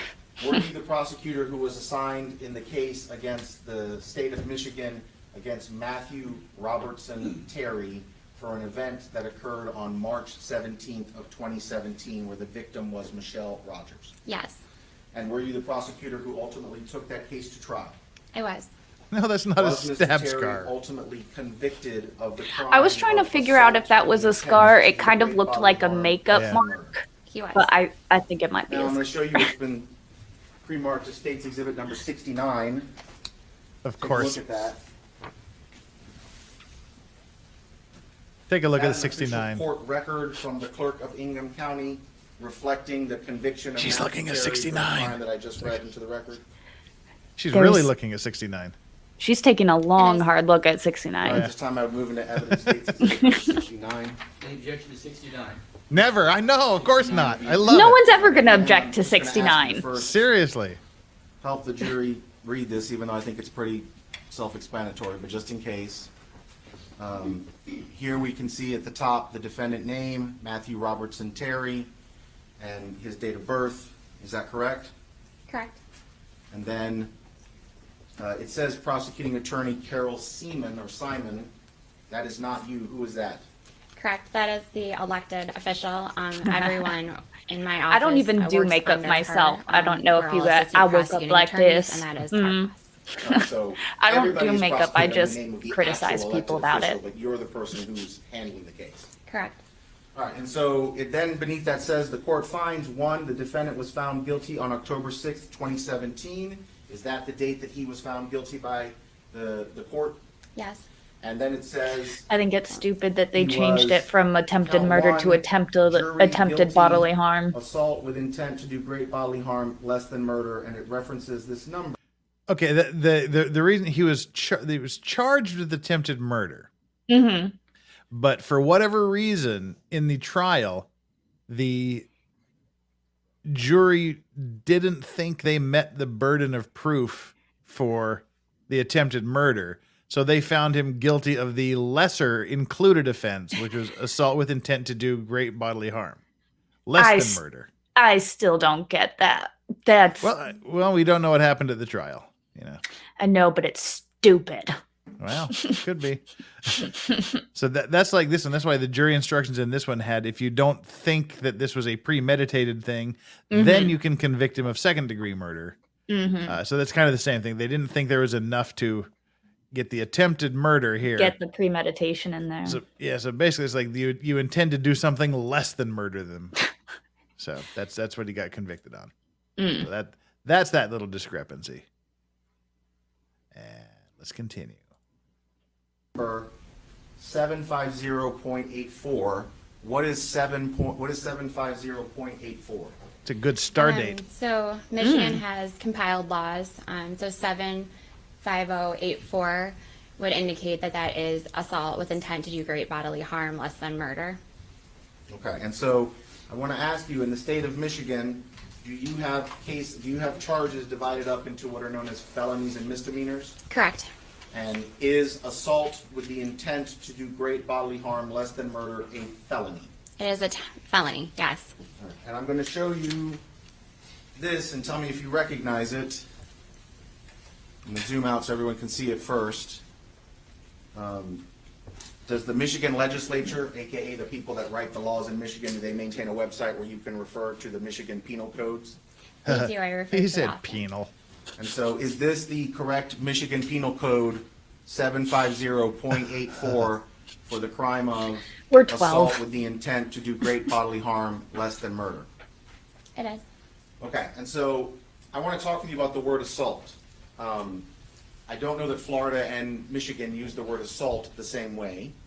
Can you tell us, does an assault in the state of Michigan contemplate someone touching, striking, or causing harm to another person?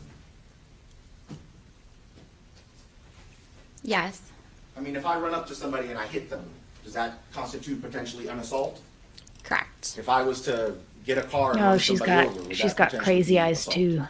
She's Yes, got it could be a crazy plethora of charges in Michigan. Right, I got it. I'm sure it could be a lot of things if I hit somebody with a car, but I mean, the important part is, for purposes of Michigan, the word assault contemplates touching or hitting somebody. Correct. Okay, because in the state of Florida, for example, we don't define assault that way, so we would call that battery. Do you understand? In Michigan, we say assault or assault and battery Okay. as so- one term under a penal code. Right, and that's what I want to highlight. The states use the phrases somewhat interchangeably. Is Do that fair to all say? Very fair. prosecutors have like assault weird means touching facial people. expressions that they do? Okay, and then what it shows is a person who does either it's just the following demon guilty of a within them felony, struggling to and get it out. says assault That of sounds another person fair. with the intent to That do sounds great bodily fair. harm, less than the crime of murder. So would that include things like stabbing someone, injuring someone with a weapon, things of that nature? It can. And so is that the charge that ultimately Mr. Terry was found guilty of in relation to the injury that was caused to Michelle Rogers? Yes, the jury found him guilty of assault with intent to do great bodily harm, less than murder.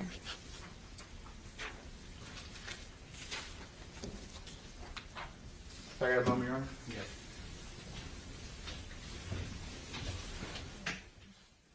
Pass the witness, Your Honor. Ross? Not in the trial that they're working on, but this is a previous trial. And released by the defense. She's just a regular old Thank you, witness ma'am. now. Police deputy, you may be released as a witness at this time. Thank you. You're welcome. Mr. Diaz, I'll ask the state to please call your next witness. Your Honor, can defense and I approach? Yeah, absolutely. They're burning through these witnesses. Real quick.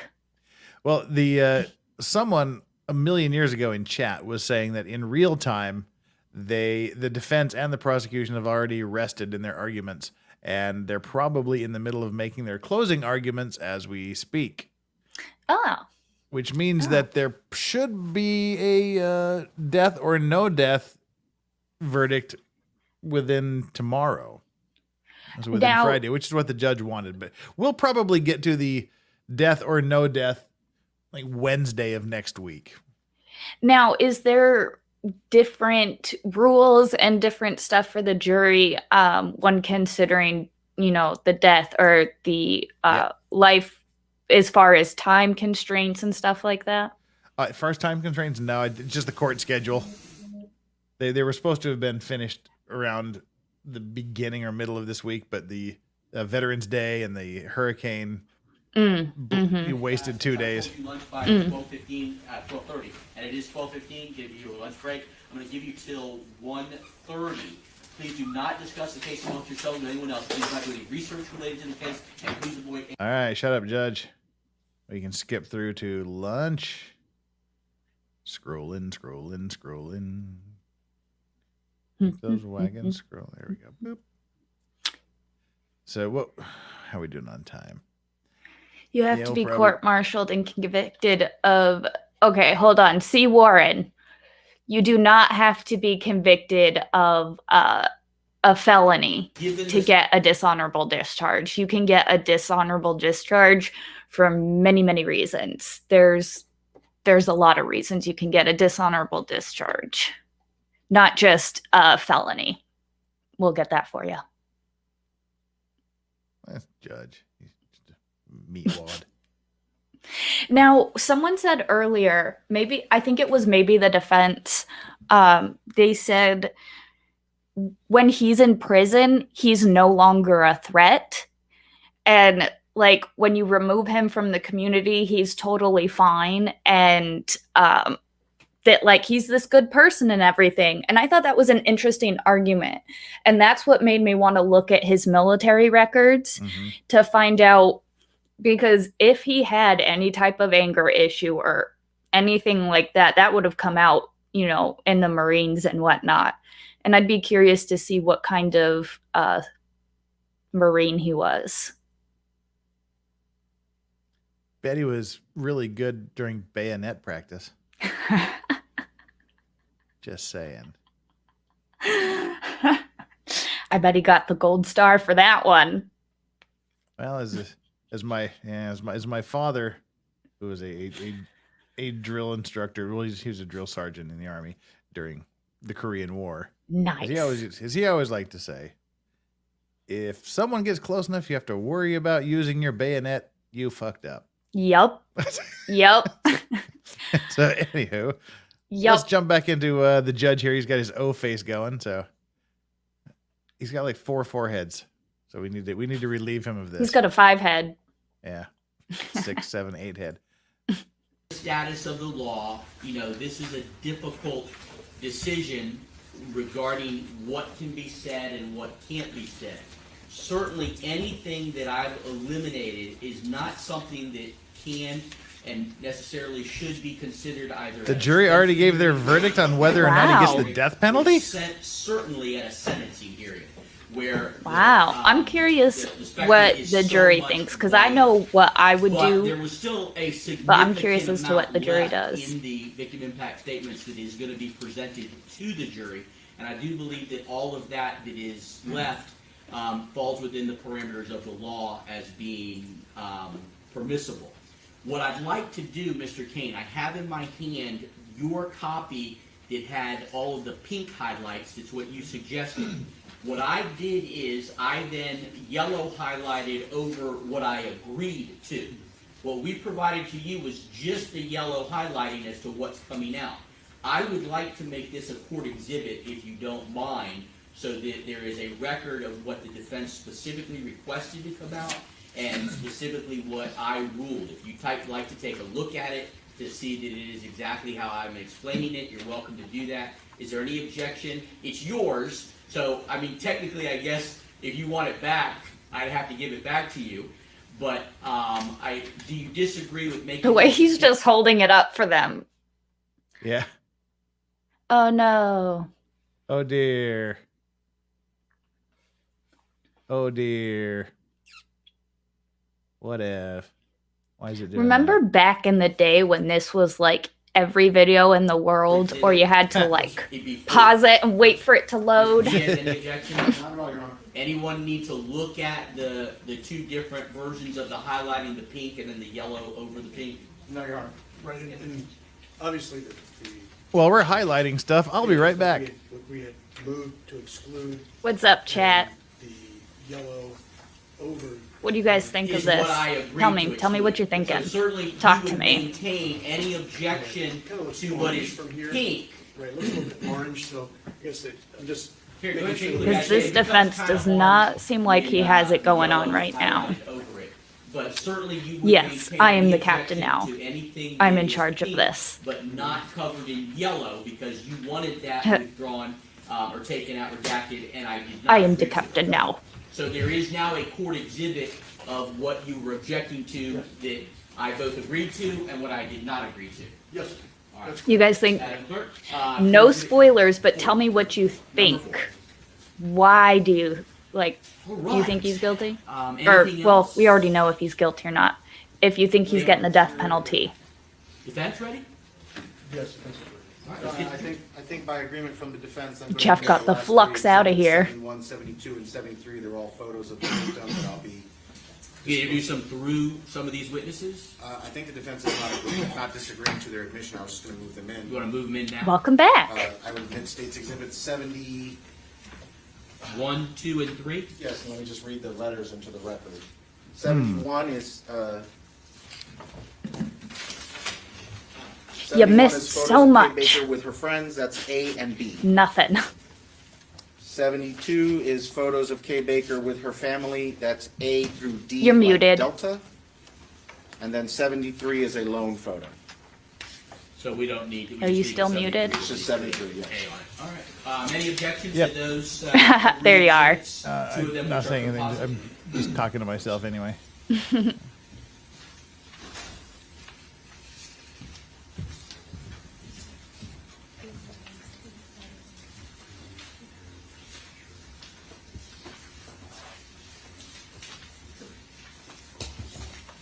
I really want to spoil this and look up the verdict for myself, but I'm Right, being will be good. admitted. 71, A and B, 72, A through D, and 73. Admitted. Thank you. I'm going to go ahead and retrieve them. I'll read them again in a second. Can you start getting line them up? And actually, before they come out. Go, wait. we are- Probably. I don't believe we have a defense. Defense 1, and we'll fill out the cards. Defense 1 is the pen pack from the Michigan Department of Corrections. I don't have any objection to it. All right, defense 1 will be. Oh, admitted. no verdict yet. Neat. Defense 2 is the certificate of discharge, not the 214, but the certificate of discharge from the United States Marine Corps. People- I'm just totally muted. I was just reading that. Pinochet's helicopter tours. I joined Army in 2010 at 30 years old. Saw 18-year-old dishonorably discharged, popping hot on drug tests so they wouldn't have to deploy. Dishonorable never goes away. Yeah, and that's what people Let me don't ask the realize. defense, You does can't that mean just that you're join the ready army and once think you the can get a discharge, a has called dishonorable these two witnesses discharge. that That'll we follow expect you very quickly, everywhere. So that there's no need to take a break, and I just turn to the And defense Lancelot ask you says, to "Would start you like to opening see how I got these scars?" Witnesses come over and leave the witness room. So hopefully- For the record, my discharge is very honorable. Just Mr. throwing Diaz, that out roughly How there. long you think it's been reading these statements, right? It's just the two witnesses. They're reading the statements, and other than just asking them who are these people in these pictures, just to explain them. That's it. All right, then you're going to rest. Yes. And then I'll turn to the defense and. Ooh, he If seems we really need to take a fussy. break, Wow, we're not taking here, a I mean, rest that's real fine, but quickly. if not, it sounds like we're ready. You've got your exhibits in. Any other exhibits you intend to offer that have not been agreed to? The defense showed me a variety of photos. The defense showed me a variety of. They're over there redacting things. I think now. I'm not sure what they're doing. Taking out the social security number, which Well, that's fair. statute has to be. Yeah, I got no problem with that. The defense showed me a variety of photos of the defendant. It wasn't clear which ones they were not going to use. As a general rule, I don't have any objection to putting in photos of the defendant. There was one photo that was just his daughter that he's not in, and I objected to that one. But there are photos of him with his daughter. I don't have any objection to those. Okay. Do you anticipate any issues over the photographs? No. Okay. I mean, I will ask to see them before they finally select what they are putting in, but what they just kind of skimmed through, I don't know. Mr. Diaz, we're backing from the impact, any reference to dismissed charges. Agreed. Yeah, that's fine. Okay. All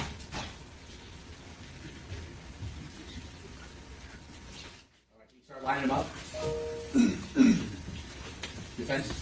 Can you start lining them up? Yes, sir. Get them.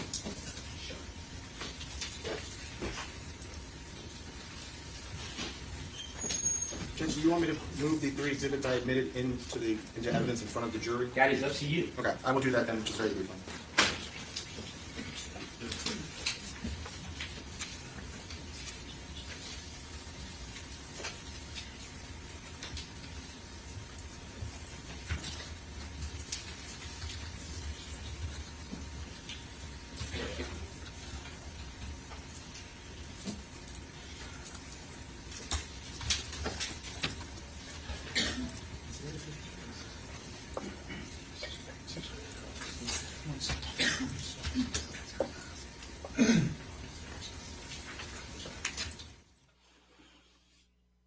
I would be so This is nervous riveting. if I was him. Oh, he doesn't care. I know, but like, I would be sweating bullets. You're not a sociopath. Okay, fair. Fair. Very fair.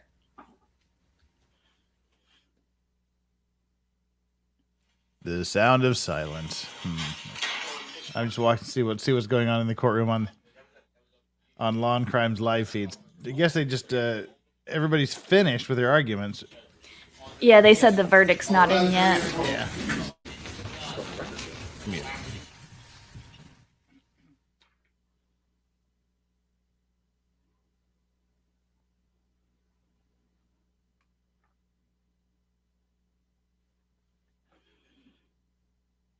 I hate the white suit.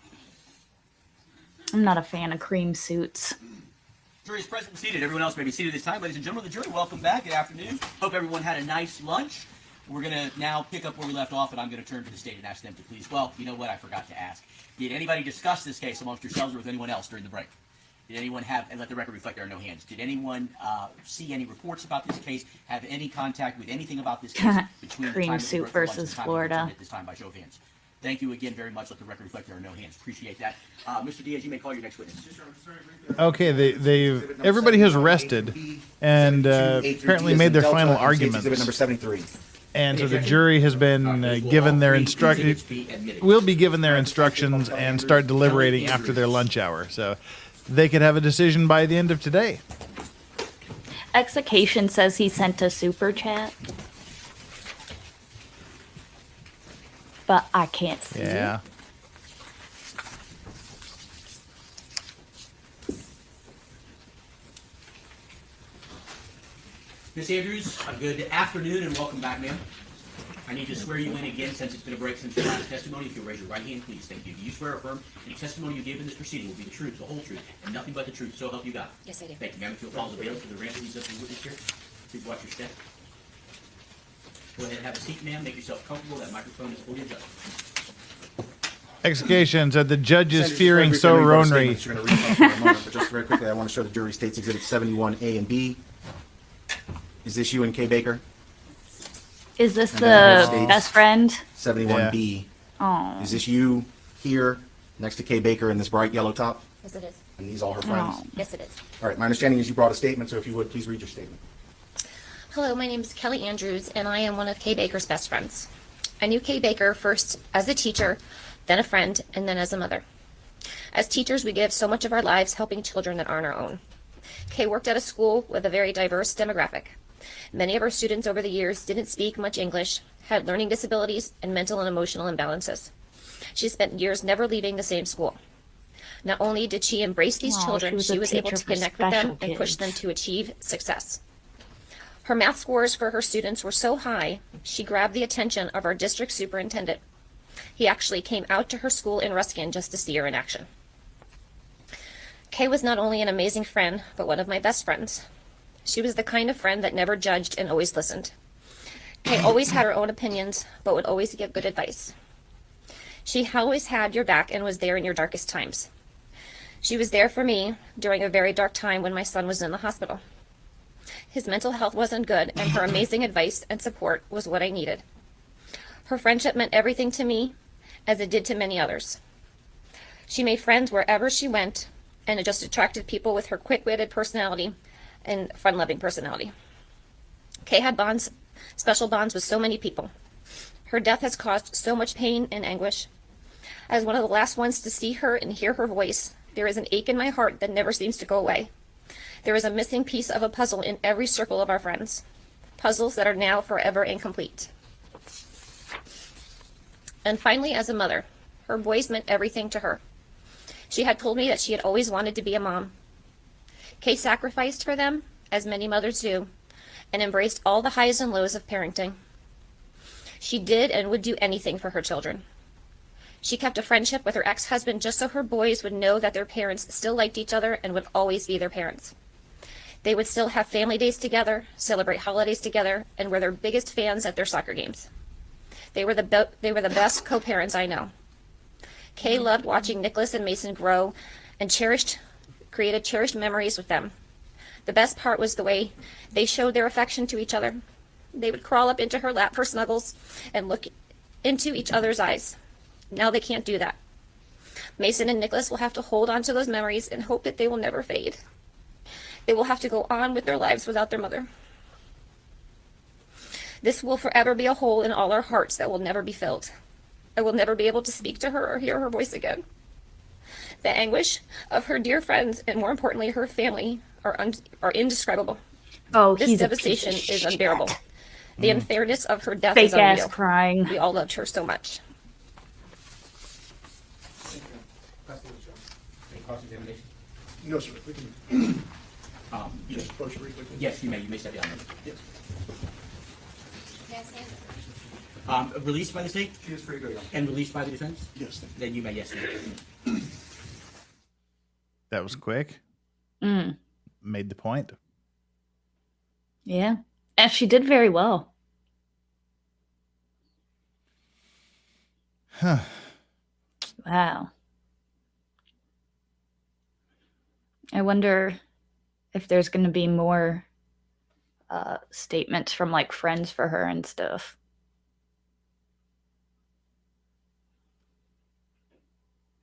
Find out in a second here. It's taking a while to get the next witness in. Let's see if we can do this without angering the buffer gods.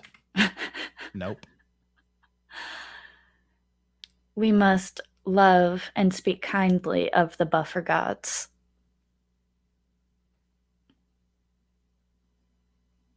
Alrighty, let's see if this is skippable. No. Ooh, more.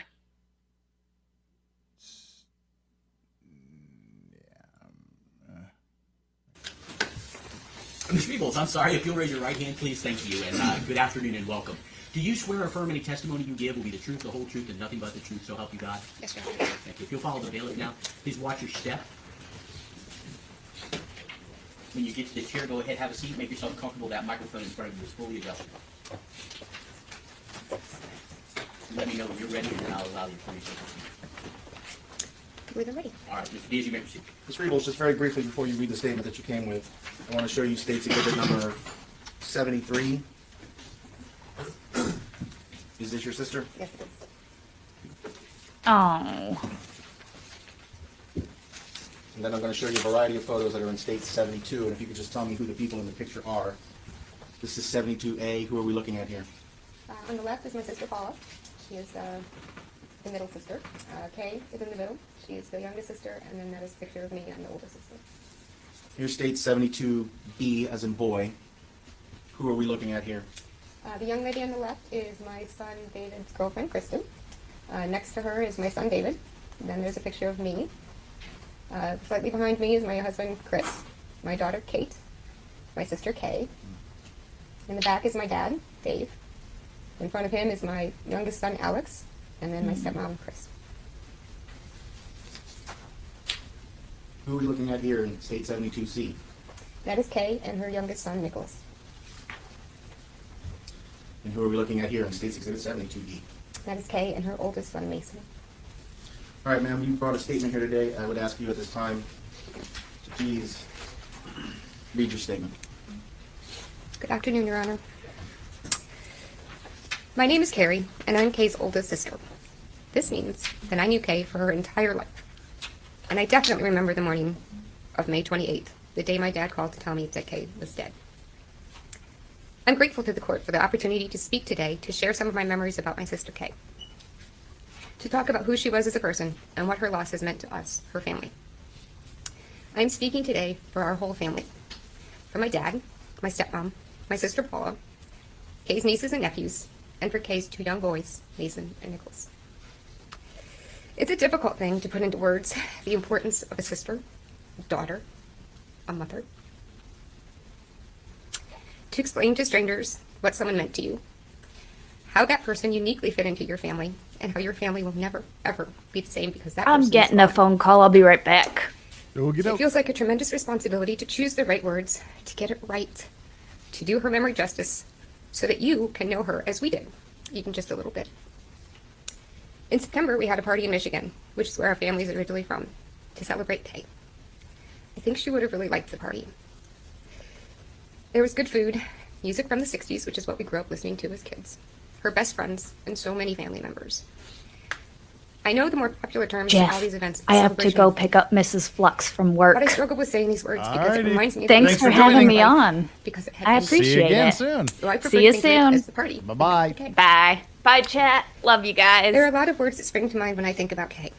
Vibrant, lively, warm, funny, feisty, genuine, strong, stubborn. My sister was all of these things. If I had to pick out just one memorable thing about Kay, it would be the energy she brought into the room with her. It is an intangible, impossible thing to describe, but real nonetheless. It was her gift. She drew people to her. She always had a smile and was quick to point out the humor in everyday life. She had a way of making everything more fun. She was a marvelous instigator of silliness with her friends and family. I will definitely miss this part of her. It seemed completely reasonable to climb into the giant swing at the park, to squeeze ourselves into giant tortoiseshells to see how heavy they were, to take silly pictures of ourselves peeking up from behind trees and plants. Sometimes during her visits, at around the time everyone would be thinking about going to bed, she would get what she called her second wind. We would all roll our eyes in fear and prepare to stay up just a little longer and to have just a little more laughter. The world is certainly a little less sparkly without Kay, and the world misses her laughter, I am sure. Ma'am, if you would, could you pull the microphone just a little bit closer to you? Here. Oh, sorry. Okay. Kay was loyal to the people she loved. She always made time for her friends and family. Not always an easy thing to do, as much of our family and many of her friends were long distance. I think her favorite thing to do was to just get together and spend time with friends and family. This could be at a restaurant with friends, on a deck overlooking the lake at my dad's cabin in Canada, or just around a kitchen table. Yes, this is playing As at long high as she was speed. surrounded by friends and family, she was happy. Our family usually gets together the week after Christmas with Kay and her boys. There will be an emptiness this holiday season that will be hard to bear. Kay was a strong, independent person. She wasn't afraid to make tough decisions, and she wasn't afraid to change direction and pick a new path in her life in order to make something better. I always admired her for this. When she graduated from high school, she decided not to go to college because it wasn't the right thing for her to do at the time. A few years later, when it was the right time, she made it happen and graduated with the highest honors. She wasn't afraid to move to Florida 15 years ago to start a new job when she didn't know anyone. She built an amazing life here. She made wonderful, loyal friends by being a wonderful, loyal friend herself. When their marriage didn't work out as she had hoped, she picked a new path that involved becoming friends with Kevin, her ex-husband, and learning how to be half of a really effective, good co-parenting team. I admire her strength to turn something as difficult and painful as divorce into something positive for herself and her boys. Kay always loved babies and children. She made friends with neighboring families and acted as a mother's helper. The kids loved her. She loved the kids. In high school, she earned money babysitting, but it was far more than a job for her. She was really close with the kids and stayed in touch with them, long after she stopped babysitting for them. Her first job after high school was working in daycare. If it paid more, she may never have left that field. When she decided to go back to school, she studied elementary school education and has been a third grade teacher at Cypress Creek Elementary School ever since. She loved being a teacher. She enjoyed watching the kids grow and learn and was proud of the kids when they did well. She was an amazing aunt and spoiled each of my 3 children shamelessly. But it was having her own kids, Mason and Nicholas, that made her the happiest. I don't really have the words to articulate how much she loved being a mom, how proud she was of her kids, how she had hopes and dreams for her boys, as we all do for our own children. How can you possibly describe the love a mother has for her sons? I think there just aren't big enough words to describe it. Being a mom was the most important thing in Kay's life. The loss of Kay to our family is profound. My dad has lost his youngest child, and my stepmom has lost a daughter she helped raise. Parents are not supposed to outlive their children. For my parents, there is no escaping the pain. They must bear it because there is no choice. My sister Paul and I have lost a sister. There are no words to describe the void that her absence brings. Today, I stand by my sister. I miss my sister. My sister has 2 young boys. Mason is 9, and Nicholas is 6. My sister Kay is irreplaceable. To me, to my parents, to my sister, to her friends, and to her sons. She is loved more than she will ever know. She will not be forgotten. Thank you, man. Pass the wooden straw. Thank you, ma'am. You may step down. May she be released by the state? Yes, sir. And released by the defense? Ma'am, you may be released as a witness. Wow. All right. I do have an instruction, ladies and gentlemen. You have heard evidence about the impact of this murder on the family and friends of K.E. Baker. This evidence was presented to show the victim's uniqueness as an individual and the resultant loss by Kay Baker's death. However, you may not consider this evidence as an aggravating factor. We'll now turn to the defense, and I'll ask if they're ready to proceed with the defense case. Yeah, I just have 1 second. Certainly. Step out. Witness room real quick. So that's it for the defense. I mean, for the prosecution, the defense will have their rebuttal case starting now. How are we doing on time here? I think we'll cut it. This is a good place to end. We'll pick up with the defense, quite possibly tomorrow. I have an office dinner tomorrow. I'm not sure what time that's going to end, but probably start around 9 p.m. Eastern U.S. time, which would be 2 p.m. London time, so we can figure it out from there. But yeah, that's what we're looking at. Okay, this guy's expression's creeping me out here. Go away. All right.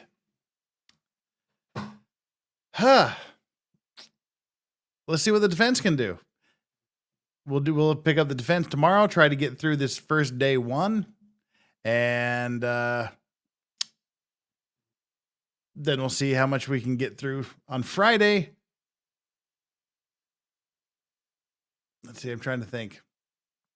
The thing is, my problem is I want to stream all the time. I want to hang out with you guys all the damn time. As you've seen, I do my deal, and then I do something else. I go on Nick's all night. I want to like do everything. I'm trying to figure out what's rationally and reasonably possible for me to do.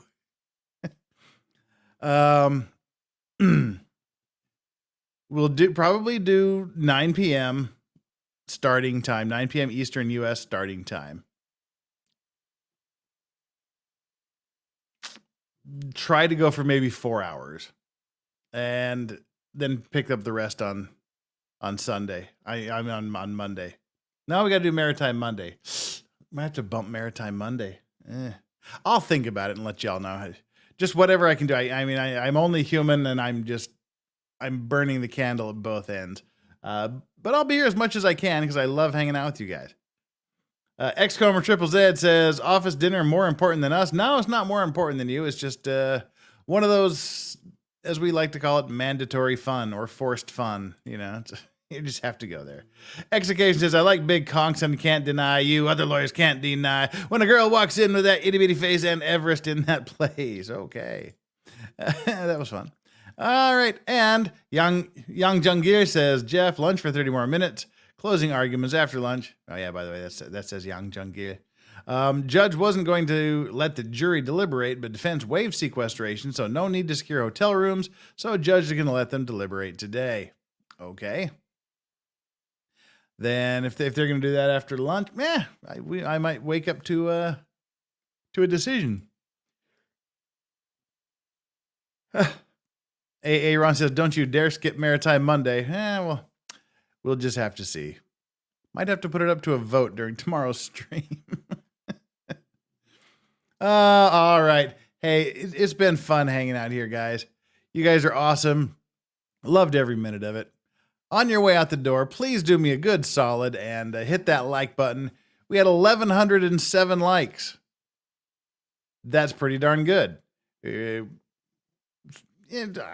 I'm happy, but still, the more the merrier. So please, if you haven't hit that like button, please hit that like. If you haven't subscribed, I would be just gratefully indebted to you for the rest of my life if you would do me the favor of subscribing to the channel. Chat, as always, you are the most awesome people ever. I have the best chat on the internet. Don't care what anybody says. And mods, you were extra fantastic, as always. Couldn't do it without you guys. And coming up in December, I'm thinking of putting together a very moddy Christmas. Just heads up to you mods, where just have an evening with the mods. Bring them on the channel, those that want to come on the channel, and to introduce themselves so you can see who the mods are. That's something we talked about a while ago. Oh, and we're going to wrap up the day, it looks like, with a new member. Antoinette Kilpatrick, welcome to the clean and sober level. Anyway, thank you all for being here. We'll see you tomorrow at some point. Like I said, probably 9 p.m. Eastern US. I'll set up the pre-stream stuff, and if I have to change it, I'll change it on the fly. So in the meantime, you guys have a great time. I'm going to go get, looks like about 5.5 hours sleep. That's an eternity to me. So you guys take care. Catch y'all tomorrow. Love y'all, guys. Legal Vices out, reminding you, enjoy those legal vices. Good night.